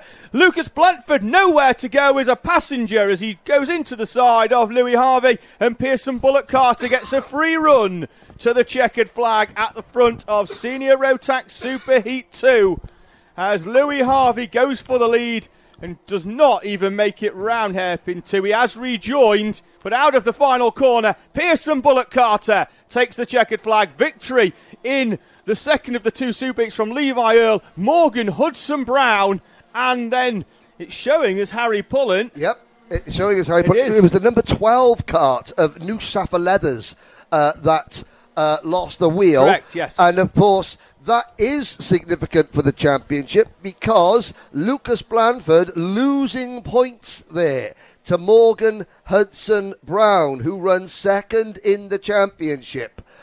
Dean Pedersen coming home in 6th position. Lewis America is in 8th position, followed by George Hart and Jason Dukis.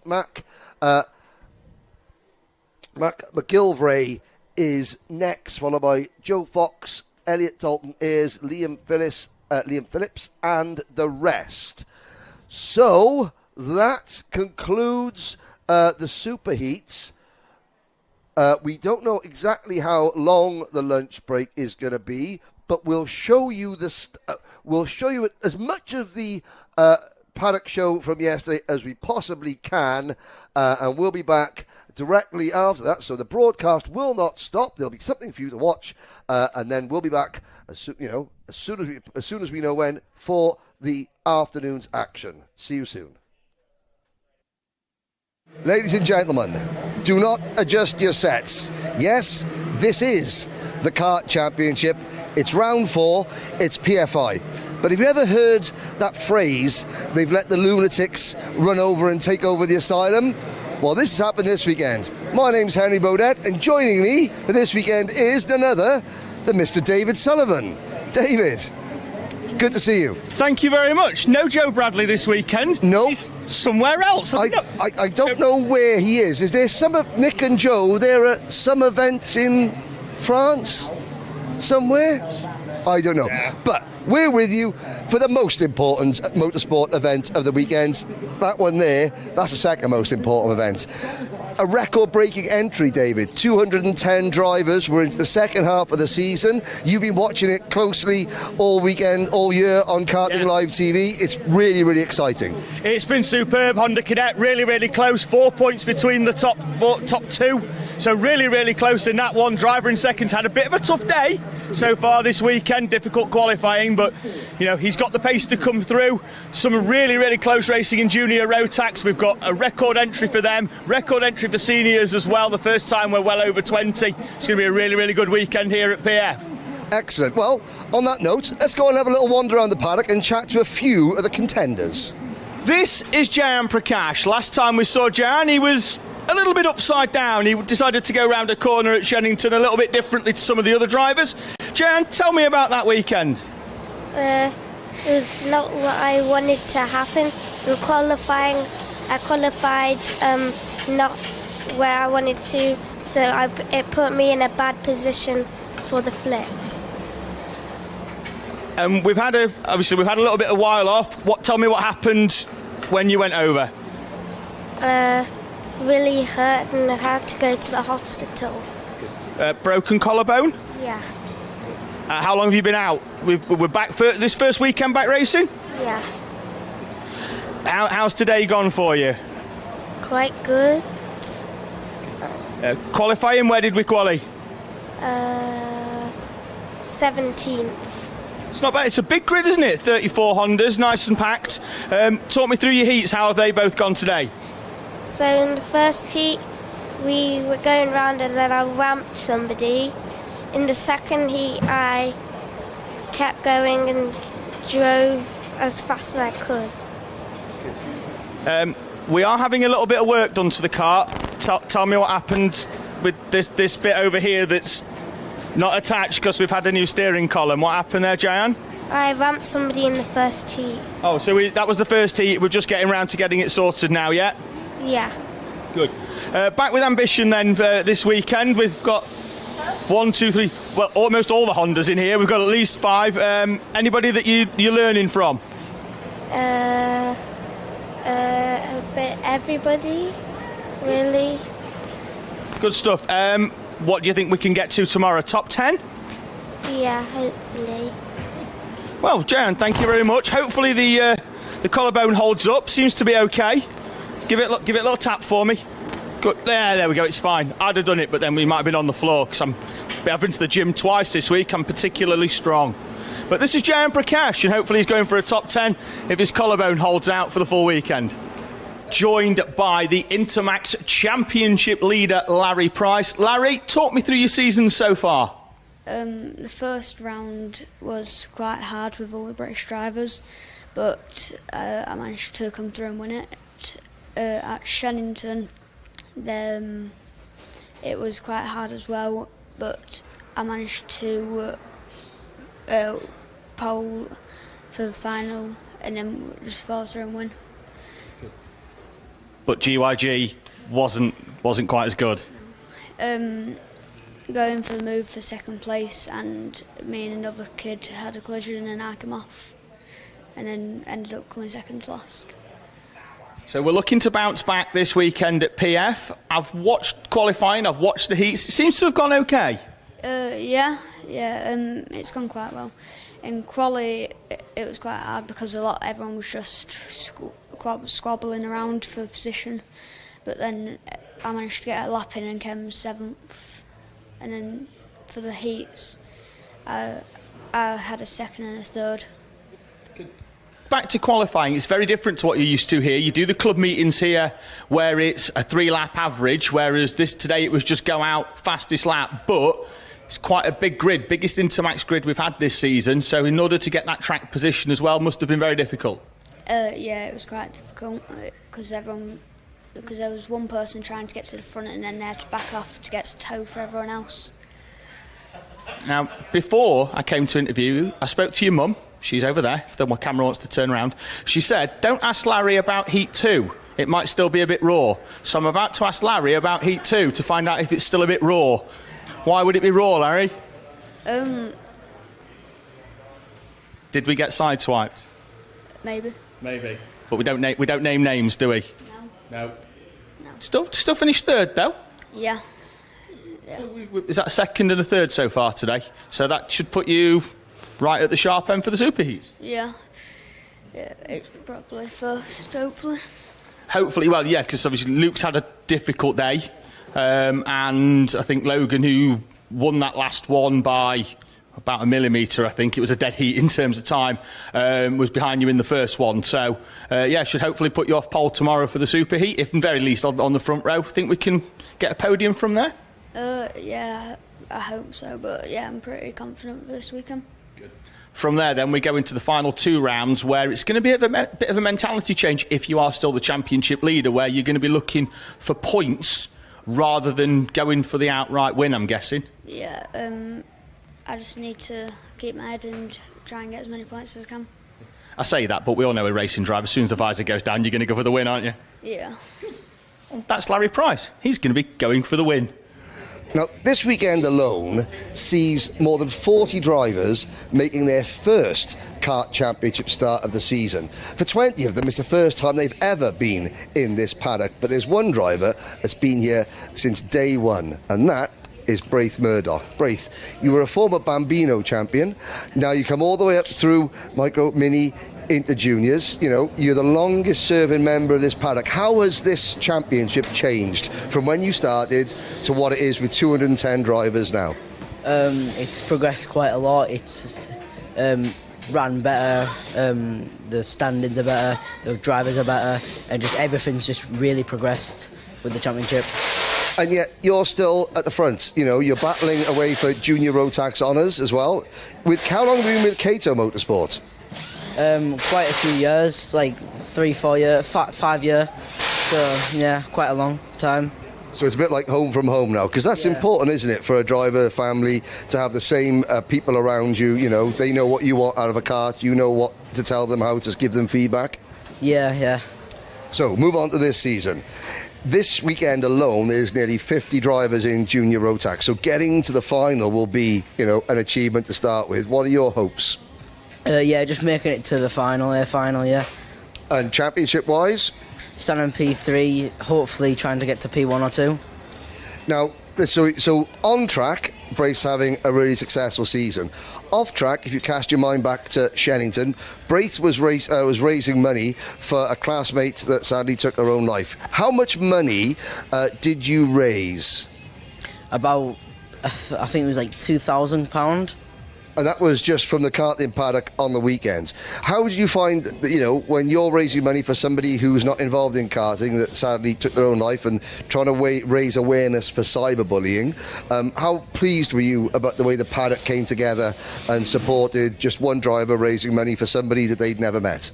I felt really honoured to be a person that raised that money for somebody, one of my mates. So I felt really pleased with myself, and I felt really thankful for everybody in the karting paddock that actually came and helped me.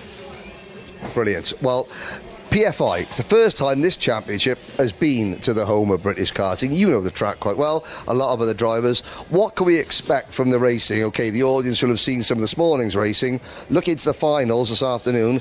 What are people going to expect? A really big battle at the front, especially.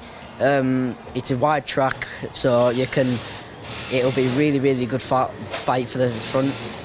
Excellent. And if you just want to still donate some money to the foundation, what is the name of the Just Giving page? Sadie Reed Foundation. So the Sadie Reed Foundation on Just Giving. We've got 200 drivers here this weekend. The vast majority of them are either pre-teens or in their teens. And if you want to donate some money to help the family raise awareness for cyberbullying amongst teenagers, it's the Sadie Reed Foundation on Just Giving. Thank you very much, Braith. Thank you. The Kiddix UK team is a new name in the Kart Championship paddock this year. It's a factory Kart Republic team, and there are Kiddix franchises all over the world, in the USA, in Italy, and in the UK. Curtis Gregory is running the Kiddix UK team, and he's got Dan Ginshar, the next multiple British Kart champion, single-seater driver, doing the driver coaching. One of the many drivers drive for Kiddix in Micromax is Henry Algar. So, from Henry to Henry, how's it going? It's doing quite well, to be honest. Kiddix is a really good team, I think. The driver coaching is really good, track walks are really good, and yeah. All the support, because it's not just you doing the driving for your family. We've got younger brother George is in Mighty, and so Dad does your mechanicking, Mum does George's mechanicking. We talk about going karting as a family. You're taking that to the extreme, haven't you? 2 drivers, 2 parents, 2 mechanics. Do you have more fun that way? Yeah. And who's more nervous when you both race? Is Dad more nervous when you race, or is Mum more nervous when George drives? Probably Mum more nervous. Oh. Dad's never stressed, is he? Dad's never stressed that both parents, they're okay. How's it going on the track for you this year? This year I'm doing quite well in Micromax. It's good. Yeah, Danny, my engine builder's given me really good engines. That's Danny Swingy from Orem, so he's providing the waft for you. This weekend, Micromax has got a lot more drivers in it than before, so you've got some visiting drivers as well. Do you like that extra competition? Yeah. Yeah? I love it. And how much have you been looking forward to coming here to PF? I've been really looking forward to it. Yeah. What can we expect from the racing? Do you think it's going to be lots of slipstreaming, lots of overtaking? Lots of overtaking. Lots of overtaking. And if you could say, we're watching this during the lunch break on Sunday, so where would you like to finish? Where do you think you'll finish in the final? We know we want to finish. Where do we think we're going to finish? Maybe top 5? Top 5. Good answer. There we go. Well, what would you like to say? Would you like to say anything to the camera? Who would you like to thank? I'd like to thank my dad, my mum, Orman Racing Engines, Kiddix, and all my grandparents for supporting me and giving me good engines and all of that. Excellent. Last question. who's going to be quicker when you're in the same class, you or your brother George? Me. There we go. So that's 1/4 of the Algar family. Henry Algar in Micromax. Watch out for his younger brother George in Mighty Bambino. And just remember that Mum and Dad are both mechanicking for one of the two brothers. It's a family sport, and the Algars epitomise it. Henry's just done an interview about a family in motorsport with the Algars, with 2 drivers and 2 mechanics, all within the same family. And talking of families in motorsport, this is the Tandy family. Now, they're racing here at PF this weekend, but Dad is also racing somewhere else this weekend. We'll get to that in a few moments' time. Now, I'm going to have a sit down because it's just a little bit easier. Felix, how's your day gone so far? Good. I've won 2 heats in a row. The first one was quite easy because I just cleared off. The second one, it was quite tight, and I had to fight to win it. It was. We qualified on pole, though, today. That helped. Yeah. Now, I watched practice this morning for Mighty, and there's not a lot between about 20 of you. It is really, really tight, isn't it? Yeah. Now, we've got your sister next to you. Is she a big fan of your work? No. No, she's not a fan. We'll swap round a minute. Bring your sister in this side. There we go. Do you watch much racing, or do you just go off in the paddock and play with friends? It depends. Yeah. Well, because your mum's just had to fetch you from the back paddock, and that's nowhere near the track. Yeah, I was playing with my friend Sienna. Good. Well, Dad's not here this weekend. Where is he? France, doing Le Mans. He is. He's doing Le Mans. He's in the number 4 Penske Porsche 963 this weekend alongside Felipe Nasr and Pascal Wehrlein. How do you think he's going to do? I've got no idea. No? Well, Felix, you come in. You tell me whether you've got an idea. How do you think Dad's going to do? Crash. You think he's going to crash? That's not... No, I think he's better than that. We know he's better than that. They're currently in 15th place. I know that because the screen's on behind us here. I asked you a few moments ago if you've been to Le Mans, and you told me no. Why haven't you been to Le Mans yet? School and karting. Because you had to go to school last year. Who made you go to school, Mum or Dad? Mum. Mum. Well, Mum refused to be in this interview. She is behind us. I wonder if the camera can just catch Mum. If we can we turn the camera around to see Mum? There's Mum. Mum, who didn't want to be in the interview but doesn't have a choice now whether to be in it at all. Well, Felix, you've won already today with 2 heats. Do you think we can do it again tomorrow with 2 super heats and a final? Yeah, probably. Good. Well, Felix thinks he can win, so that's one Tandy hoping for the top step. And at about 3 o'clock tomorrow, we'll find out if the other Tandy can be on the podium as well over at Le Mans. The senior Rotax grid has been growing and growing and growing across the first 4 rounds of the Kart Championship in what is its first season here in the paddock. This weekend, we have got a record nearly 30 drivers entered. James Wood and Levi Earle being 2 of them. First things first, James, how has it been going out there? Tough. I've never drove it here in the dry, so it's been a fight from the start. But yeah, we'll just see how the weekend goes and take it from there. Now, I mean, do you think that the attraction of racing at PFI is the reason why we've grown from like 16 karts last time to 29 this time? Yeah, definitely. Everyone wants to race here, so that's why the numbers have shot up compared to GYG. But of course, now you've been a senior for how long? A long time. A long time. Levi hasn't been your senior for too long. In fact, it was a couple of years ago that you were a nationally ranked driver in, what was it, Mini or Junior? Mini. Mini. Yeah. And how's it going now? It's going all right. Bit tough.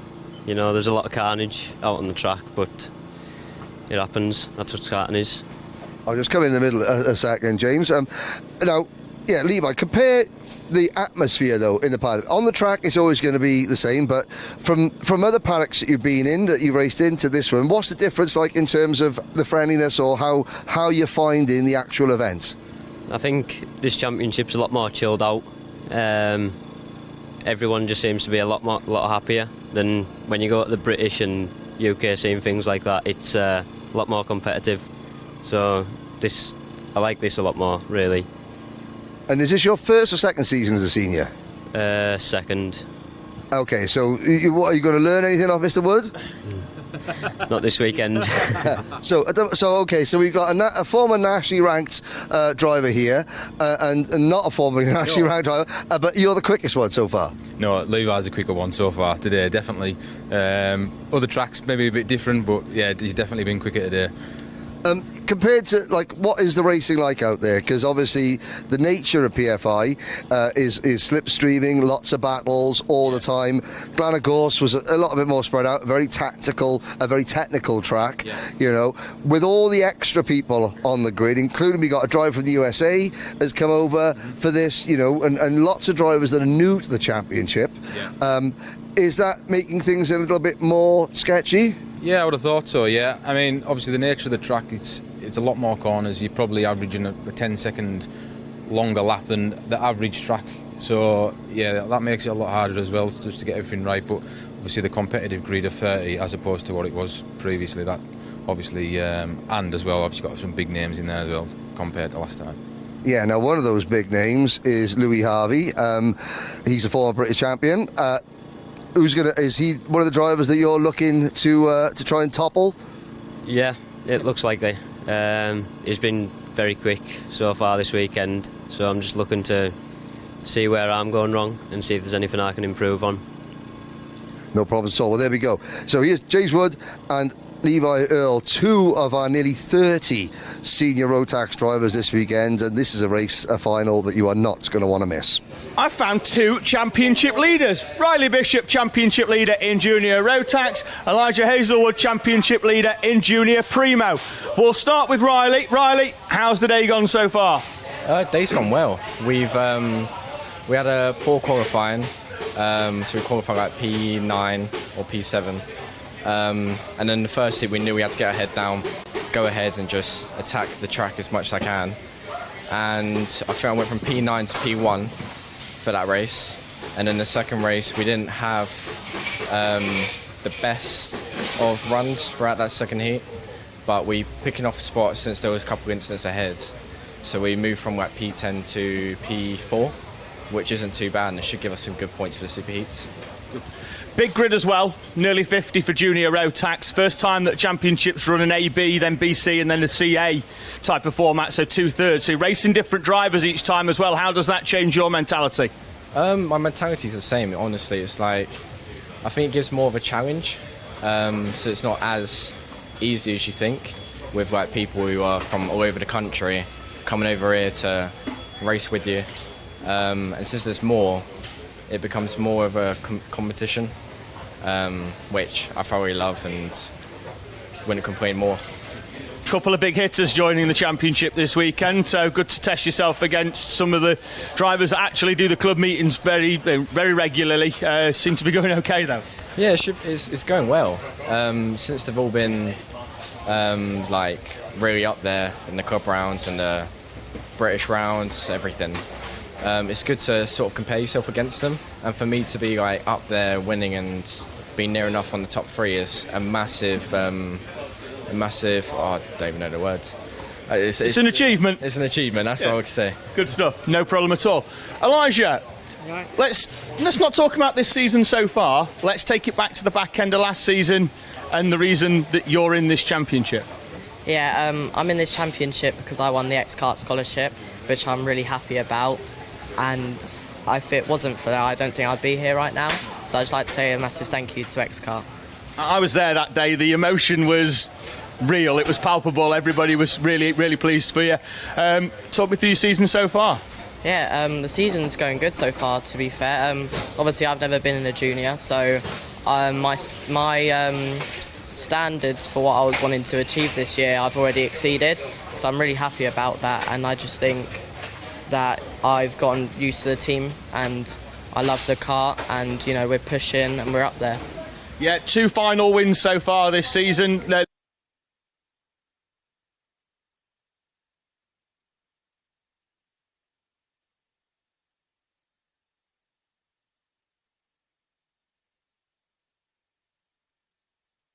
Which I'm really happy about, and if it wasn't for that, I don't think I'd be here right now.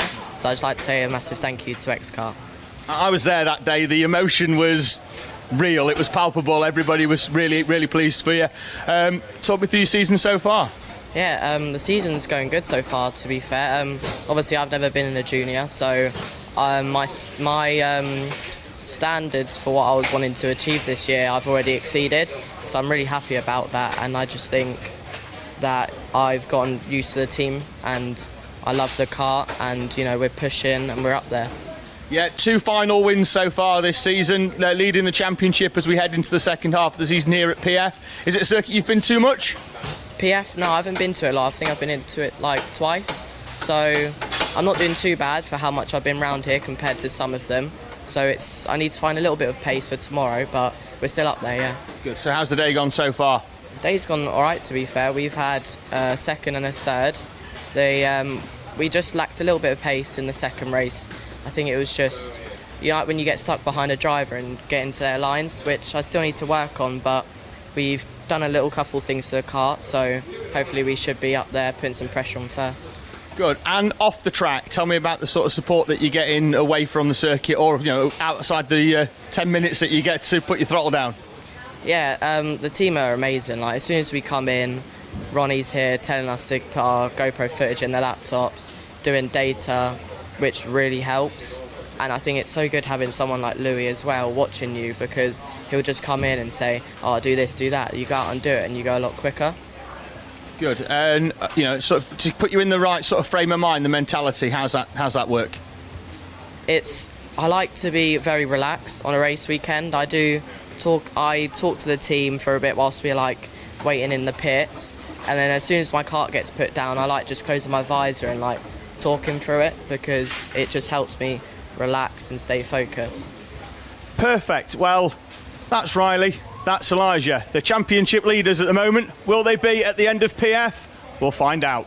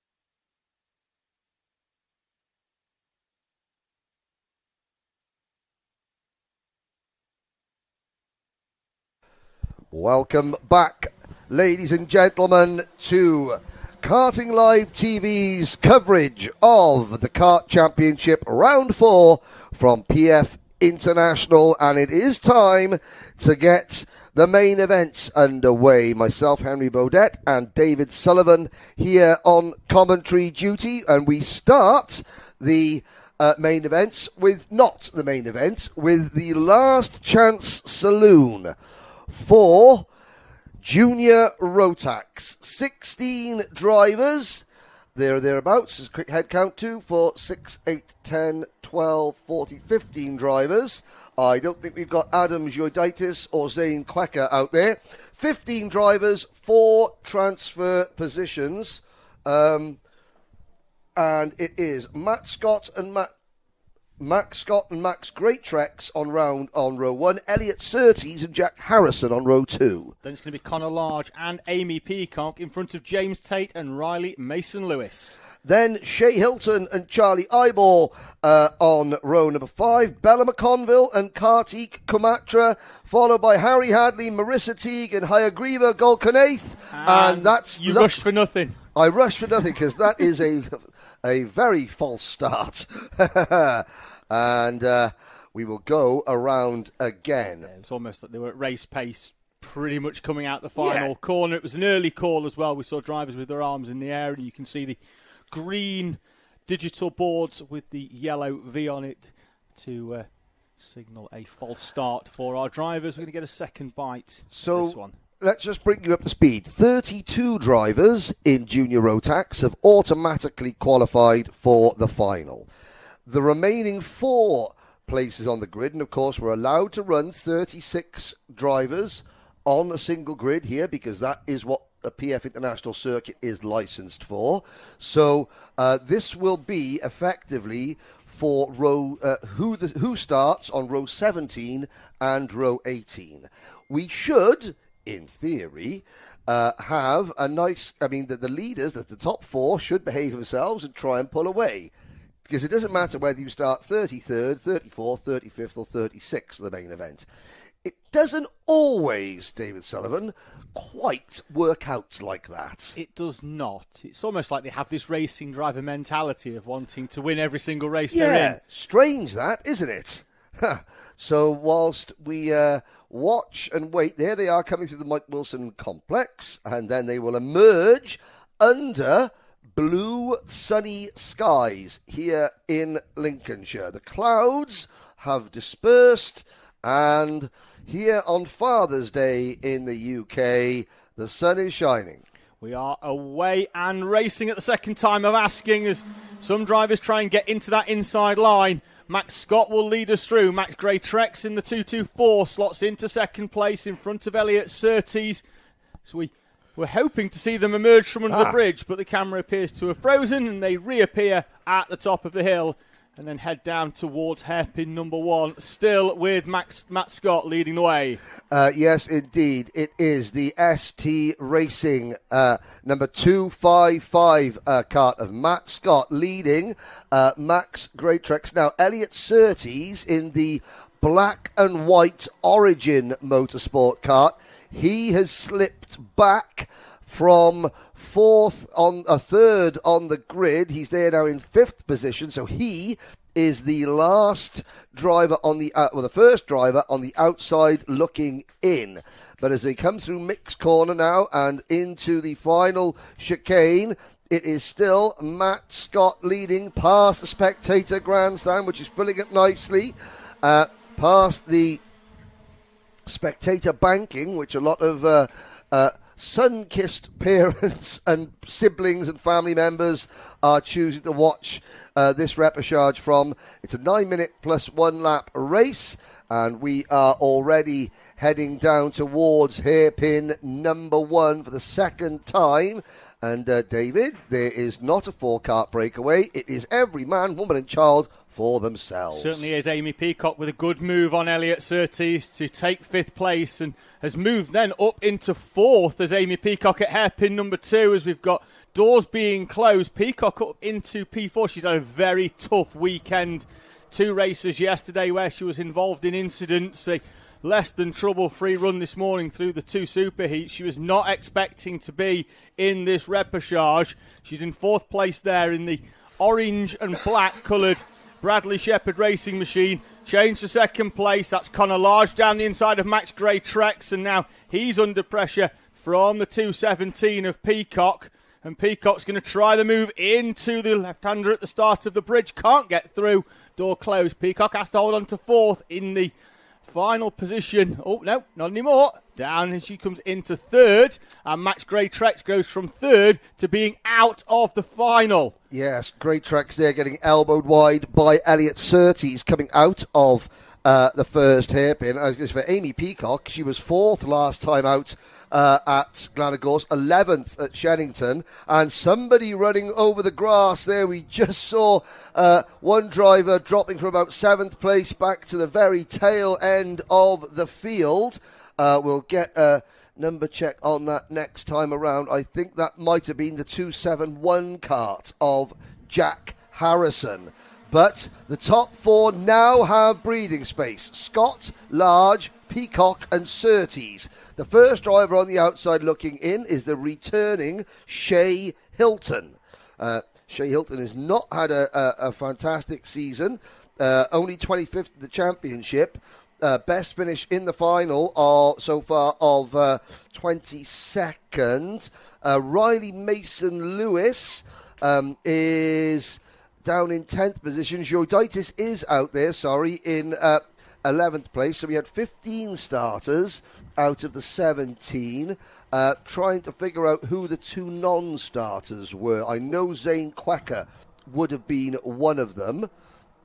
I'll have a think about that. Maybe James Tate. Yes. James Tate is not out there either, sadly. While you were talking, Henry, Max Gray Trex and Jack Harrison, they came together at hairpin number 1. Expect them to see them drop down from 6th and 7th, respectively. There you go, Charlie Eibel, Kamuta, Mason Lewis, all moving up places as well. It was Bella McConville who had the trip across the grass earlier on in the 228 Origin Motorsport machine. The top 4 now, Henry, are on a bit of a breakaway, but the leader is defending heavily from Amy Peacock. These 4 should, and we say should because we know it will never happen, just work together and pull away and have a safe passage through to the final. Good luck with that one happening, because Peacock has been defended and backed into the 221 of Elliot Surtees, who is now up into 3rd place. Well, I mean, if you have a look at that, Matt Scott led going into this lap, and he is now 4th. And Connor Large took the lead, then started defending from Peacock and Surtees. So, of course, Amy Peacock is thinking to herself, right, what do I make the move and just clear off? Because, in theory, I'm a lot quicker than these drivers around me, because there in 5th position, Shay Hilton is closing in on the lead group, and Shay is bringing the number 246 of Charlie Eyeball and the number 295 of Kartik Kumeta with him. Here we go, Peacock to the outside. Amy Peacock takes the lead of this repechage. And with them all backing each other up on the previous lap, Shay Hilton was 1.2 seconds quicker than 4th place. This is what they don't need to be doing, because it's going to give an opportunity to Hilton, to Eyeball, to Kometa as well in 7th place. There they are, the train of 3 behind. Oh, here come the cavalry. A safe passage through to the final, and they are not doing that. Peacock, though, has got to the front and will now look to try and break away. Can Connor Large go with? And now we got, look at this. We got a big gap back to Riley Mason-Lewis in 8th place. Great Trex, Joditis is 9th. Great Trex 10th. Harrison, Golkaneth, Teague, McConville, and Harry Hadley. All 15 starters are still running, but we are running out of time. Less than 2 minutes to go. Here comes Matt Scott once again, having a little look, and the lead changes again. Connor Large goes back in front of Amy Peacock. Now, I have to say, if any of the 4 drivers who are in the top 4 now, Peacock, Large, Surtees or Scott, if any of them fail to make it through, really, they got only themselves to blame, because there's no need to be doing this. You've just got to pull away. They do, and they're in close quarters as well, so there's that risk that you do all the hard work to get through in the top 4 and you come in and you've got a front fairing and your day is over because they're racing in such close quarters when they don't need to. Shea Hilton wide out of the final corner onto the rumble strip. Charlie Eibel through up into P5 to give himself a chance in the 2.46 of making the main event. And look at that penalty. Kartik Kometa, 5 seconds. So that puts Kometa out of contention. And Large in the lead has picked up a warning for blocking as well, so he needs to be careful. Yep, because you don't want that. The next warning is a penalty. Peacock, who led this race, is down into 4th place. Make that 3rd as she goes back down the inside of... well, there's no buffer zone for her. Yeah, Matt Scott. So Scott and Peacock has gone all the way up to the lead. Now she's back. She is on the bubble, so to speak. She's got about 3 inches of clean air between her rear bumper and the front nose cone of Charlie Eibel. Eibel, who's not really raced in this championship since his cadet days, has returned. He's decided that the best way for him to try and improve is to jump straight into junior Rotax rather than go junior Primo. And he's going to be in with a chance here of getting himself into this final. The top 36 drivers on this grid will showcase their skills in about an hour and a half's time. The top 2 look like they're clear, but Conor Large defending once again. Timer down to 0, lap and a half to go. And the driver that you want to watch, okay, behind the Pantano kart in 5th place, the drivers in 6th and 7th, the 2 M Sport karts with the green, and there is Matt Scott. It's Matt Scott, sorry. Matt Scott out of contention. Peacock leads from 4th. But it's the 2 M Sport karts, those green and white and black livery machines. One of them, the 295, that one there on your screen, that's Kartik Kometa. He has a 5-second penalty, so he is out of contention. The second of them, the number 284, that is Adam Joydaitis. He started stone last on the grid. Can he scramble his way up into contention? Matt Scott, the pole sitter. Oh, Peacock's on the grass, out of the contention. That must have been an issue just out of our camera's view. There must have been, well, she wouldn't have driven on there unless, of course, there's a mechanical failure on the kart, and there isn't. She wouldn't have driven onto the grass of her own free volition. I shall say only that. And Surtees had got through into the first corner. Conor Large appears to have gone missing as well, because that's Charlie Eibel in 2nd place in the 2.46. He was in 4th place. So the drivers in 2nd and 3rd are missing. Large is back in 4th position. The checkered flag is about to come out. Kartik Kometa in 3rd place has a 5-second penalty. So let's have a look. As they cross the line, it is Elliot Surtees, Charlie Eibel, Conor Large and Shea Hilton will take the last 2 transfer spots. Kartik Kometa has a penalty. Jack Harrison becomes effectively 5th on the road. So if any of Hilton, Large, Eibel or Surtees have some sort of post-race issue and somebody's nose cone's just fallen off, that would be Jack Harrison's. So... Second time that today that's happened. He took it home in his hands in Superheat 2. So, okay, that changes things again. So it would be Adam Joydaitis who would be the person that inherits a place in the main event if any of the top 4 have a post-race issue. I think it's safe to say that, sadly, we can say goodbye for the day to Hayagriva Golkanath, Max Great Trex, Riley Mason-Lewis, sadly Matt Scott, Bella McConville, Marissa Teague, Amy Peacock and Harry Hadley. Amy Peacock was about to get a 5-second time penalty before her incident, so that would have been, well, it's still heartbreaking, but it's slightly less heartbreaking than actually finishing on the road to the top 4 and then being penalised out of the main event. Yeah, fairly local. They'll be back in South Yorkshire and watching the final, I imagine, of Junior Rotax before. Or maybe not. Or maybe not. Yes, here's where you could have been, unfortunately, for Amy Peacock. This is what you could have won.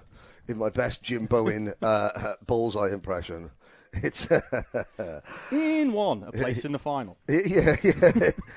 Okie dokie. It is now time for the finals, and the first race up, once an errant nose cone has been retrieved, will be Honda Cadet.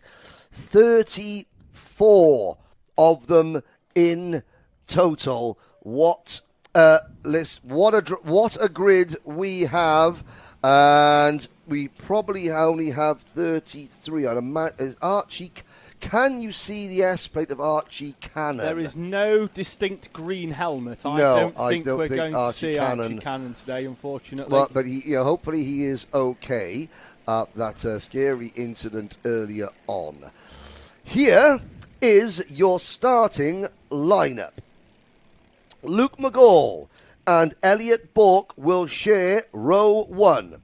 Sawyer Henderson and Arthur Murfitt will share row 2. Jack White starts in P5 alongside Shaylan Srikantan, Dino Rowlands and Archie Loveridge, who suffered a bent rear axle and hence his retirement in the second of the Super Heat, starts in P8. Oliver Ratton and Mason Becker will round out your top 10, and a Bradley Sutton and the British O-Plate champion Ronnie Jones. Then it should have been Archie Cannon off P13. I don't think he's going to be there, and that place will be left vacant.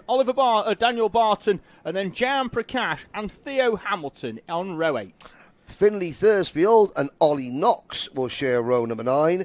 And the top 20 rounding out by Sam Dixon and Arthur Roberts. Then it's going to be Luke Jardine and Riley Blakemore with Jerry Dufficy and Ben Bowers on row 12. Reggie Dufficy and Ethan Pearson on row 13. Matty Horsepool and Jensen Fathers are on row number 14. Your grid completed then by Seth Wright and Harry Search, Joshua Adote and Marcel Markovic, with Max Mikalski and Arthur Bath completing your Honda Cadet final grid. So we wait for the flag signal to be given. There it is, green flag up at the rear of the grid. The lights go on. The lights go out. We're off and racing. It's a good start from Elliot Bourke on the outside of row number 1, who tries to cut across and squeeze the poleman Luke McGall. He has done so. And Bourke leads McGall onto the bowl. Everybody else siphoning through behind them. I think that's Jensen Fathers at the back of the field in that yellow and black liveried machine. And we head down to hairpin number 1. Elliot Bourke leads with a great start off the outside of the front row on Luke McGall, who qualified on pole position in terms of points by a massive margin in this Honda Cadet grid, but he's going to have to work now to get past Elliot Bourke. They've got Sawyer Henderson in that bright pink helmet going with them as well. Arthur Murfitt, as Henderson goes wide. Murfitt will slide the 88 not only down the inside, but tries to get past McGall as well. And Jack White in the 13 for the first time this weekend emerges inside the top 5. Now, the driver in 5th position with a pink crash helmet, Sawyer Henderson. This is uncharted territory now for Sawyer. He is in the top 5 in the final. His best result so far this year is a 17th place finish at the opening round. Anything above that is a success. Now, obviously, he wants, he's been in uncharted waters for him. He's running in the top 5. Don't lose your head now. Anywhere in the top 10 is still a brilliant race result for you, Sawyer.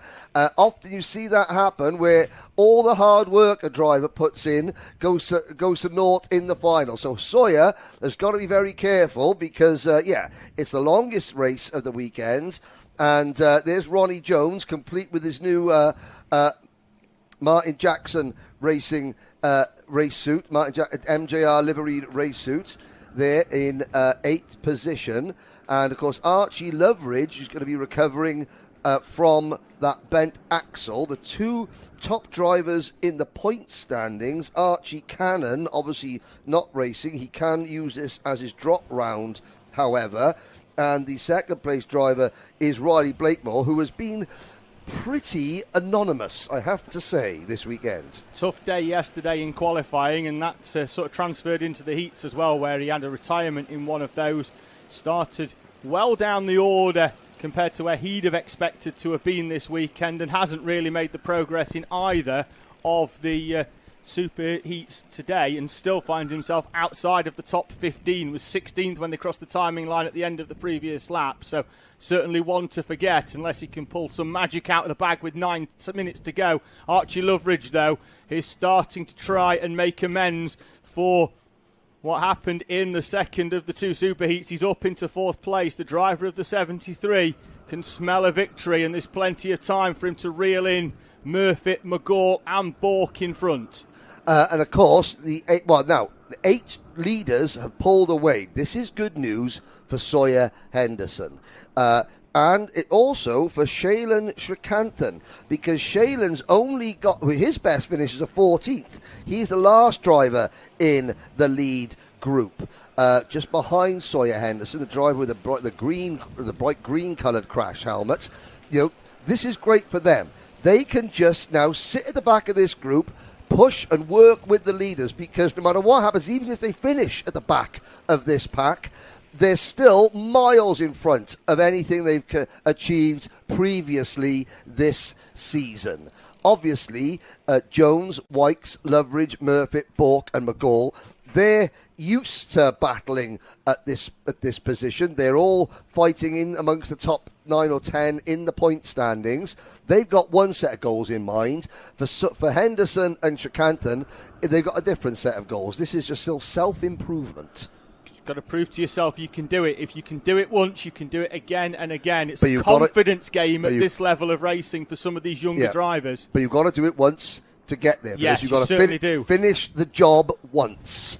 And that's what they're trying to do. You don't want to look back at a day that could have been. Yes, could have, would have, should have. As we head off the top 3 now, really nose to tail. As I say that, though, they break clear. And here comes Archie Loveridge. Loveridge side by side with Elliot Bork, and Bork squeezes over and look at Bork saying, tapping his helmet saying, no, let's work together. Long time to go yet, Archie. Behind them, that's Arthur Murphy getting back down the inside of Jack Wykes, who'd got up into 4th place in a move inside the bowl. It has opened the gap up to Elliot Bork, who leads this race from Luke McGall and Archie Loveridge. And now I think Loveridge is going to have to try and push McGall for a lap to try and close back in on Elliot Bork, and then wide goes Luke McGall. He's not going to need to push. The place handed over. We're by Archie Loveridge, and he's up into 2nd place. Loveridge from 8th to 2nd, and still 6.5 minutes and 1 lap on the clock. So, question, David. You can see that Bork last time was not wonderfully happy with Loveridge, saying, come on, think. Now that he's actually behind, he's got no choice. He may not be happy with Archie, but he's got no choice. He has to push Archie up towards the leader. But Archie seems to have a set of legs under him. Look at that. Already, the 73 kart is sitting on Bork's rear bumper. Luke McGall, rather, has to try and work with Loveridge, although Loveridge is to the inside, and there's no stopping Archie Loveridge at the moment. New leader. 8th to 1st in 5.5 laps for Archie Loveridge. And the driver of the 73, who's been inside the top 2 for most of this race weekend before his issues in Superheat 2, is certainly driving like a driver that wants to right some wrongs. Yes, indeed. At the back of this pack, Wykes is 5th, Jones 6th, Henderson 7th, Shrikanthan in 8th. Shailen Shrikanthan is beginning to drop off the back of this lead pack. This next run down the start-finish straight is very, very important for the driver at the back of this group. He's got to try and somehow stay in the slipstream of the leaders, because if he gets dropped and he's all on his own, you can see you've got in 9th and 10th position Ollie Knox and Mason Becker. They're working together. They will close in on any kart running solo. In fact, Knox and Becker have got Oliver Ratton as well in with them. So there's 3 karts working together. So Shrikanthan has got to now drive the wheels off that kart for the next lap or 2 to stay in the slipstream. Yellow lights waving underneath the bridge. Somebody has parked on the the banking. I can see the driver. Project One. It's standing next and now walking away and running up the banking. Pretty disgruntled, but A-OK. Could be Mason Becker, potentially, as he was in a Project One suit. Oh, now Becker was in 10th along with Ollie Knox. I'll confirm. Let's see. He'd already picked up a penalty, had Mason Becker in the 52, a 5-second penalty. No, he's crossed the timing line. So it's Riley Blakemore. His weekend goes from worse to abominable. Yeah. Absolutely shocking weekend, sadly, for the championship run-up. Well, so it's fair to say that both the top two in the point standings coming into this weekend will be using this round as their drop round. The doors are opening for Loveridge, for McGall, and for Elliot Bourke. And it just so happens that the drivers who are 3rd, 4th and 5th in the championship are running 1, 2 and 3 in this race. McGall under all sorts of pressure here from the 88 of Murphy. Jack White's in the 13, Ronnie Jones in the O-plate, and then Sawyer Henderson, Shrikanthan a few kart lengths back, can't go with them at the moment, but it's close enough for when, and I do say when, not if, they start battling over that 3rd place. The two leaders, though, are working together in order to try and open up sufficient gap that they can squabble, and Murphy is down the inside of Luke McGall. Side pod to side pod, Murphy is through for 3rd place. He's learnt very quickly, as Arthur Murphy, from being in 3rd and fading during the first superheat. Oh no, McGall. Luke McGall's head has gone off somewhere, and that drops him to 8th place. So now McGall, who's 5th in the point standings, he drops to 8th. And look at what Sawyer Henderson is doing.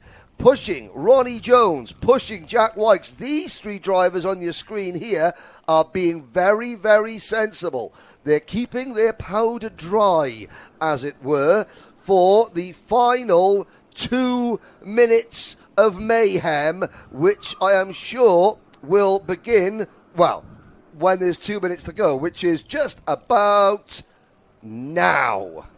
Can McGall, at the very least, try and close back up? The leading duo, though, still on a bit of a mission to try and open up sufficient gap back to those behind before they start their inevitable squabble over the top step of the podium. I think these two have now got it between themselves because, Wykes, Murfitt, Jones and Henderson, they were looking as though they're already squabbling a little bit. Wykes up into 3rd. Yep, and Jones now side by side with Murphy. Henderson doesn't know where to go. Shrikanthan still hanging in there. This is going to bring Shailen Shrikanthan back up into play. He's 7th at the moment. McGall is 8th. Becker and Knox round out your top 10.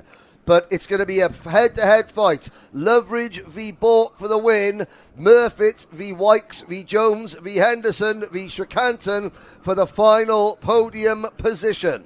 Minute on the clock, so we're going to have 2 laps to go in Honda Cadet, the first final of the day. Archie Loveridge being hounded by Elliot Bourke, but Bourke keeping his powder dry thus far, hasn't shown his hand to Archie Loveridge. And Loveridge, to be fair, hasn't defended that lead too much. I think he knows that Elliot Bourke is going to make the move, but he's not going to make the move until Archie Loveridge gives him that opportunity. And Loveridge, again, not defending. I would have expected him to migrate to the inside with the time on the clock.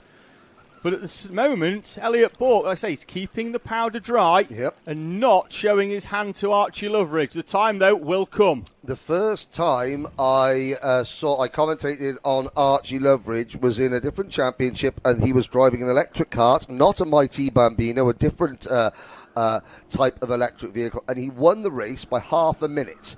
Should he win this race, he'll be lucky if he wins it by half a second, because Elliot Bourke is sticking to him like glue. The clock has struck 0. The blue flag is at the last lap board.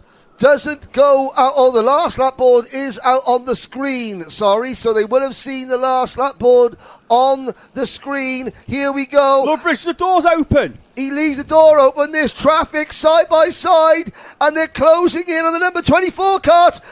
Oh, here we go. Arthur Bath has got to get out of the way. Loveridge still has the lead, and Arthur Bath needs to just... Oh, that's right, Arthur, just tuck him behind. Loveridge still has it. Loveridge, who thought I was going to get boxed in then by Arthur Bath. Can Elliot Bourke do a little bit of a switchback? Archie Loveridge parking the car on the inside. Elliot Bourke not close enough as they head up towards the Fullerton Esses. He's going to close up on exit because Loveridge will come to the inside. Squeezes back. Bourke's going to be on the outside, though he's not close enough, and rails the curb on the outside. I think the chance has gone. It has indeed. The third place battle is trying to get past Arthur Bath in the final complex, but it's going to be 2 wins in a row for Archie Loveridge, despite the best efforts from Elliot Bourke, and Arthur Murfitt eventually comes across the line, and in third, Jack White's fourth. What a weekend for Sawyer Henderson. P5 for Henderson. 6th for Ronnie Jones. 7th for Shailen Srikantan. 8th for Ollie Knox. 8th for Luke McGall. And 9th, ecstatic once again for his best finish of the season, his equal best finish of the season, Ollie Knox in 9th. Oliver Ratton rounding out the top 10 with Dino Rowlands 11th, Finley Thursfield 12th, and Bradley Sutton, Theo Hamilton, and Sam Dixon. Well done, Sam Dixon, 15th place on his first appearance this year in the championship. Oh, that's a good day. I think his dad might want to enter another kart competitions raffle this prize draw this week. He's already won £1,000, and that £1,000 has been well spent on getting Sam a top 15 finish. Arthur Roberts, Luke Jardine, Jayan Prakash, Jerry Duffy, Ethan Pearson, Ben Bowers, Maddie Horsepool, Daniel Barton, Joshua Adoiti, then Seth Wright, Reggie Duffy, Marcel Markiewicz, Harry Search, Maximilian Mikalski, and Arthur Bath. Sadly, Jensen Fathers also finishing in 31st position.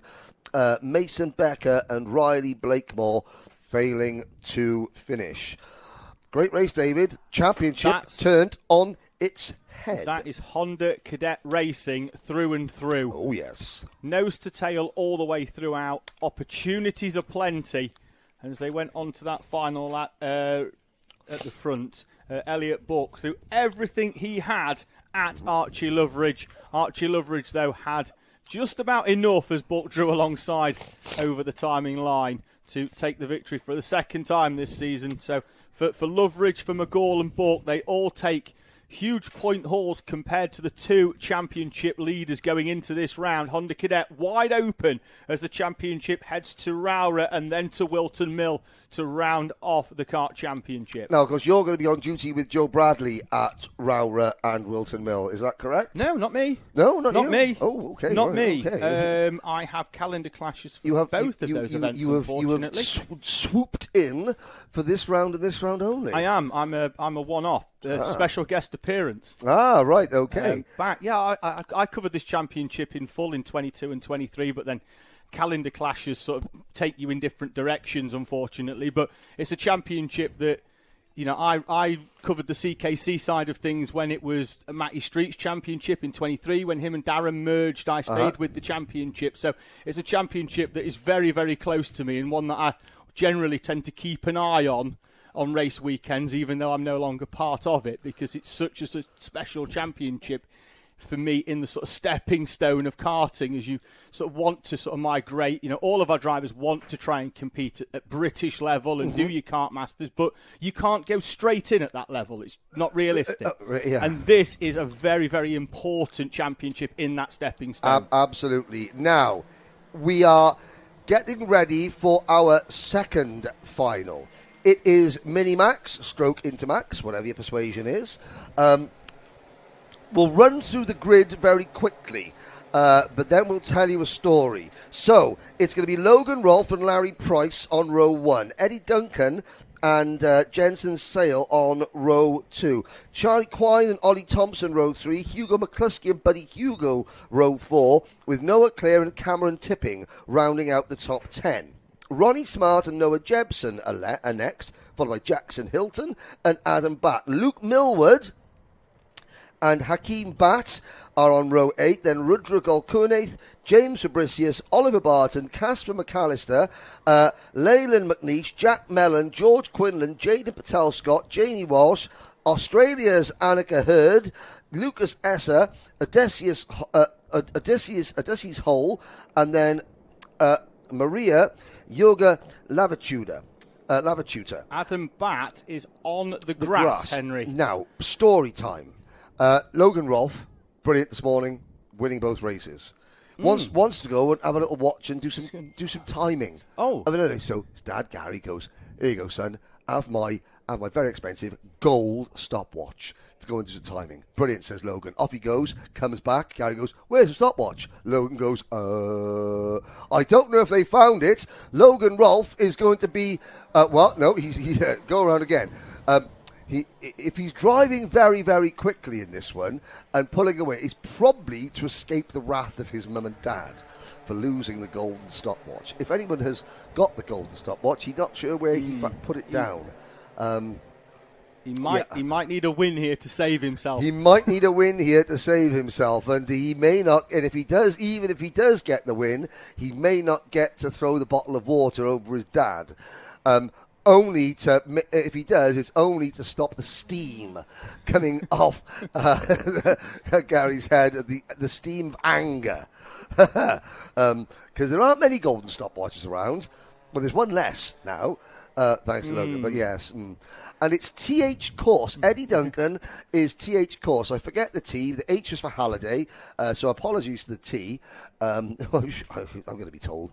But yeah, that's the number 157 kart of Eddie Duncan. And of course, it's Tommy Weyer Racing, the Pantano chassis, the Pantano team that Jensen Sale belongs to. And of course, Bradley Shepherd Racing, and of course, Synergy leading the way. Here we are. Let's try for the second time. Well, if you see Logan Rolfe pulling off at the side of the circuit, it's only because he's seen his dad's stopwatch and he goes, You can pick it up. Yeah. Like Funhouse. Yeah, pick it like Funhouse with Pat Sharp. Here we go then. Into the tram lines, and once again we're too fast. They're going very early out of that final corner. What I will say about this one and why it's been such an entertaining class so far in Intermax is that there's no teams with more than one driver inside the top 10. Yes. It means everybody, with the exception, I think we've got Price and Tipping at opposite ends, but you've got Rolfe for Synergy, you've got Price for BSR, you've got then Duncan in a separate team. Rolfe is now Synergy's at Luke Christie Racing, yeah. Yeah, so we've got almost every team represented inside the top 10, which means that nobody's going to be working together. No. Everybody's going all out for the victory. Yes. More excitement for us, more nervousness for everyone else. Here we go then. And of course, a nice smattering of privateers as well. Now, Mr. Ashton perched upon the start-finish line with the start line, lights at his discretion. He has given them 2 bites of the cherry. Now, cherries are quite small. They are. They're usually only 2 bites worth. They may, if they have to take a 3rd bite, Mr. Ashton might have to stop them and have a word. Let's see. And sometimes that does involve Mr. Ashton picking that front row up. Yes, and moving it to the back. Free trip to the back of the grid. Larry Price looks over, shaking and thinking, now this does look a little bit more respectable, pace-wise. Let's see if it remains so. Here we go then, as this one does look a lot better. The engine notes rise into the tram lines, the lights extinguish, and we are away and racing. And the inside row gets the jump. And those drivers from 1st and 3rd, it was almost 1st, 3rd and 5th, but Larry Price has held on to third place. Jensen Sale slots into fourth in front of what appears to be, I thought it was going to be Ollie Thompson, but it's not. It's Charlie Quine in the 118 from fourth place for ST Racing. Out onto the back straight, the top 5 in a straight line. The rest of the field fan out up towards hairpin 1. And it's been a good start, I think, there by Buddy Hugo, who takes a place down the inside of the 141. I think that's Noah Clare. So Hugo up into 8th place behind a very impressive, for me, Hugo McCluskey in P7. His first visit to PF in a race weekend. He's tested here, not raced here, going well inside the top 10 there in that bright yellow helmet for Origin Motorsport. And McCluskey, he was present at the first round of the championship at Warden Law, finished 22nd then. Home circuit as well. Hasn't been back since. So this is only his second appearance of the season. And like I said, his first race meeting here, the Origin Motorsport team set up by Elliot Surtees' family. It's an Anglo-Dubai-based team, an Anglo-Emirati-based team. They got One Arm Racing out in the United Arab Emirates, One Arm Racing here. It's run by Sam Morgan down in the UK, and they've gained a number of drivers since the start of the season, so the team are expanding well. They've got some fast drivers, including the number 164 of McCluskey, doing a good job at the moment. There's the number 150 of Ronnie Smart. He's had an up and down day, but he is there now in what is P4. But Rolf, Duncan and Sale are your top 3. Larry Price went for second place, and by the time he got to hairpin number 1, was down in P6. He's wrestled his way back up to 5. Buddy Hugo in the wall on the outside of the Mike Wilson complex. He looks to be in a little bit of discomfort. We'll see whether we carry on this race or whether we go Battenberg, because he's buried in that tyre wall very close to the side of the circuit. Yeah, Marshall is there with him already, as is always the case here at PF International. And we are neutralising the race. Neutralising the race straight away, yes. And again, driver is now up and out of his kart, so Buddy Hugo walks away. The reason that we're neutralising the race, putting it behind effectively the safety car, Logan Rolfe becomes the safety car, is because Buddy Hugo's kart is buried in amongst the barriers, and there is not a lot of runoff between the outside of the circuit and said barriers. So the marshals would have had to put themselves on the outside of a potential crash site in the middle of a race, and that would not, that doesn't fly. Because he's also gone through the next set of barriers, so the Team TVKC here, fast at work to put the reticel barriers back together because they're intertwined, and then the actual green barriers as well, the interconnecting barriers. So again, this is why, if you want, the marshals, if you want to come and volunteer and be a marshal, to join the club of marshals. Now, some of the marshals here, they marshal all over the country. We're still under Battenberg flag conditions, David. We are, and whilst we're under Battenberg flag conditions, the race leader, Logan Rolfe, is adjudged to have a start infringement, and the field being back together... That's not good news. Not good at all, because he's been given a 5-second penalty, and with the field so tightly packed once again, it's going to cascade him down the order. He's 5 points behind Larry Price in the championship. Coming into this race weekend, he would have probably overtaken Price given his performance today in the superheat and this final. And he's going to be aware of it because it will be on the overhead gantry at some point after the Battenberg is done. But Logan Rolfe is going to have to drive the race of his life to try and mitigate that penalty. Well, if he wasn't running and hiding from his dad, he's now running and hiding from the rest of the field here. He's looking over there, so he'll have been told that. It's on the timing and scoring screen. I'm sure that it'll be confirmed. So his goal now, he's got to go and hope that Eddie Duncan goes with him. What Logan Rolfe does not want is to have anybody trying to overtake and get drawn into a battle. Here we go then.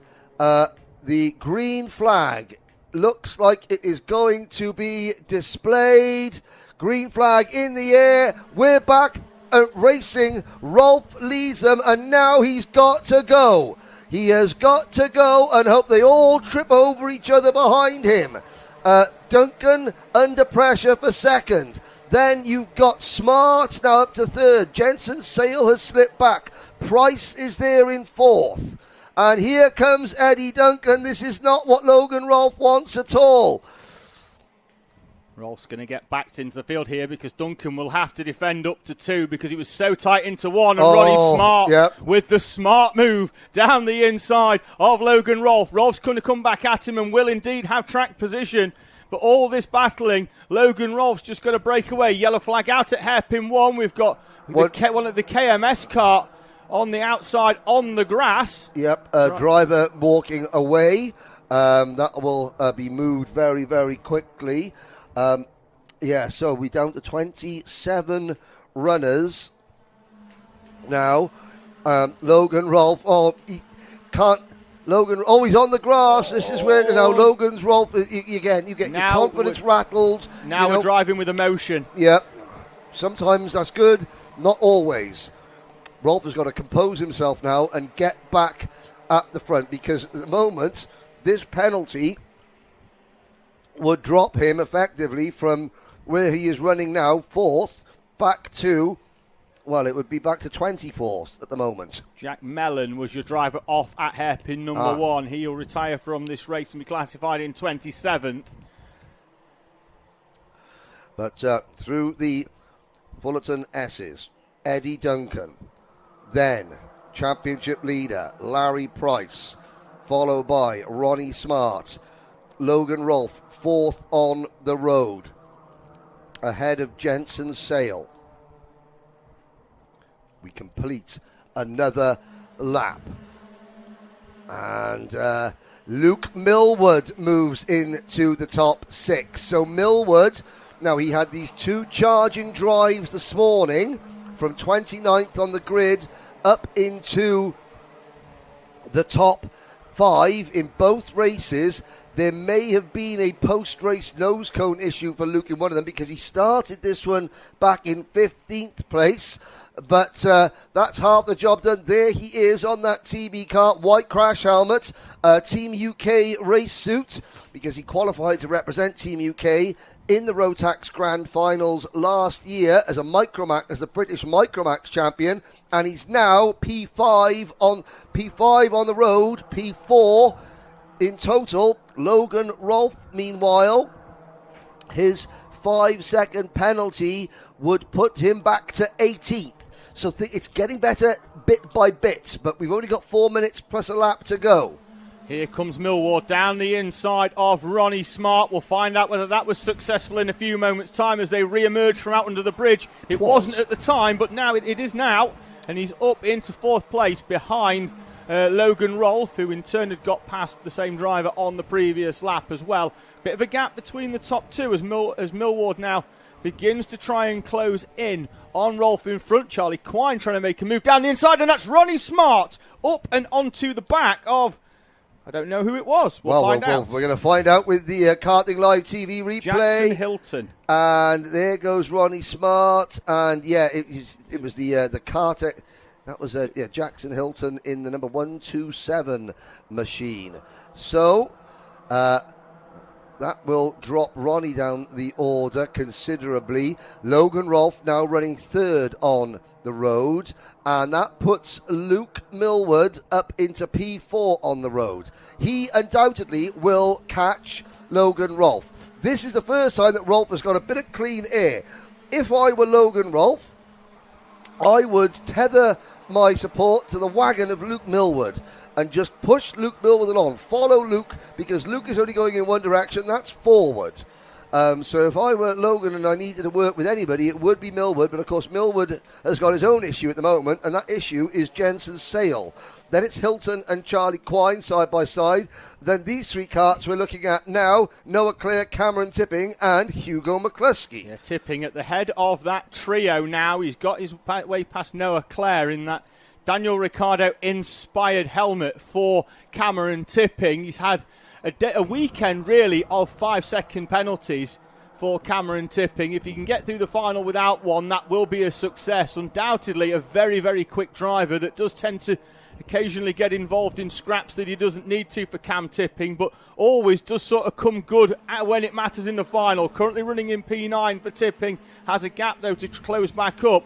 Talking about closing gaps up, Logan Rolfe 2/10 quicker than the duo in front, and there's been a change for the lead as Larry Price got past Eddie Duncan on that previous lap. Price leads from Duncan, and as Duncan tried to get back alongside Price through the bowl, and he's going to do it again up towards hairpin 1. This plays into the hands of Logan Rolfe, Luke Milward, Jensen Sale, and the rest of the field behind.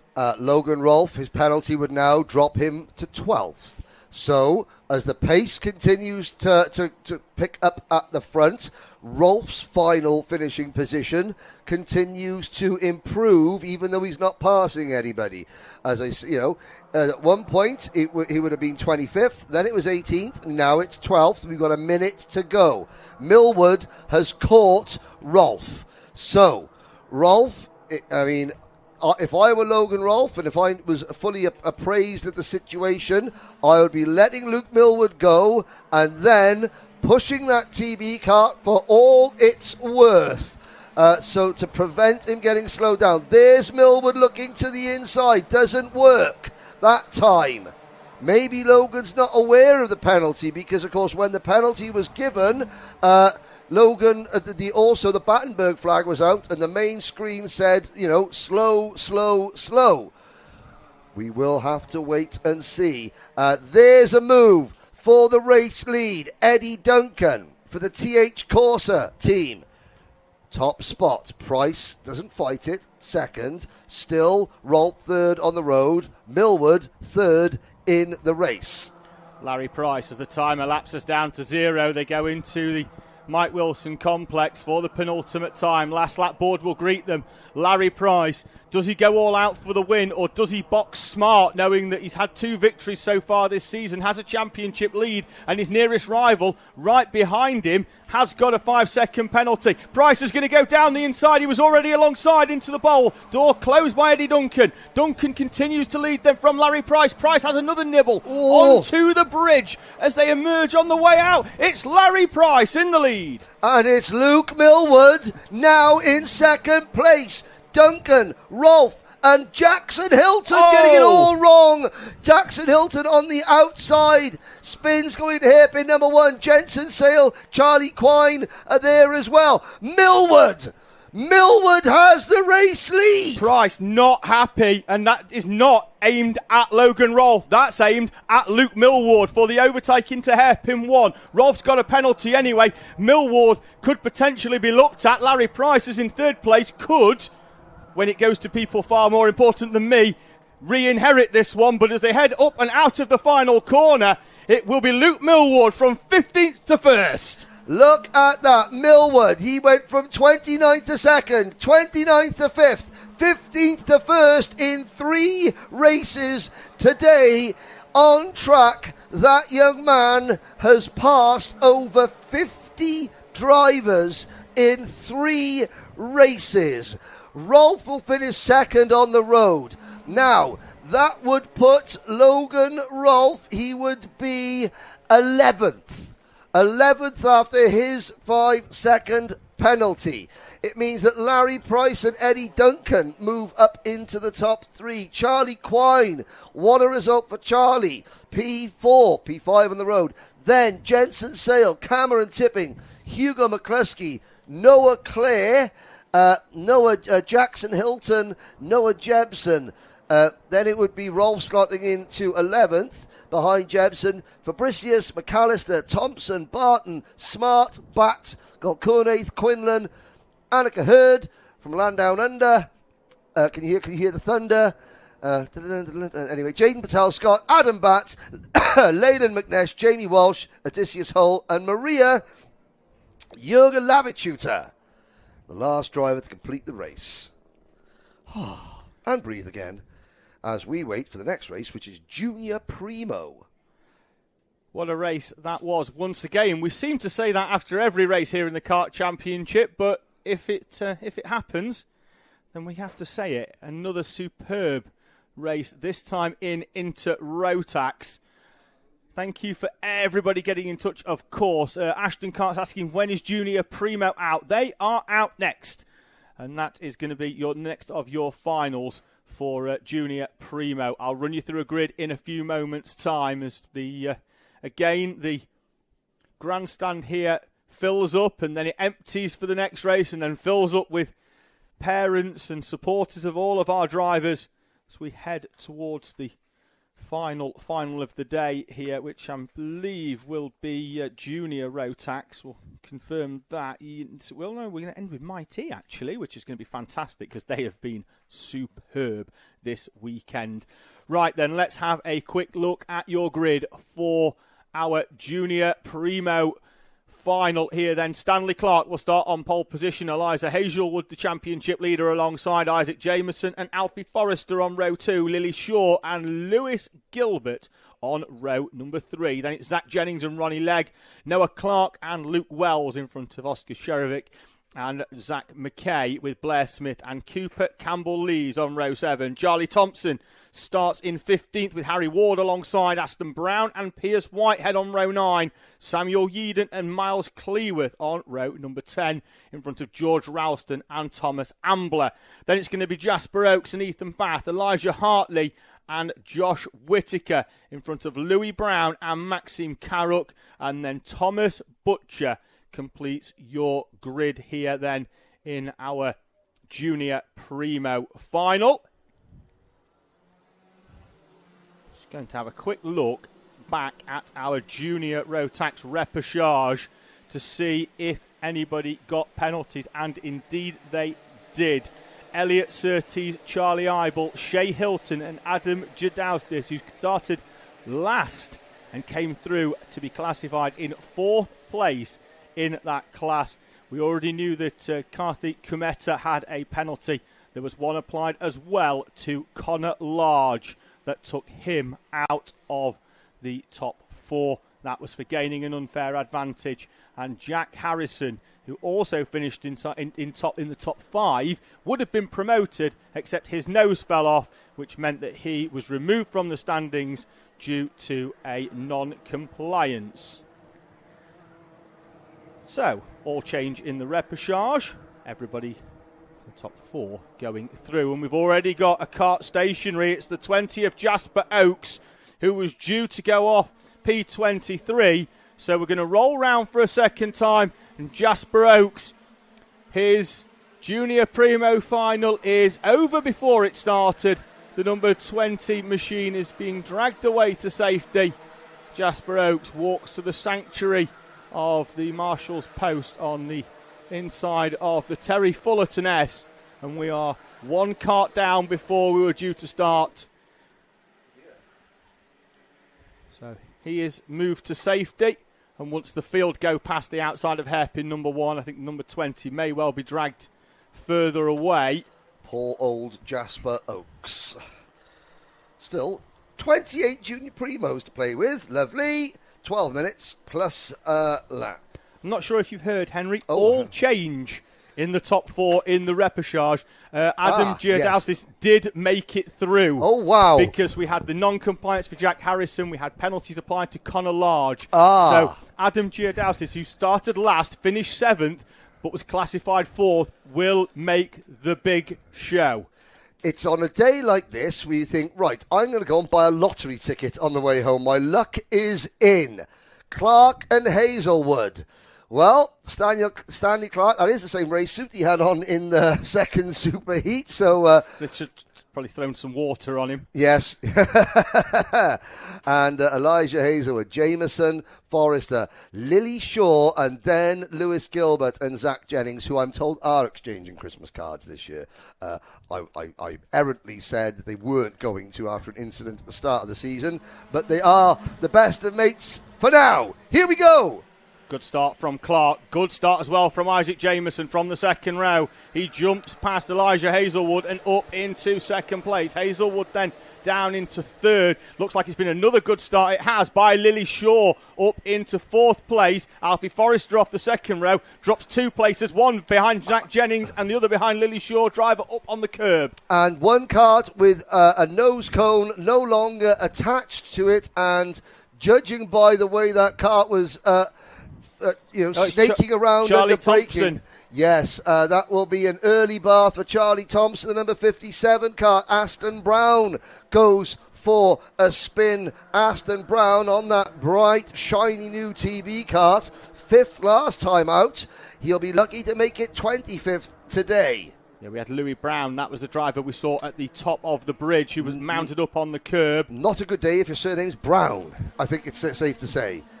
So there are the two X-Kart teammates chasing down the Hunter Motorsport kart, and there's a spinner going off under the bridge there, just caught it out of at the bottom of our screen. Looked like the driver did a full 360 and continued, so good style points for that driver, whoever they were. Change for second place. Elijah Hartley slides the 21 back down the inside of Isaac Jameson and moves up into second place. And I'm just trying to see the plain white kart. It's the number 41 of Louis Brown, who did another spin. Brown and Brown are at the back of the field after having 2 spins for Louis and 1 for Aston. As we complete lap number 2, Stanley Clark pulling away. That Hunter Motorsport Venator engine. I've seen Kai Hunter is here, obviously giving Stanley a bit of driver coaching. Oh, and there was a bit of elbows out going in between the group of karts just coming off the bridge now. And it was the Bradley Shepherd Racing livery karts that was this. That's the KMS machine. Oh, I do apologise. Yes, the Cato Motorsport. Of Oscar Cherovic. Yeah, Oscar Cherovic was sideways going on to the banking. The Pantano kart, Tommy Weyer Racing, number 78 of Lily Shaw, was also pointing in lots of different directions apart from the right one. And they both dropped back a little bit. Gap at the front was 0.7 of a second. These 2 X-Kart drivers are about to be joined by a third in Zach Jennings, who, again this weekend, had a terrible qualifying position. If that lad could quali, he could win some races. The problem is he's always outside the top 10 and then gets forward. He's in with a shout of a podium here once again, is Zach Jennings. In that number 69 machine, was second at round 2 at Shennington, second at round 3 at GYG. In with a shout of another podium here. And like I say, if he could get a qualifying towards the front, he would be in with a chance of winning some races outright in considerably easier fashion than what he's had to do so far this weekend. Now, we play the usual Junior Primo X-Kart game here. 3 identical chassis, 3 drivers with identical race suits. Elijah Hazelwood has the orange helmet, Isaac Jameson, the green helmet, Zach Jennings, the black helmet. Cooper Campbell-Lees is the 4th member of the squadron. He's got a white crash helmet. So at least they've done the decent thing and paint their crash helmets different colours. So we can tell them apart. Hazelwood in orange, Jameson in green, Jennings in black. Then it's Alfie Forrester, Chezovic, Gilbert, Shaw, Legg and Pierce Whitehead rounding out the top 10, with Cooper Campbell-Lees in 11th position. Then it's Noah Clark, Luke Wells, Miles Cleworth, Zach Mackay, Blair Smith, Ethan Barth, Thomas Butcher, Elijah Hartley and Sam Yeadon rounding out the top 20. We had yellow flags in the Mike Wilson complex on the previous lap. George Ralston in the 99, his kart being recovered out to safety, but he's going to retire from this Junior Primo final. Gap at the front remains fairly consistent at 0.7 of a second. The train behind were closing in on the previous lap. The gap had gone out, it's come back in, and that looks to me to be slightly closer than 0.7 of a second. We'll see whether my eyes are deceiving me as Hazelwood goes wide out onto the rumble strips, and it remains fairly consistent. But Jameson in 3rd is now quicker than Hazelwood in 2nd. Now, Isaac Jameson has a quandary now. Does he work with his teammate, who he is faster than, and try and hope to push them both up towards the race leader? Or does he think, I've got to go for it, potentially lose ground to the race leader, and then not be able to close up. So it is a quandary. Speculate to accumulate. Does he lose a few tenths in the overtake to then believe he's got more pace than Hazelwood to close in on Stanley Clark? We've still got half this race to go. 6:20 on the clock, which will be around about 6 when they go under the timing line. Can these two... I thought Jennings was going to close up and go with, but he has fallen away ever so slightly. Still looks comfortable in fourth, though. There he is in the third of the karts with what appears to be a new Nasso panel on the front. It's behoven upon Hazelwood to drive tidily now. If Hazelwood starts missing apexes and losing ground, and they did lose a few tenths to Clark on that lap, then Jameson has to go. If Hazelwood keeps up the pace and hits his apexes, and then Jameson will have to push him. But it's all down to what Hazelwood does. They're dropping Jennings now into fourth position, but Jennings has still got a comfortable advantage over Forrester in fifth, Chesevic in sixth, Gilbert, Shaw, Wells and Cloworth, who round out your top 10. Gap 7.8. The list of drivers... Now, yes, we've got two karts. Charlie Thompson has also stopped, and there's two karts now at the Mike Wilson complex that are out of this race, Ralston and Thompson. As we look, where's Thomas Butcher? Butcher's up to 21st position, and of course Jasper Oakes failed to take the start as well. His kart is nestling between two barriers on the exit of the second hairpin.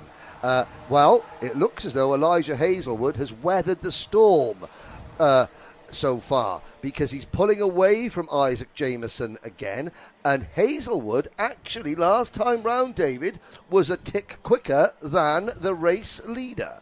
He was. It's amazing what he can do when he hasn't got to worry about being overtaken. He has indeed broken the resolve so far of Isaac Jameson, who appears to be falling back now into the clutches of Zach Jennings. Jennings, who I thought was pretty much out of the fight for a podium, is closing back in on his ex-kart teammate Isaac Jameson in front of him. He was 8 tenths of a second or so behind it. The gap between them is down to 4 tenths. Jennings taking chunks out of Jameson. And if you're thinking, I like the look of those black and white Team X-Kart machines, I fancy driving one of them, well, if you go to the X-Kart website, and again, be careful when you're typing in www.xanything, X-Kart website, you will see a link for the X-Kart Scholarship and how you could get yourself a drive in this championship next year for X-Kart. The scholarship takes place at Wilton Mill in September. And, you can find out there, because Matty Street does an awful lot to try and bring young drivers into karting. That NASA panel for the nose cone of Isaac Jameson, David, looks a little bit on the wibbly-wobbly side. I think I'd put my house, and I'd also put your house, Henry. Oh, excellent, because I owe a lot of money on my house. On that being a front-fairing issue. Brilliant. For Isaac Jameson, unfortunately. So, sorry if you're homeless by the end of the evening, but I'm fairly confident that I'm right. I'll be the only person that is homeless, but a lot richer by the end of it. Here we go then. Just under 3 minutes to go, and Hazelwood is 8 tenths of a second behind Clark. Jameson under pressure for third from his teammate Jennings. Forrester a long way back in fourth, and but again has got a big lead over the sixth place battle between Chesevic and Lewis Gilbert. Then another big gap back to Lily Shaw, Miles Cloworth in 8th and 9th. Cooper Campbell Lees has got a huge group of drivers behind him, so the main pack of karts is for about 10th place on back. Cooper Campbell Lees, he's got the gold and black special liveried Team X-Kart machine, which we're not seeing a great deal of on our cameras, for the sole reason that Cooper Campbell Lees is mired in the mid-pack. And, Zach Jennings has just made an absolute pig's ear of the first hairpin, and all the hard work that driver there on your screen has done to catch his teammate has now been undone. I feel he may be given a reprieve for that by the very bouncy nose of Isaac Jameson, but nonetheless, he's now going to be a lot closer and give Alfie Forrester a bit of a sniff of closing in on that 69 in front. Forrester, who was well over 1.5 seconds off the back of Zach Jennings, is now within a second of Zach Jennings. 0.8 of a second is the gap. Jennings now still in that 4th place, still fairly comfortable, but just needs to tidy it up for these final few laps. He's got 3 to go. Less than a minute now remains plus a lap, and we are very, very static at the front. Not completely surprising in Junior Primo, with so many of these drivers being first-time visitors to PF International. And we talked a lot about this is a very fearsome, it's a very daunting track to any newcomer, no matter what kart you're driving. And Junior Rotax happens to be a very, very potent vehicle with which to come here for your first time. And everyone is taking their time to find their level, as it were. What is Stanley? Well, I was about to say Stanley Clark absolutely clattered the exit curb of the Fullerton S's and threw 0.3 in the direction of Eliza Hazelwood. That'll be nerves. That will be nerves, undoubtedly. As what was Isaac Jameson pointing to? He was pointing down towards his engine as he came across the line. Now, obviously, his mechanic is in the stands there. Not that the mechanic can help him at the moment, but he's just letting the mechanic know there's a problem. If anything happens, don't shout at me, it's not my fault, is what I think he was trying to say. We'll have a little look. He has fallen quite a way back, but of course, nose cone penalty or not, and that's just speculation. Jameson is, all on his own in 3rd place.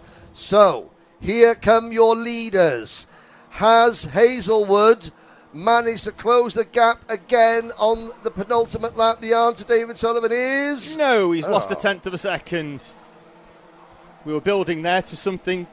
we were hoping to build to something that unfortunately we weren't. There is some lap traffic in front, but I don't think they're going to catch them. And if they are, it's going to be right at the end of the lap. In fact, they may do, as the 2 in front are squabbling. And if they do, it will be in the Mike Wilson complex. It's Maxim Karuk in the number 74 kart and Louis Brown in the number 41.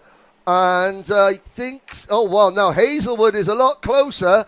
Stanley Clark, he wants to go as slow as possible to not catch the lapped karts, but also keep Hazelwood behind. Hazelwood's going to have a chance at a run to the flag here, David. Hazelwood within touching distance of the race leader out of the final corner. Clark catches the lap traffic, uses the slipstream, punches the air, and Stanley Clark wins in Junior Primo from Elijah Hazelwood and Isaac Jameson. Then it's Zach Jennings, Alfie Forrester and Oscar Chezovic, with Lewis Gilbert, Miles Cleworth, Lily Shaw and Zach McKay completing your top 10. And did you notice Hazelwood patting the side of his go-kart as he crossed the start-finish line?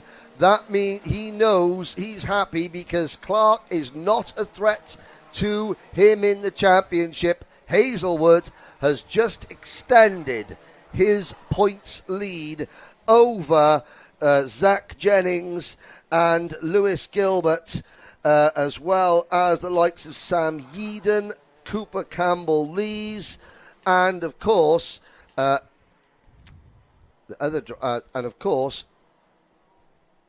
Isaac Jameson. He was happy with that. Hazelwood, who came into this race weekend with the largest championship lead of any of our classes, 35 points he had on Lewis Gilbert. Gilbert finished the final in 7th. And it's Hazelwood second, which is effectively for him a win against other drivers within the championship. Some great drives. Gilbert did make up a number of places. Miles Cleworth moves up from 20th to 8th. Great drive for him. And Pierce Whitehead, just outside the top 10 in P11, had a steady little drive up through the field as well from P18. Yes, Cooper Campbell-Lees, Ethan Barth, Elijah Hartley and Aston Brown at the top 15, although Brown does get a 5-second penalty. And that will promote Samuel Yeadon, Noah Clark, Harry Ward, Ronnie Legg and Blair Smith up a few positions. Josh Whittaker and Thomas Butcher were next across the line. Louis Brown and Maxim Karuk both finished, well, they were a lap down almost. Luke Wells going out on the penultimate lap, and then we saw the retirements of Thomas Ambler, George Ralston, Charlie Oakes, and sadly, before the start of the race, Jasper Oakes. Big news! Okay. A gold stopwatch has been found. Oh, fantastic. Logan Rolfe is breathing a lot easier for himself, so well done to the person that found it. He won't have to walk home anymore. Yes, you're allowed. You can get back in the car. You're in the boot with the dog, but you're in the car. There we go. Well, I'm glad whoever found that. I don't know if it was a Logan who found it himself or if some good citizen found it and handed it in to its rightful owner. There we go. Next up then here at the Kart Championship, it's time for your final in Micromax. This one has been a Harris Barber show so far this weekend. Henry, he starts on 0 points, which means he's won every race so far. Yes, of course. In karting, you know, championship points is one thing, but heat points and grid points is something else. If you've got 0 points coming into the final, that means you have won everything. You've won all the heats, all the super heats, and Harris Barber has 0 points. He's got maximum championship points, 0 grid points. Dimitar Uzanov will go on the outside of row number 1. Charlie Page and Dian Pahal go from row number 2. The last time Page and Pahal, I've got to say it now. I'm sorry to Mrs. Page and I'm sorry to Mr. Pahal. The last time that Page and Pahal started together in a Micromax race here at PF International was the final for the Rotax O plate, and they both ended up on the grass in the banking and finished down the, well, Dian came back to finish second and Charlie came back to finish a little bit further back. Let's hope that lightning does not strike twice. Is that because you have a bit of an effect on Dian Pahal? I have. I was wandering. I was wandering through the paddock, looking for my good friend Mark Reynolds from Tornado Kart Engines, who owes me a packet of cigarettes. Sorry, I've said it now. And Dian's dad said, "Henry, how are you?" And I went, "Oh, hi." And Dian's there, and he looks at me, and Dian just puts his hand up and waves me away, smiling, waves me away. Yes, because I am Dian's kryptonite when it comes to him winning a race whilst I'm commentating. He hasn't yet won a race while I've been on the microphone, and Dian reminds me of that now because he's won several others in other championships, or even at championships that I do that I haven't been present at on the day. Behind those two, and hopefully they do see the checkered flag, it's Jensen Darlow and Noah Wicklow. Then it's going to be Ethan Lloyd and Teddy Murphy on row 4. Last year's Mighty Bambino champion Ralph Martin will share row 5 with Dax Farah. Zach Andrew will be all on his own on row 6 because Lewis Cacaldi is not racing in the final. Then it's going to be Henry Algar and Harry Stinson with Arthur Bowers and Freddie Blackshaw. The remaining runners on the field, it will be Carter Jackson, Junior Wright, Ethan McClelland, Teddy Roberts, and Lani Eden. Now, here we go. For me, Henry, yes, all eyes on row 5, because that's where the action was at last time between Ralph Martin and Dax Farah. They had a bit of an introduction to each other down at hairpin number 1 that I'm sure would have provided a tense environment down in the Strawberry Garage. Yes, well, indeed. The Strawberry Satellite Garage this weekend, because it's not official Strawberry, but they're all still together in the garage. Yes, it's a scary thing when Mark Baines is running operations down there in his own inimitable fashion. But the Micromax drivers head out on their formation lap under wonderfully sunny skies here at PF International. We've seen quite a few incidents, that have kept the stewards busy, but that's just a reflection, I think, on, number one, the circuit, number two, the fact that it's new for the drivers. There are so many of them making their first racing appearance here at PF International. So I think that's just... And, of course, we're getting bigger and bigger grids at the championship, so it's a natural progression that you do see a lot more close quarter action. But here we go, we're going to see plenty of close quarter action in this next race. Can Harris Barber maintain his perfect start, or his perfect day, his perfect weekend in Lincolnshire for Barber? Barber then will lead us through. The pace still rather high at the moment as they head out of the final corner and into the tram lines we go. The lights still on, and the lights remain on. And as predicted, the pace very quick through the Mike Wilson complex and around Mixed Corner. A little bit too fast. Well, they were keen. There's no wrong with a bit of enthusiasm. What they're wanting to do, Henry, they want to get the racing done, go home and re-watch this footage whilst they're having their tea at home tonight. Yes. Or they want to go and re-watch the entire 24 Hours of Le Mans on the Karting Live TV YouTube channel, which has got the Radio Le Mans studio vision. So basically, you're just looking at the studio while you're listening to the race, but looking at the commentators for Radio Le Mans in the studio. We know a few of them, don't we? We do know a few of them. So do you, ladies and gentlemen. That's where Joe Bradley and Nick Damon are. And the audience are now in sync going, yeah, we do know. God, bring them back. Bring them back. Send David and Henry to Le Mans next year instead. We don't mind at all. Here we go. Some go-karting, ladies and gentlemen. Uzanov on the outside of row number one. Barber on the inside. Page and Pahal on row number two.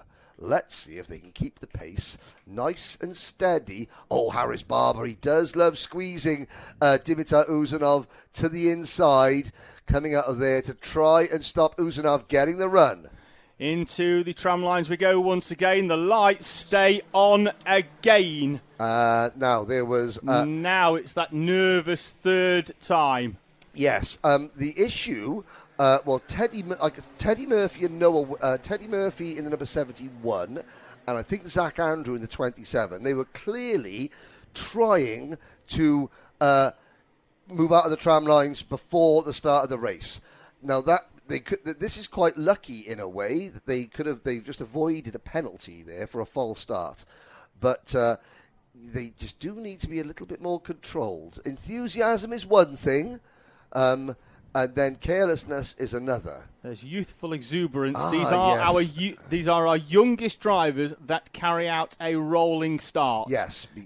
Let's be honest, it's not their first rodeo. However, it's a very different matter here at PFI. It's probably the longest run out of a final corner to a start line that these drivers will have this season in terms of it being a straight line. So it is very inviting to power down as soon as you come out of that final corner. Of course. Despite the fact that the acceleration line is about 80 metres further up the track. You'll see the yellow cones the line across the circuit. Look at Barber now. Watch him squeeze Uzanov to the inside. He'll move. No, he doesn't this time. He keeps a lot say. Now this is better because he's trying to prevent Uzanov from getting the momentum coming out of that corner. This looks better. Let's have a look. And we are good in terms of the lights, and we're away and racing at the front for the very least as Charlie Page moves through, as does Jensen Darlow, up into third place. So the entire inside line, 1, 3 and 5, move through into positions 1 and 3. Yep, and Dia Bahal moves into P4, so Uzanov was the unlucky driver there. He is down to about 5th position. But it's Harris Barber, Charlie Page leading the way. Pahal cannons into the side, and luckily there, Pahal, you can see Pahal now try and sweep to the inside, does the crossover, and Jensen Darlow is there, wallop. But it costs Pahal, and Darlow continues without losing a position. Look at that behind Henry. Sorry, I know you were about to say something, but we had 15 drivers going for the same piece of tarmac into the Bobby Game corner. Pahal has somehow, I believe, still managed to hold on to fourth place, albeit about 40 metres behind Jensen Darlow. And these two are off at the races. Page, I am sure, will not... His nose cone will not leave the rear bumper of Barber for some minutes. They've got the brake, and they're already signalling to each other. Page knows he's got a gap. If he keeps pushing, the rest will never, ever catch them. That's what Page is going to try and do, but he doesn't want Barber to defend at all. Let's push away. Tractor and trailer rather than train. Let's just be 1 and 2 rather than inviting everybody back in, because Pahal has a train of karts all the way down to the number 11 of Junior Wright. The entire field behind the top three are on that short straight between the Fullerton Esses and Bobby Game. Yep, indeed. They're battling from 4th to 20 all. Look at them in the background, all emerging. But this top two doing what they need to do. And let's have a look at the lap times already. Last time around, Darlow was about as fast as the two leaders on his own. But there's a 1.2 second gap between Page in second and Darlow in third. And there's another 1.2 second gap between Darlow and Pahal. Warning for Dean Pahal. He gets away without a penalty because he actually cost himself more time, and Darlow actually continued without a problem. Teddy Murphy and Harry Stinson outside the tram lines at the start, which that was easy to see. It was Stinson Murphy in the 71 kart, Stinson in the 78. Murphy had all four wheels outside the tram lines. That's a 5-second penalty. And Stinson only had 2 wheels outside the tram lines. That is a 3-second penalty. Fastest lap of the race from Dimitar Uzanov in P5 as he tries to hunt down Dion Pahal. Yep, there you can see Uzanov pushing Pahal, and now that gap from 4th back to everybody else is now a 2-kart scrap, because you can see Murphy in 6th, Martin, Farah, Wicklow and Ethan Lloyd. They're now pretty much in their own private battle. Pahal and Uzanov have caught Darlow. Now, will they just tag on to Darlow and try and push Darlow onto the back of Barber and Page, or do they feel they've got enough pace to find a way through? Dion Pahal is... Well, he's already had one nibble at Jensen Darlow, and it didn't taste very nice. So, does discretion mean the better part of valour on this occasion, I wonder? Well, the side pod on Darlow looks considerably better than I thought it would have done. I thought it would be black with the rubber of Dion Pahal's front left wheel as he went into the side of Jensen Darlow, tapping away at his rear bumper as they make their way up and around the bowl. And there is Pahal looking to the inside, makes the move. So Pahal back into 3rd position, and that time the little bite he took tasted lovely. Oh, although actually he's got a bit of indigestion. It's acid reflux. It's coming back at him now. Here comes Darlow, but Pahal's able to keep Darlow at bay for the time being. Shout out to Noah Wicklow. Fastest lap on the previous was half a second quicker than the race leader for Noah Wicklow as he draws up onto the train of karts in front of him at the moment in 9th place. He's trying to get onto the back of the train from Teddy Murphy, with Ralph Martin and Dax Farrett in that mix as well. Yes. And Darlow now trying to have a fight back against Dian Pahal. Uzanov has sort of... I thought he'd be able to put... Well, he's now going to give Darlow a push. Is he? Yes. He thought about making a move, then decided, no, I'm going to carry on pushing the number 26 kart. Now he makes his move, and the JPD UK driver Dimitar Uzanov moves up into P4. And I've got to say, I haven't had many predictions right against you today, David, but the one prediction I said that Page would work with Barber for many minutes is bearing fruit. However, they've only managed to pull a 1.6 second gap on these three drivers. And that is not enough. Not at all, because if these two are smart, they're going to go with Dion Pahal, who was a quarter of a second quicker than the leading duo on the previous lap. And with 6 minutes to go at that rate, he will catch them at the most important lap of the race, and that will be the last one. So if these two can play it smart, work with Dion Pahal, they have a chance of a podium as well and have a chance of battling for 3 positions rather than just step 3. Zach Andrew has just been given a 5-second penalty. Zach Andrew is currently... let's have a little look. He's down in 10th place behind Noah Wicklow, so won't be featuring amongst the top 5 or 6. In fact, he's there on his own at the back of the screen coming down the hill. Pahal and Usinov, the gap still 1.6 seconds behind these two. Remained consistent on that previous lap, despite Pahal taking a huge chunk out on the lap prior to that. That was the one where Pahal actually found a way past Jensen Darlow at the same time. Now the leaders are thinking about it, and I think this is too early for them to be squabbling. Charlie Page realised that. He got a good run out of the corner. Thought, no, I haven't got the momentum to pass Barber cleanly right now, so I'm just going to draw back into the line there. That was Page making the conscious decision not to try and pass. Charlie Page, who I saw make one of the finest overtakes I've ever seen at Rowra back in his Bambino days, when he went on to the last lap in 4th place and came out as the winner in one of the heats that day in 2023, has made the step up into Micromax, has immediately asserted himself at the front of the class with Harris Barber. The two of them, again, had a chunk taken out of them by Dion Pahal. And it was all because Barber got his line wrong coming out of the Fullerton S's.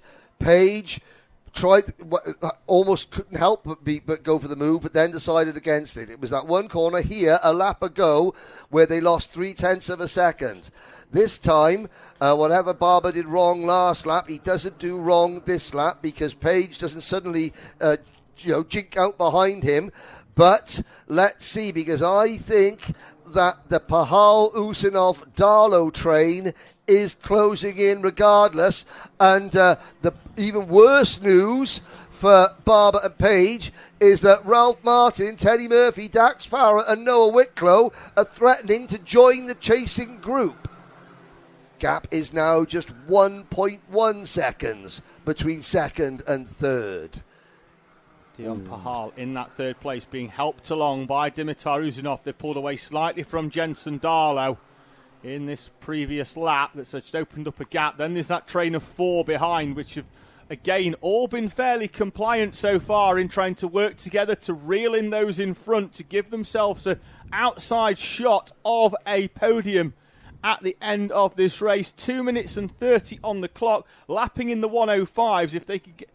They think they're going to get round before the 2:10 mark. We could well get 4 more laps in here, Henry. It's going to be tight. I hope so, and I think they will. I'll hope so. Harris Barber. Well, Barber, it's going to be very close. But I think you might be right again, David. You're quite good at this, almost like you've done this before, watching go-kart racing. Once or twice. Once or twice, yeah, over the years. Now the gap is down to just 1 second. Page has got he's got a quandary now. It's evident that he is quicker than Barber. He's done a very dutiful thing. He's done the smart thing. He's pushed and pushed and pushed, but Barber doesn't have the pace to help them both get away. Now, Page is looking over his shoulder. He can see the chasing pack getting bigger, and it's like, well, I've done everything I can. My hand has now been forced. He is going to have to try and make the move on Barber and do it soon before that chasing group catch them. Because if they do, suddenly Page, he's going to have to start thinking about defending as well as attacking. So if Page is going to go, he's going to go very, very soon. The train behind are edging closer, lap by lap, corner by corner. Dion Pahal, Dimitar Uzanov, Jensen Darlow are closing the gap in another tenth of a second out of Harris Barber and Charlie Page. Barber on for a perfect weekend so far. Charlie Page wants to take that away from him. Dion Pahal needs to take that away to get the monkey of Henry Burdett off his back. Which is a big monkey, I shall tell you. Down towards hairpin number 1. Is Page going to make the move? Not quite. Because, of course, if Dion Pahal gets within a couple more kart lengths, every time Page will take a wide line going into the corner to try the undercut or the crossover, Pahal will stick his nose in, and that will spoil everything for Charlie Page. So he's got to try and make the move before Pahal gets to him. Barber's not defending either. No. Oh, Charlie got... Charlie he's been coached by Matt Scheuer, and I don't want to try and, say anything that what Matt has taught him is wrong. But Page has got to go very shortly because they're going to cross the line. Hang on. 3 seconds. Oh, they crossed the line with 2 seconds to go. So we get 2 more laps. And this now, I think, is where Harris Barber is going to flip the switch into defence mode. Up and over the bridge they go, and I would expect Harris Barber to introduce his kart towards the inside line for the first time. And indeed he does. Charlie Page follows the line. Dion Pahal is right in the mix now. Page's chance is now Page, is he thinking, okay, I need the help from Dion Pahal to push me past Harris Barber. Let's see. Of course, Barber's going to need to defend. If Page, tries the crossover, he's going to hope, will Pahal go with him? Now, Pahal is going with him, but Barber's defending. Next time around, they'll get the last lap board, and don't count Dimitar Uzanov and Jensen Darlow out either. But Barber has led from start. I won't say the F word, but I'll say the L word. He's led from start to last lap. Here comes Pahal on Page for second. Dion into P2 as we start the last lap. And now Page is being swamped. There goes Uzanov, there goes Darlow. Charlie Page, who waited and waited to try and get past Harris Barber, waited too long, and Harris Barber is now going to have to work. Dion Pahal out of the slipstream, slots back in. Barber will straight line it up towards the second hairpin. Pahal could go wide because he's got nobody behind him. Barber switches across to the outside, defends up towards the Fullerton S's. Here we go to the inside. Dion Pahal into the Fullerton S's. Oh no, he just clips it. That's going to cost Dion Pahal. Barber continues to lead. Uzanov to P2. And it's going to be Harris Barber that leads them onto the last straight. The curse of Baudet continues for Pahal. Harris Barber out of the final corner. He's weathered the storm in this one, and he holds on to complete the perfect weekend. 2 heats, 2 super heats, and a final at round 4 from PF International. Harris Barber wins from Dimitar Uzanov and Dion Pahal, with Charlie Page, Jensen Darlow and Noah Wicklow in front of Ralph Martin, Teddy Murphy, Zach Andrew and Dax Farah completing the top 10. Henry Algar, Harry Stinson, Freddie Blackshaw, Carter Jackson, Arthur Bowers, Junior Wright and Lanny Eden complete the top 17 with Teddy Roberts in 18th. Sadly, now, whilst we were concentrating on that, Ethan Lloyd, who is second in the championship behind Lewis Cacaldi. So again, Ethan Lloyd fails to see the finish. So the top 2 in this class will, I'm sure, be using this round as their dropped score, and that is good. Well, Henry Algar is third in the standings. Now, it's hard to believe that Algar, finishing 11th, actually gaining ground on the points leaders. Yeah, Jensen Darlow as well in that 5th place. He came into this nearly 50 points behind Lewis Cacaldi, but he has had a very, very strong weekend, has Jensen Darlow, running at the front of the Kart Championship here at round number 4. all weekend for Jenson Darlow. Finishes in P5, but also set the fastest lap of the race with a 1:04.55 for Jenson Darlow.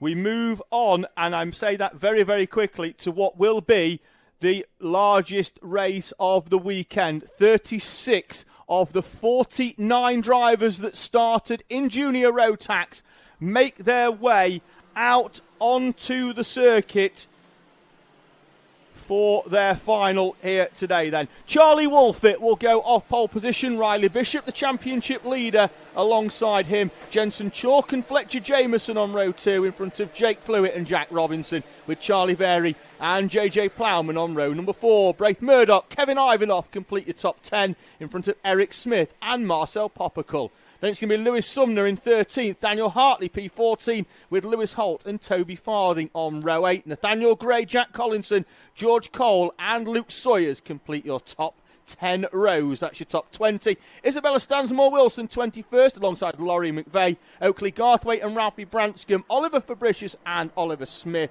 with Alfie Lambert, Ellis Dealey, Thomas Harper, Zach Kane, Sebastian Clark, Tyler Richardson and Elliot Surtees, Charlie Eibel, Shea Hilton and Adam Jadowstis. The final 4 making their way through from the earlier repechage. We will have a second rolling lap for this race, and the grandstand filling up nicely to watch what could be a real show stealer.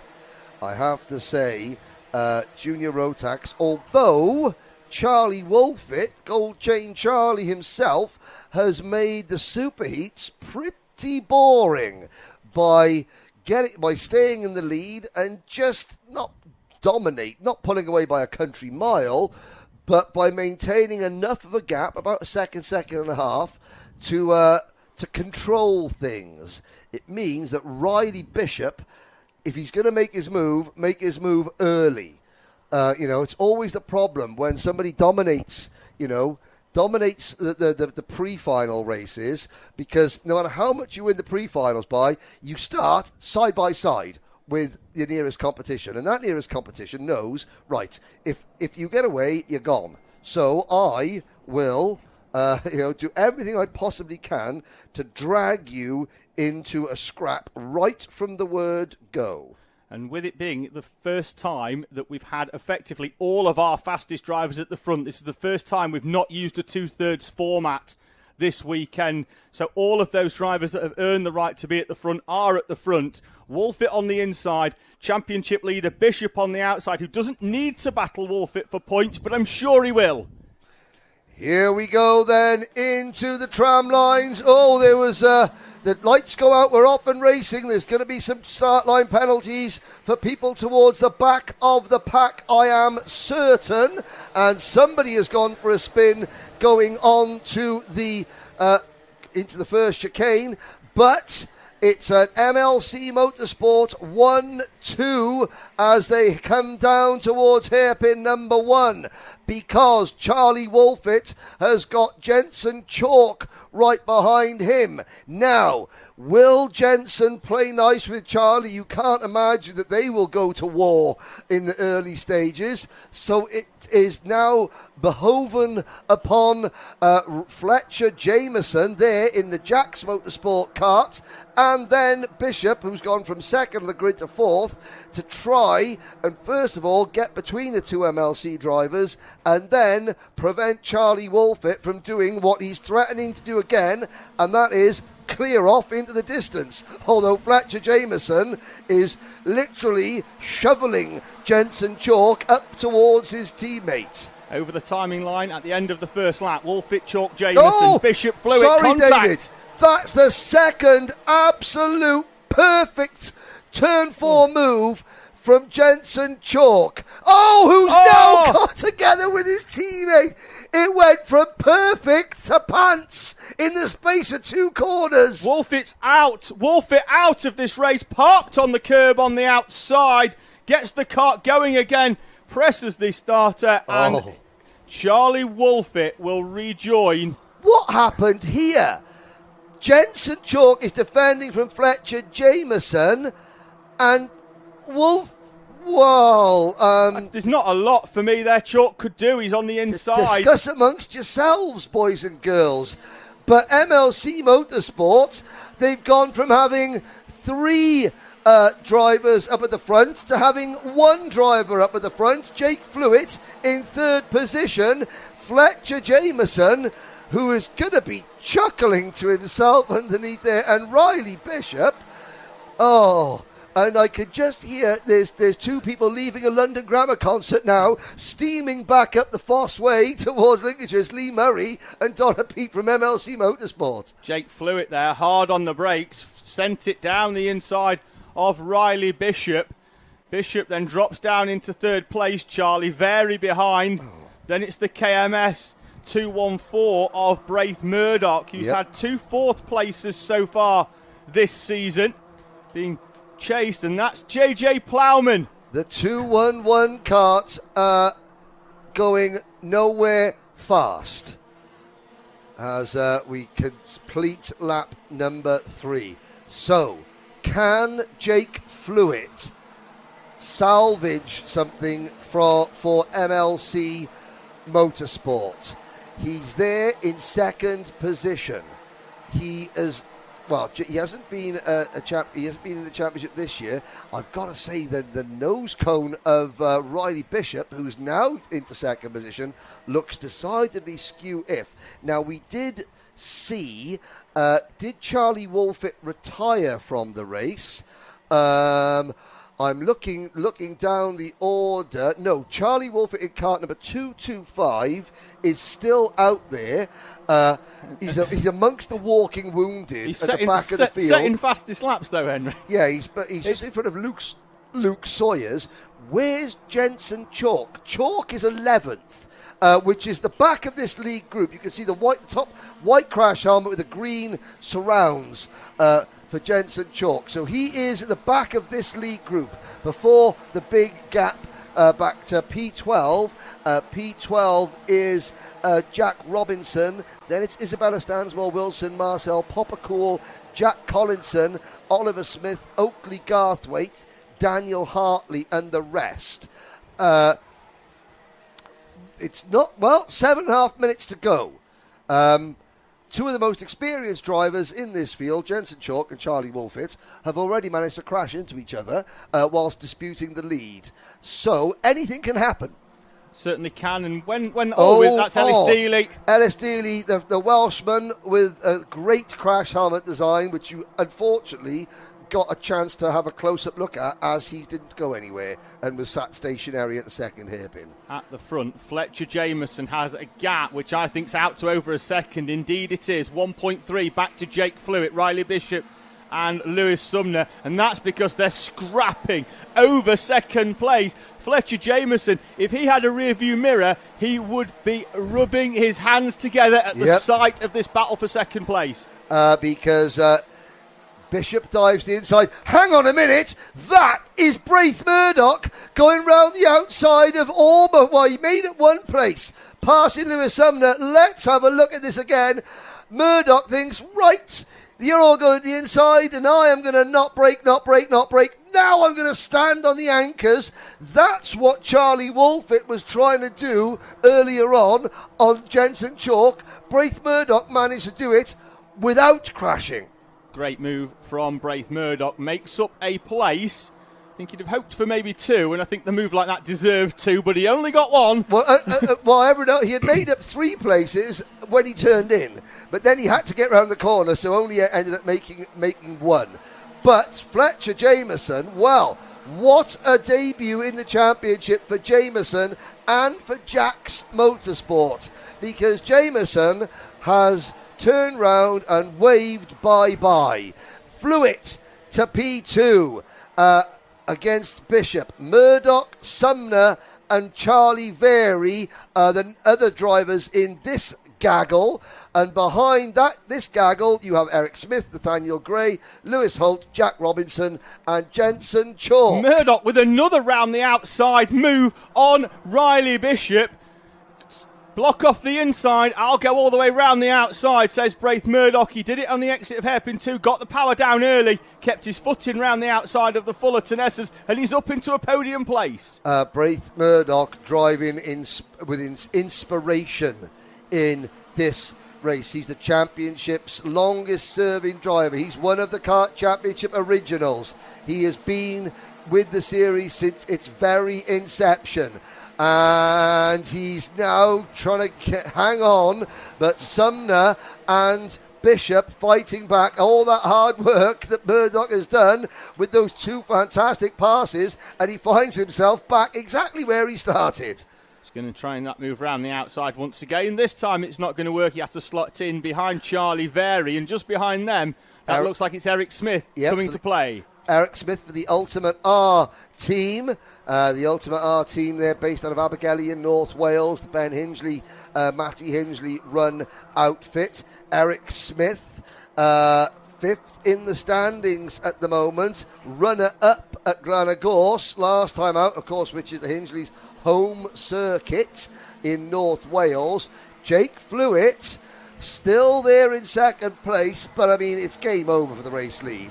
Game over. Jensen Chalk, he's back up to 8th position, but 2nd is the best he can hope for, and he's running out of time. He's going to need some help to get there. Help, though, might be coming in the form of, now Braith Murdoch is losing ground. He gets passed by Eric Smith, so that is Murdoch down to 7th, which, when you consider some of the moves he's pulled off, that seems like it's wholly unjust. Yeah, it's going to be 2 laps of highlight reel for Braith Murdoch. Unfortunately, those are going to be in the middle of the race rather than at the end of it. He's ran as high as 3rd in this one.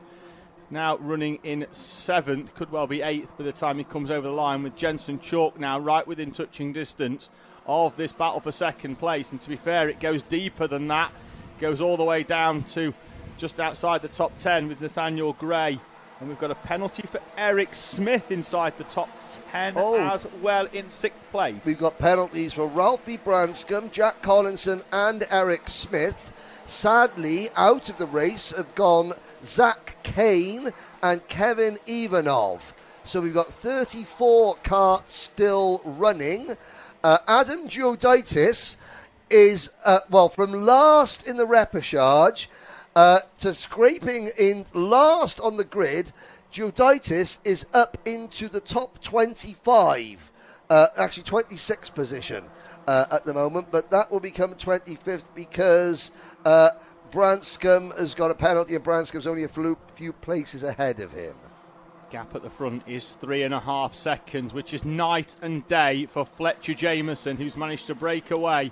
It's out to 4 as Riley Bishop, Jake Flewitt and Lewis Subner with Charlie Very, and everybody really down to Jack Robinson. I think that is on the back of this top 9 for in the colours of Cato Motorsport, are battling it out for 2 steps on the podium. Yes, well, you can remove Eric Smith from the podium equation. Eric Smith is now just about, he's the penultimate kart in that group. There he goes to the inside. He has got a penalty. So we're down to 2, 4, 5, 6 drivers for 2 places on the podium. And Lewis Sumner was defending. He's now got the breakaway. So it's basically 5 drivers for 1 place on the podium, because Sumner in the number 238 kart is defending, and he is defending with a certain robustness. Found a way past Jake Flewitt for that 3rd place, and now will seek to hold on. Or can he catch Riley Bishop for 2nd place, who has a few kart lengths on them at the front of this train in the battle for 2nd place? Can Sumner go with and try and hold on to the back of Bishop? Will Flewitt be able to drag along? In the background, they're scrapping over 8th place, which is where Eric Smith is, and he's going to see Jack Robinson trying to go round the outside of him. Robinson then's going to try the switch back. He'll be on the outside for hairpin 2. If he breaks early enough, he might be in the right line to get the run down towards the Fullerton Essers, slots back in. So we've got 30 seconds to go now. There are two Team X karts. There are 2 MLC Motorsport karts together. It's not those 2, but Chalk has now caught Fluid. He's probably just been very close and checked the number. Charlie Wolfett is running in 19th place now. But, Bishop and Sumner battling for second and third. Can the two MLC Motorsport karts catch and then pass the two Team X kart machines? Out of turn 4 and down the hill we go. The last lap board is waiting for Fletcher Jameson, who has dominated this final. Even the lead might have been handed to him on a silver platter, but once it was, he took full advantage and has simply driven away from everybody else. Jameson with a gap of nearly 5 seconds. Riley Bishop in second place, but driving with a warning for blocking in that second place, so can't overdo it. He can make one defensive move into a corner, but that is it for Riley Bishop. Under pressure at the moment from Lewis Sumner. The two of them at the head of the championship so far here in the Kart Championship Junior Rotax. Bishop coming into this one with a lead of 32 points into this weekend, with Sumner in second place. Behind them, they're still squabbling it out between Fluid and Chalk, up into the top 4 now. Yeah, Jensen Chalk making the move, going on to the bridge. He's made 2 absolutely picture-perfect moves coming off the bridge today. But there is your race leader coming out of the Fullerton S's for the final time. Welcome to the Kart Championship, Fletcher Jameson and Jax Motorsport out of the final corner. What a debut for that driver there. Fletcher Jameson is victorious. Riley Bishop and Lewis Sumner hold on for second and third. Jake Fluid and Jensen Chalk round out the top 5. Braith Murdoch and Charlie Very are next. Then it's Eric Smith, Jack Robinson and George Cole, the rest of the top 10. Fletcher Jameson may have been handed that on a silver platter, but he dined out in that final, and they'll be dining out at Jack's Motorsport this evening. Fletcher Jameson takes the victory by 5.3 seconds here at PFI at the Kart Championship. Jameson, Bishop and Sumner on the podium. Henry Randy through the top 10. Outside of that, Marcel Poppercull 11th, Oliver Smith in 12th, Nathaniel Gray and Oakley Garthwaite, Lewis Holt, Charlie Wolfett recovered to P16 in front of Oliver Fabricius, Thomas Harper, and then Jack Collinson and Daniel Hartley in P20. Lambert, McVeigh, Clark, Branscombe, Surtees and Jadowstit in front of Charlie Eibel, Luke Sawyers, Shea Hilton and Ellis Dealey, Isabella Stansmore Wilson and Tyler Richardson. JJ Plowman, the final runner on track, with Toby Farthing, Kevin Ivanoff and Zach Kane, the retirees. Your biggest in-race mover, 14 places for the number 12. For the 236 in 12th place for Oliver Smith. Other drivers making double-figure moves as well. Thomas Harper in 18th, moves up from 29th. Big move from Lewis Sumner. He started 13th, ends the day on the podium in P3 in our junior Rotax class.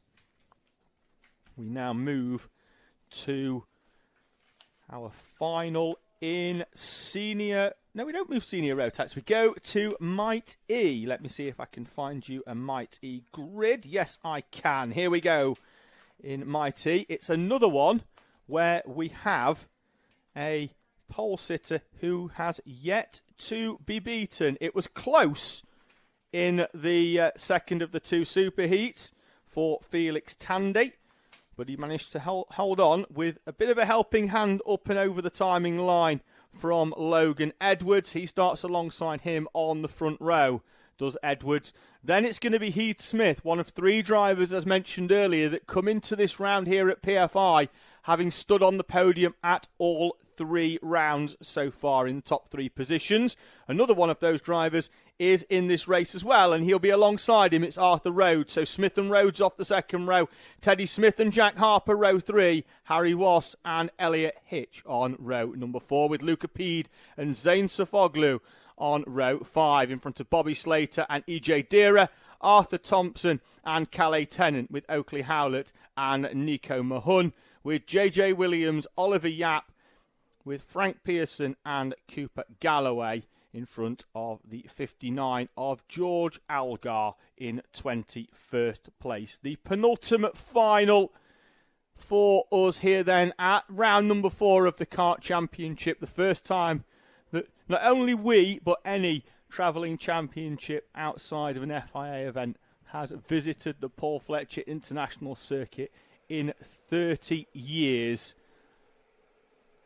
And mighty Bambino are going to bring us round for their final. Parents, helpers, mechanics make their way out to greet their drivers on the grid. It's a standing start for Mighty. And Felix Tandy, who came into this race weekend 16 points off the lead in the championship, has done his Mighty Championship charge no harm at all. The E-Plate winner from earlier in the year has taken maximum points so far, closed that 16-point gap in the championship to Heath Smith and Arthur Rhodes. Rhodes coming into this off the back of 2 victories at the opening 2 rounds and a second place. Heath Smith with 2/3 and then a victory at Glania Gores.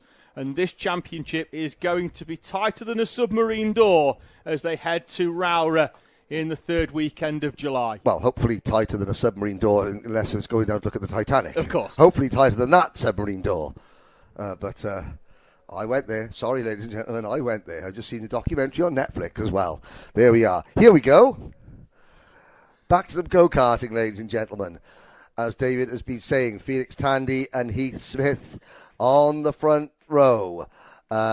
Logan Edwards, Teddy Smith. Now, the 4 drivers, even though they're all with RCE, even though Felix Tandy has a different graphics kit, he's part of the Vera Tools Young Driver Program. Can they break away from the rest? That is the key, because if they can, then they'll stay broken away. If they can't, then it could be any one of about a dozen drivers.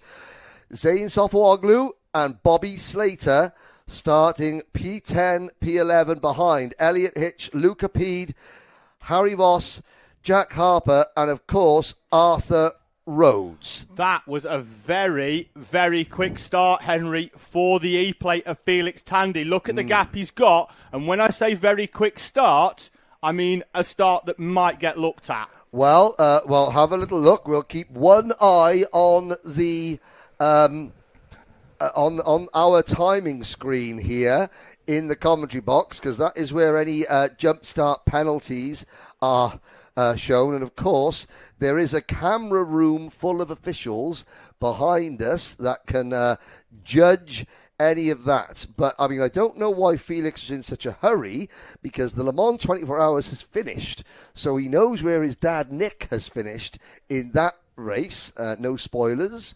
But now let's see what goes on. Of course, the other thing you could do is think, well, if I jump the start, that's a 5-second penalty. I may as well just carry on and try and win by 6 seconds. Try and break away. Now, I'm not saying that I'm right or wrong there. My eyes could well have deceived me, and it could have just been a rocket ship start for Felix Tandy. As Henry states, we are at a state-of-the-art facility with just shy of 1 million cameras.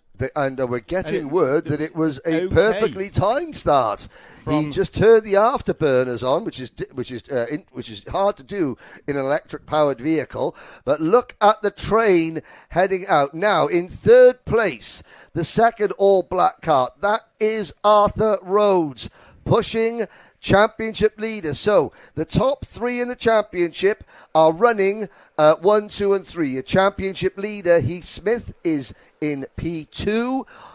Second place in the championship, Arthur Rhodes, is P3.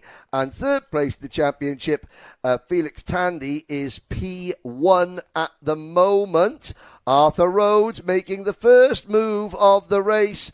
Into second position goes Rhodes with Teddy Smith, Logan Edwards. The RCE team is at the top 6 drivers because Jack Harper, that looks like an RCE kart as well. In amongst it. Then it's Pede and Sofuoglu. So, for the Turkish fans watching, Sofuoglu is there in that turquoise-coloured kart behind Luca Pede in 8th position. Tandy leads then with that rocket ship of a start. Apologies to Nick, who we know is watching, because he commented earlier on if he's had a minute or two of a nervous wait there, but we are getting word, certainly from our other drivers, although he has just come up as being under investigation, Henry. Yeah, so we got internal from our director here at the Kart Championship that it looked to be okay, but there's an investigation taking place. It was an absolute perfect start because he got away.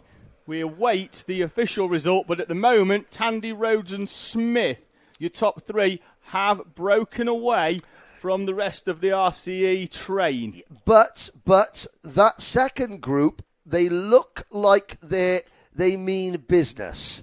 They look like they are all working together, and as I said, that could bode well for their chances. There is Luca Pede defending from Zain Sofuoglu. Now they all need to just sit together, line astern, and push. We've still got plenty of time to go, and there's nothing else has popped up on our internal timing screen, apart from that Felix Tandy is under investigation. So, out of mix corner, through the final chicane, into the start-finish straight we go. Now, this is going to help the top 3.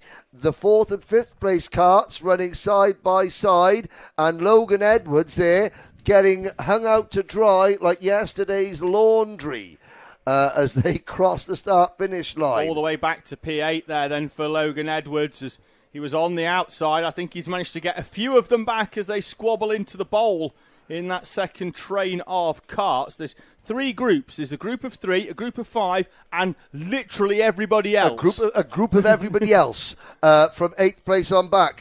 That position, the 4th place position, is changing as we speak because Luca Pede and Zain Sofuoglu have now moved into the top 5. There they are at the expense of Teddy Smith, Logan Edwards and Jack Harper.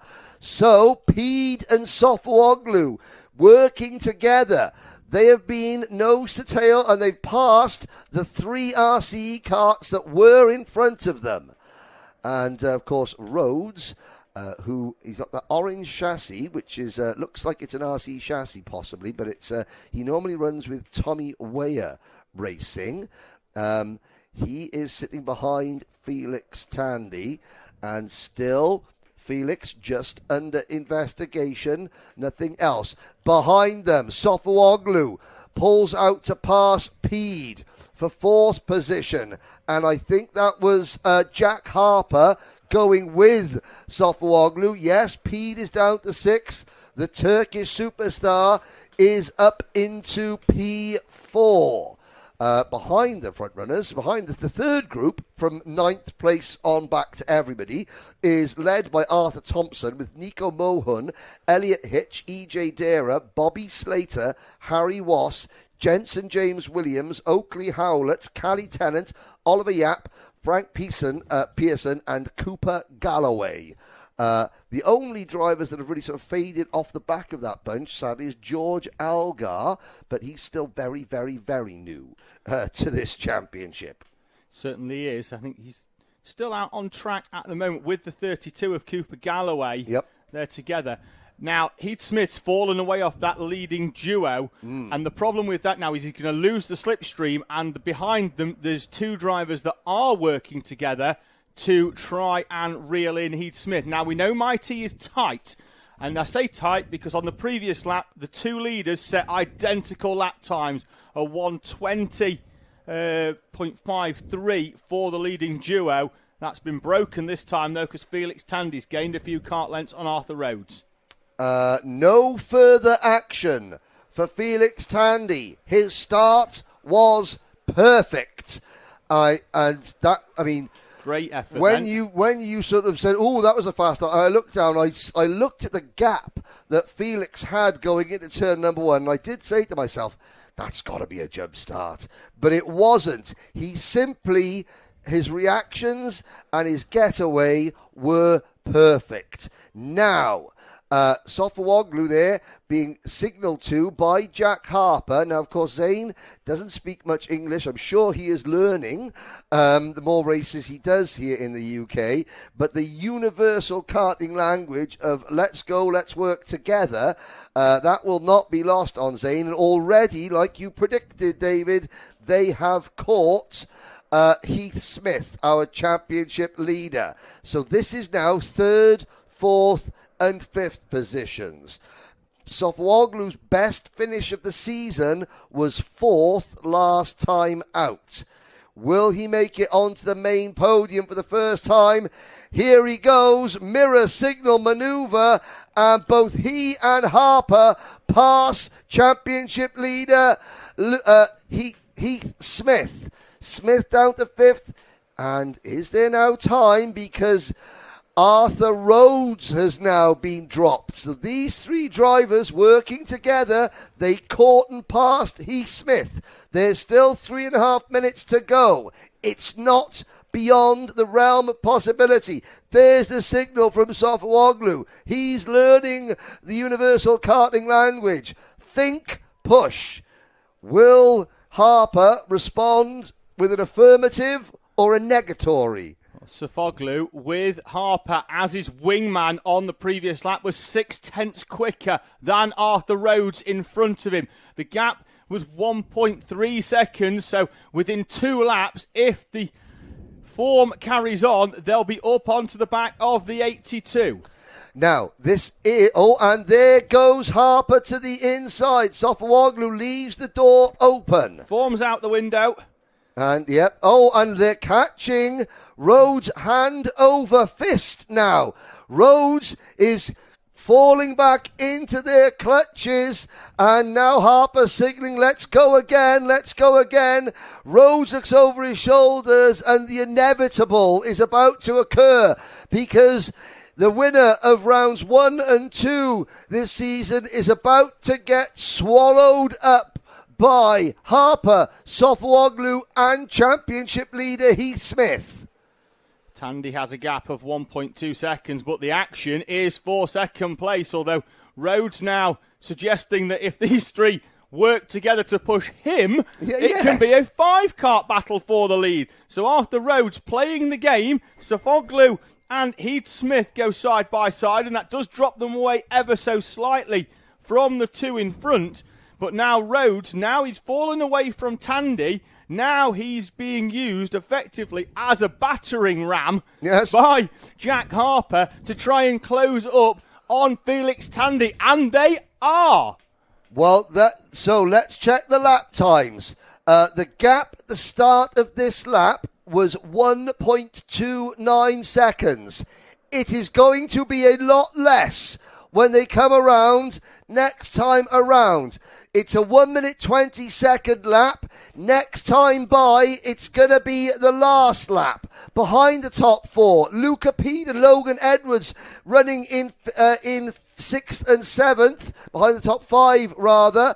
And now Felix Tandy has been caught. This is going to be a 5-kart battle for the race win. Over the bridge we go, down the hill. It is Tandy from Rhodes, from Harper, from Sofawoglu and Smith. Any one of these 5 could stand on the top step of the podium. Felix Tandy will feel like he's earned the right, having been unbeaten so far. But you have to take the checkered flag in the final. He opened up a gap. He's been reeled in as Felix Tandy. They were a second a lap quicker on the previous. And these are the top 5 drivers in the championship standings. Even though Zayn Sofuoglu missed the opening round, he uses that as his dropped score. You score points in 5 out of 6 rounds. And so Sofuoglu, and there's a spin, that half a spin. That was the move that didn't go right for Jack Harper. And that puts Rhodes and Sofuoglu back into second and third. Last lap goes out. Felix Tandy, drive it like you stole it, sunshine. Half a second is the gap.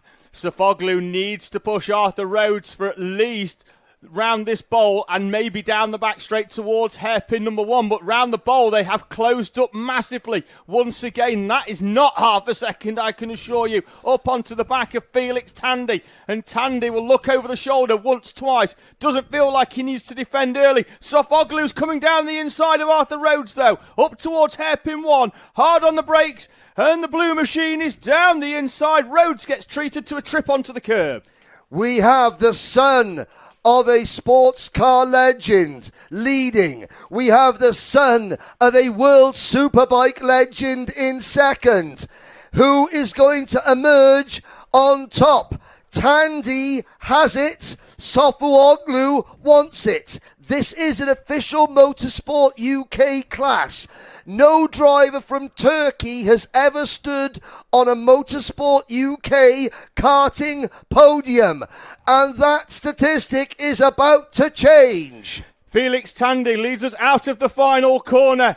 He's won everything this weekend. He's going to win the final as well here at PF International. Felix Tandy takes the victory from Turkey's Zayn Sofuoglu with Arthur Rhodes, Heath Smith and Jack Harper completing your top 5. And a special mention to Nico Mohan. Finishing in 9th place, he was punching the air across the line, and I love to see that because these drivers, they're at such an early stage of their careers, and for Nico Mohan, 9th place from 16th on the grid feels like a victory, and these 6 and 7-year-olds are just, they're so expressive. But provisionally, Felix Tandy, and I'll say this, even though Felix, he was watching the Le Mans 24 Hours on the big screen in the paddock yesterday, it must have been on his mind. I said to him last night, are you going to watch the race overnight? He went, yeah. Are you going to get any sleep? And he went, it has to have been on his mind that Dad is out racing in the hypercar class at Le Mans, and yet he has held it together, held his nerve, and I don't know what Mum's feeling like. Mum's probably a nervous wreck. Well, the race is finished in France now, so he has won it, and he has won it under intense pressure at a circuit where in Bambino's it is the hardest circuit of them all, simply because of all the closing speeds and the slipstreaming to win it from the front, and he's done it. It's been a superb race weekend throughout for Might E in what is a very, very different track to what they are used to. As Henry stated, the closing speeds, the amount of braking they'll have to do in terms of their entry speed into corners have been superb from our Mighty Bambino. We had some big movers. Zayn Sofuoglu up from 10th into second. But the weekend belongs to Felix Tandy.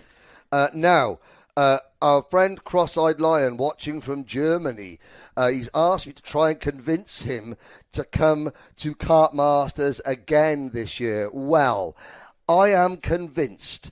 If Cross-Eyed Lion, on one of the Alpha Live or one of the Karting Live TV broadcasts that we've got coming up before Kart Masters, if he puts it on the live chat there will be teams tripping over themselves to make Dirk their guest for the weekend, like Guy Cunnington Racing did last year. Anyone coming to watch karting as a spectator who's not directly involved in the sport is most welcome. Somebody travelling from Germany to the UK to watch karting as a spectator is not unheard of because he's done it before, but I am absolutely sure that if he lets us know, Trent Valley Kart Club, Motorsport UK and any one of a number of teams will make Dirk their special guest. He can even have a little tour of the commentary box and say hi to the commentators, Andrew Mather. Somebody else as well.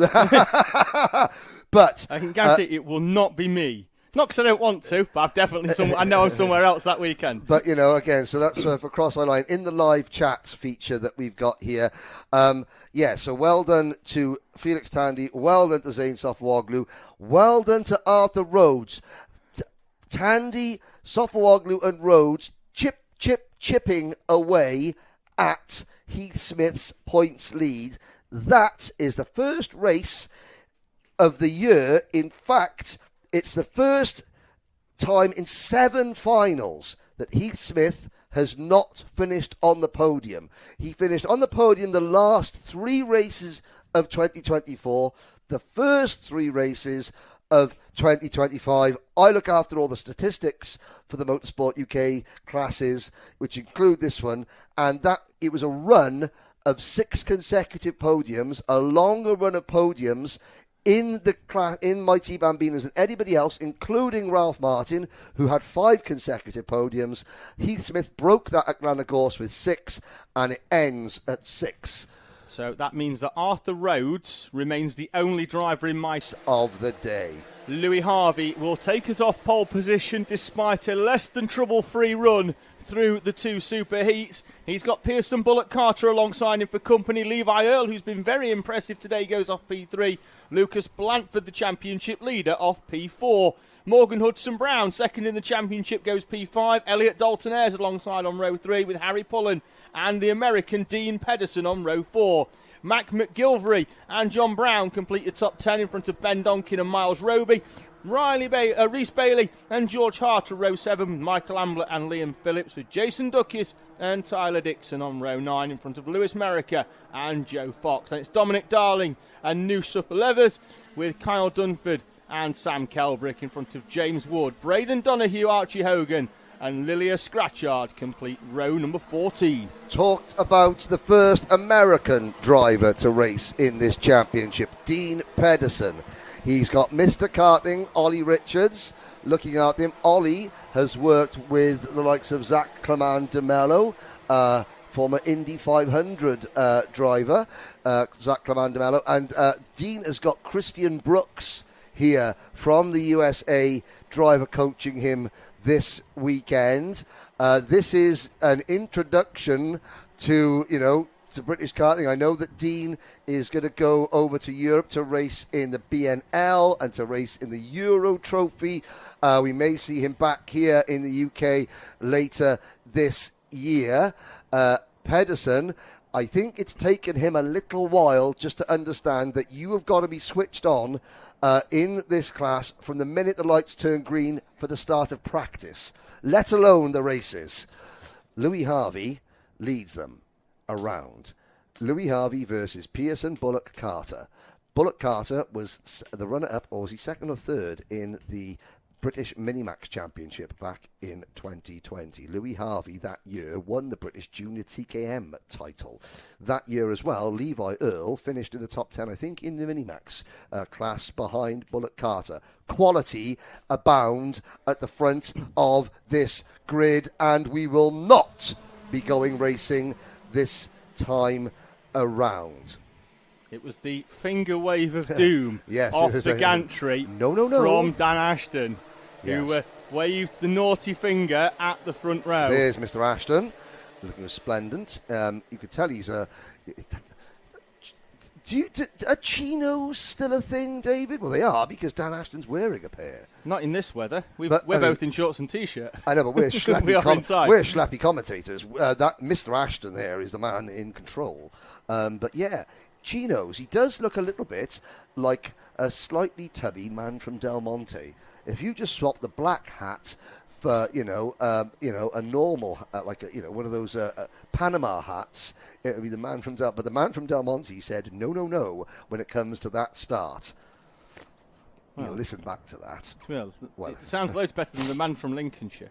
Well, yes. The man from DA Motorsport Services, who's left his keys in his van. Oh. Yes. Lucas Blanford there on the outside. Now, Lucas Blanford on the inside of row 2. He's got...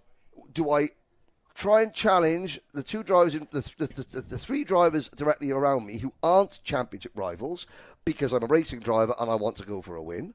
And, my dad's not going to be at a track for a little while when he goes and has a surgery to have his brain removed, if I can find it. Or do I just sit there and play the game nicely? Here we go. Lights are out for the final time. We're off and racing. Harvey makes a good start. I think Lucas Blanford has given us our answer, because he dives up the inside of Bullock Carter to take over P2 straight away. Lights went out and Blanford went straight to the inside and dived through. Hooks up onto the back now, and can he throw a line up onto the back of Louis Harvey? Pearson Bullock Carter, who's made early moves in every race so far today, trying to get back down the inside of Lucas Blanford. We're 3 wide on the exit of hairpin 1, as looks like was that Harry Pullen taking a trip across the grass. Yeah, somebody was introduced to the agriculture going around turn number 1. The yellow flags are waving, and there is a go-kart, the number 63 of Braden Donahue, with the rear bumper hanging off, waving, and there are 2 drivers out of the race. One's MLC. One's got an MLC race suit on, the other one with a black and red race suit on. So there are 3 karts came to grief. Can't quite check the numbers on them, but we will find out. Harry Pullen was Miles one. Roby's the other one. Miles Roby, that's the MLC Motorsport driver. Michael Ambler. Michael Ambler and Miles Roby out of the race. Donahue's carried on despite his rear bumper hanging off. He's been given the technical flag, so inevitably he will be back into Park Ferme before he'd have hoped. He's a very, very angry driver at the moment. He's now seen, and he's put his hand in the air. I just wonder if let's have a little look as he comes round past the scene of the incident. You're watching the leaders on your screen.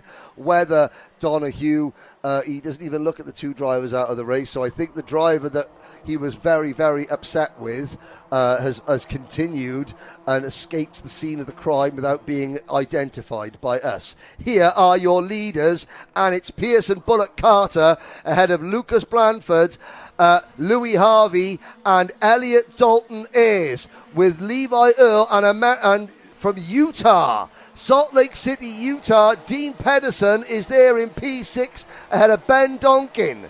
And there's Pedersen looking to the inside, and he almost ran Levi Earle out of the way. Now tucks in behind him with Donkin, and behind Donkin is the Kraft Motorsport livery machine of John Brown, with George Hart and Rhys Bailey rounding out a very, very tightly packed top 10.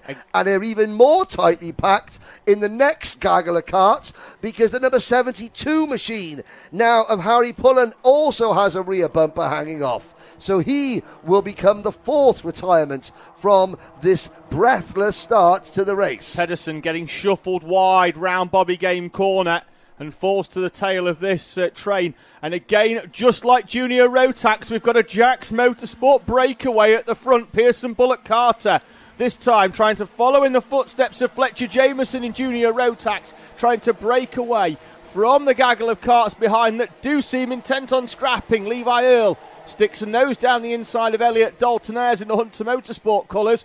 They just need to be very compliant, I think, for the next couple of laps. Following the footsteps, I think, here of Blanford and Harvey, who I think may well have that idea. I know nothing at all. Normally I'm telling myself to shut up, but this time it's like, Louis Harvey said, no, you called me Lewis once today, David, so I'm going to completely disregard what you're saying. But, of course, every time they make a move, Pearson Bullock Carter disappears up the road. And it's been a standout day for Jax Motorsport already. Fletcher Jameson winning Junior Rotax by 5 seconds, and Pearson Bullock Carter looking for all he's worth that he wants to try and match or maybe improve upon that figure. Bullock Carter is doing a Blandford here at the front of the field. Blandford, who's famous for breaking away in the first couple of laps, killing the resolve of the field and just letting them battle it out over second place, is doing exactly what Blandford normally does to the rest of the field in the championships that he is contending this season. Elliot Dalton is effectively Lucas Blandford's nearest title rival, and of course Blandford did have that slight whoopsie in the last lap of the second superheat, lost ground to Dalton Ayres here. So Elliot Dalton Ayres, and again we talk about the championship regulars have suddenly got like a dozen newcomers to deal with, and Elliot Dalton Ayres is doing a very, very good job, as is Blandford, of just staying at the sharp end of the field regardless of the competition. Dalton Ayres possibly even more impressive than Blandford in that respect, because Lucas Blandford has shown his pedigree so much, but look at Dalton Ayres there putting his head down, that yellow crash helmet. He's working overtime to stay up near the sharp end. I saw a comment earlier on in the live chat with somebody complaining about new drivers coming in just because this is PFI. I disagree. These drivers want to race the best. They want to try and beat the best. Yep. And that's what they are doing here this weekend. Bullock Carter, Harvey, Blandford, Earl, Dalton Ayres, Brown, Bailey, Donkin, Pedersen over from the States, running well inside the top 10 in front of George Hart. The argument to that is, okay, well, you start off with 15 drivers and no one's allowed to join the championship. Well, what happens if 5 of those drivers suddenly decide they don't want to do it after round 2 or 3? Suddenly you're left with half a grid and then no grid. And at the end of the season, nothing is worse for a championship than ending a season with like 5 or 6 drivers on the grid, because then nobody signs up for next year. Exactly. Grow. Get a few more in. They might like it. They might go, I'm going to do the rest of the season. I quite like going to Rowra and Wilton Mill. Yep. Let's go. Let's join and go and fill out this championship. I think we've got a problem for the 11 of Levi Earl. He's falling back and he's not defending position. I think he's got a bit of a pickup issue for the 11. He handed a few places over down the start-finish straight and just stayed to the side, and they just drove past him like he was standing still. And yeah, you're right. And he did, as he was coming up the short chute there, David, he was looking at the grandstand as to try and find his team to say, there's nothing I can do. Yeah, he's looking over the grandstand again, and Levi Earl has dropped to 8th position behind Dean Pedersen. And as they, nope, he's still out there racing, but he is falling back. Wait there, he's now dropped another couple of positions in kart number 11. These are the 2 Craft Motorsport teammates. And, Craft Motorsport, anything MLC Motorsport can do, we can do nearly as well. And that is the 95 and the 41. Rhys Bailey and George Brown having a discussion. Lewis Gilbert is probably going to be thinking, right, I am going to have some stern words with you two boys. Knocking a second naughty step up right now. Yes. Go and sit there and have a long, hard think about what you've done. Back up at the front, Louis Harvey is beginning to make inroads into Pearson Bullock Carter's lead. The gap was 1.9 seconds. It's now 0.8 of a second. Lucas Blandford is also going with Harvey. Dalton Ayres is 4th, and Dean Pedersen is up to P5 in kart number 26, ahead of the 2 squabbling Craft teammates who are still side by side coming up the short chute, and they are still looking at each other and chirping away at one another. I wonder if we'll see Pedersen back here at the start of August. I don't know what his calendar's like, but I'd quite like to see an American here for Kart Masters here at Trent Valley Kart Club at Paul Fletcher International, as Lucas Blandford pushes Louis Harvey up onto the back towards Pearson Bullock Carter. He took 2 tenths out on the previous lap. Then it was 3 tenths. The last time they crossed it was 1/10 of a second. They're edging closer. It's been 6 tenths over the last 3 laps as Louis Harvey and Lucas Blanford close in on Pearson Bullock Carter, who at one point in this race had a gap of over a second. Yes, I know that Americans coined the term shock and awe. Kartmasters is the karting equivalent of shock and awe. If you thought this introduction was tough, Kartmasters is a different level. Here we go, though, but you're watching the Kart Championship on Karting Live TV or the YouTube channel of Karting Live TV and the Kart Championship YouTube channel.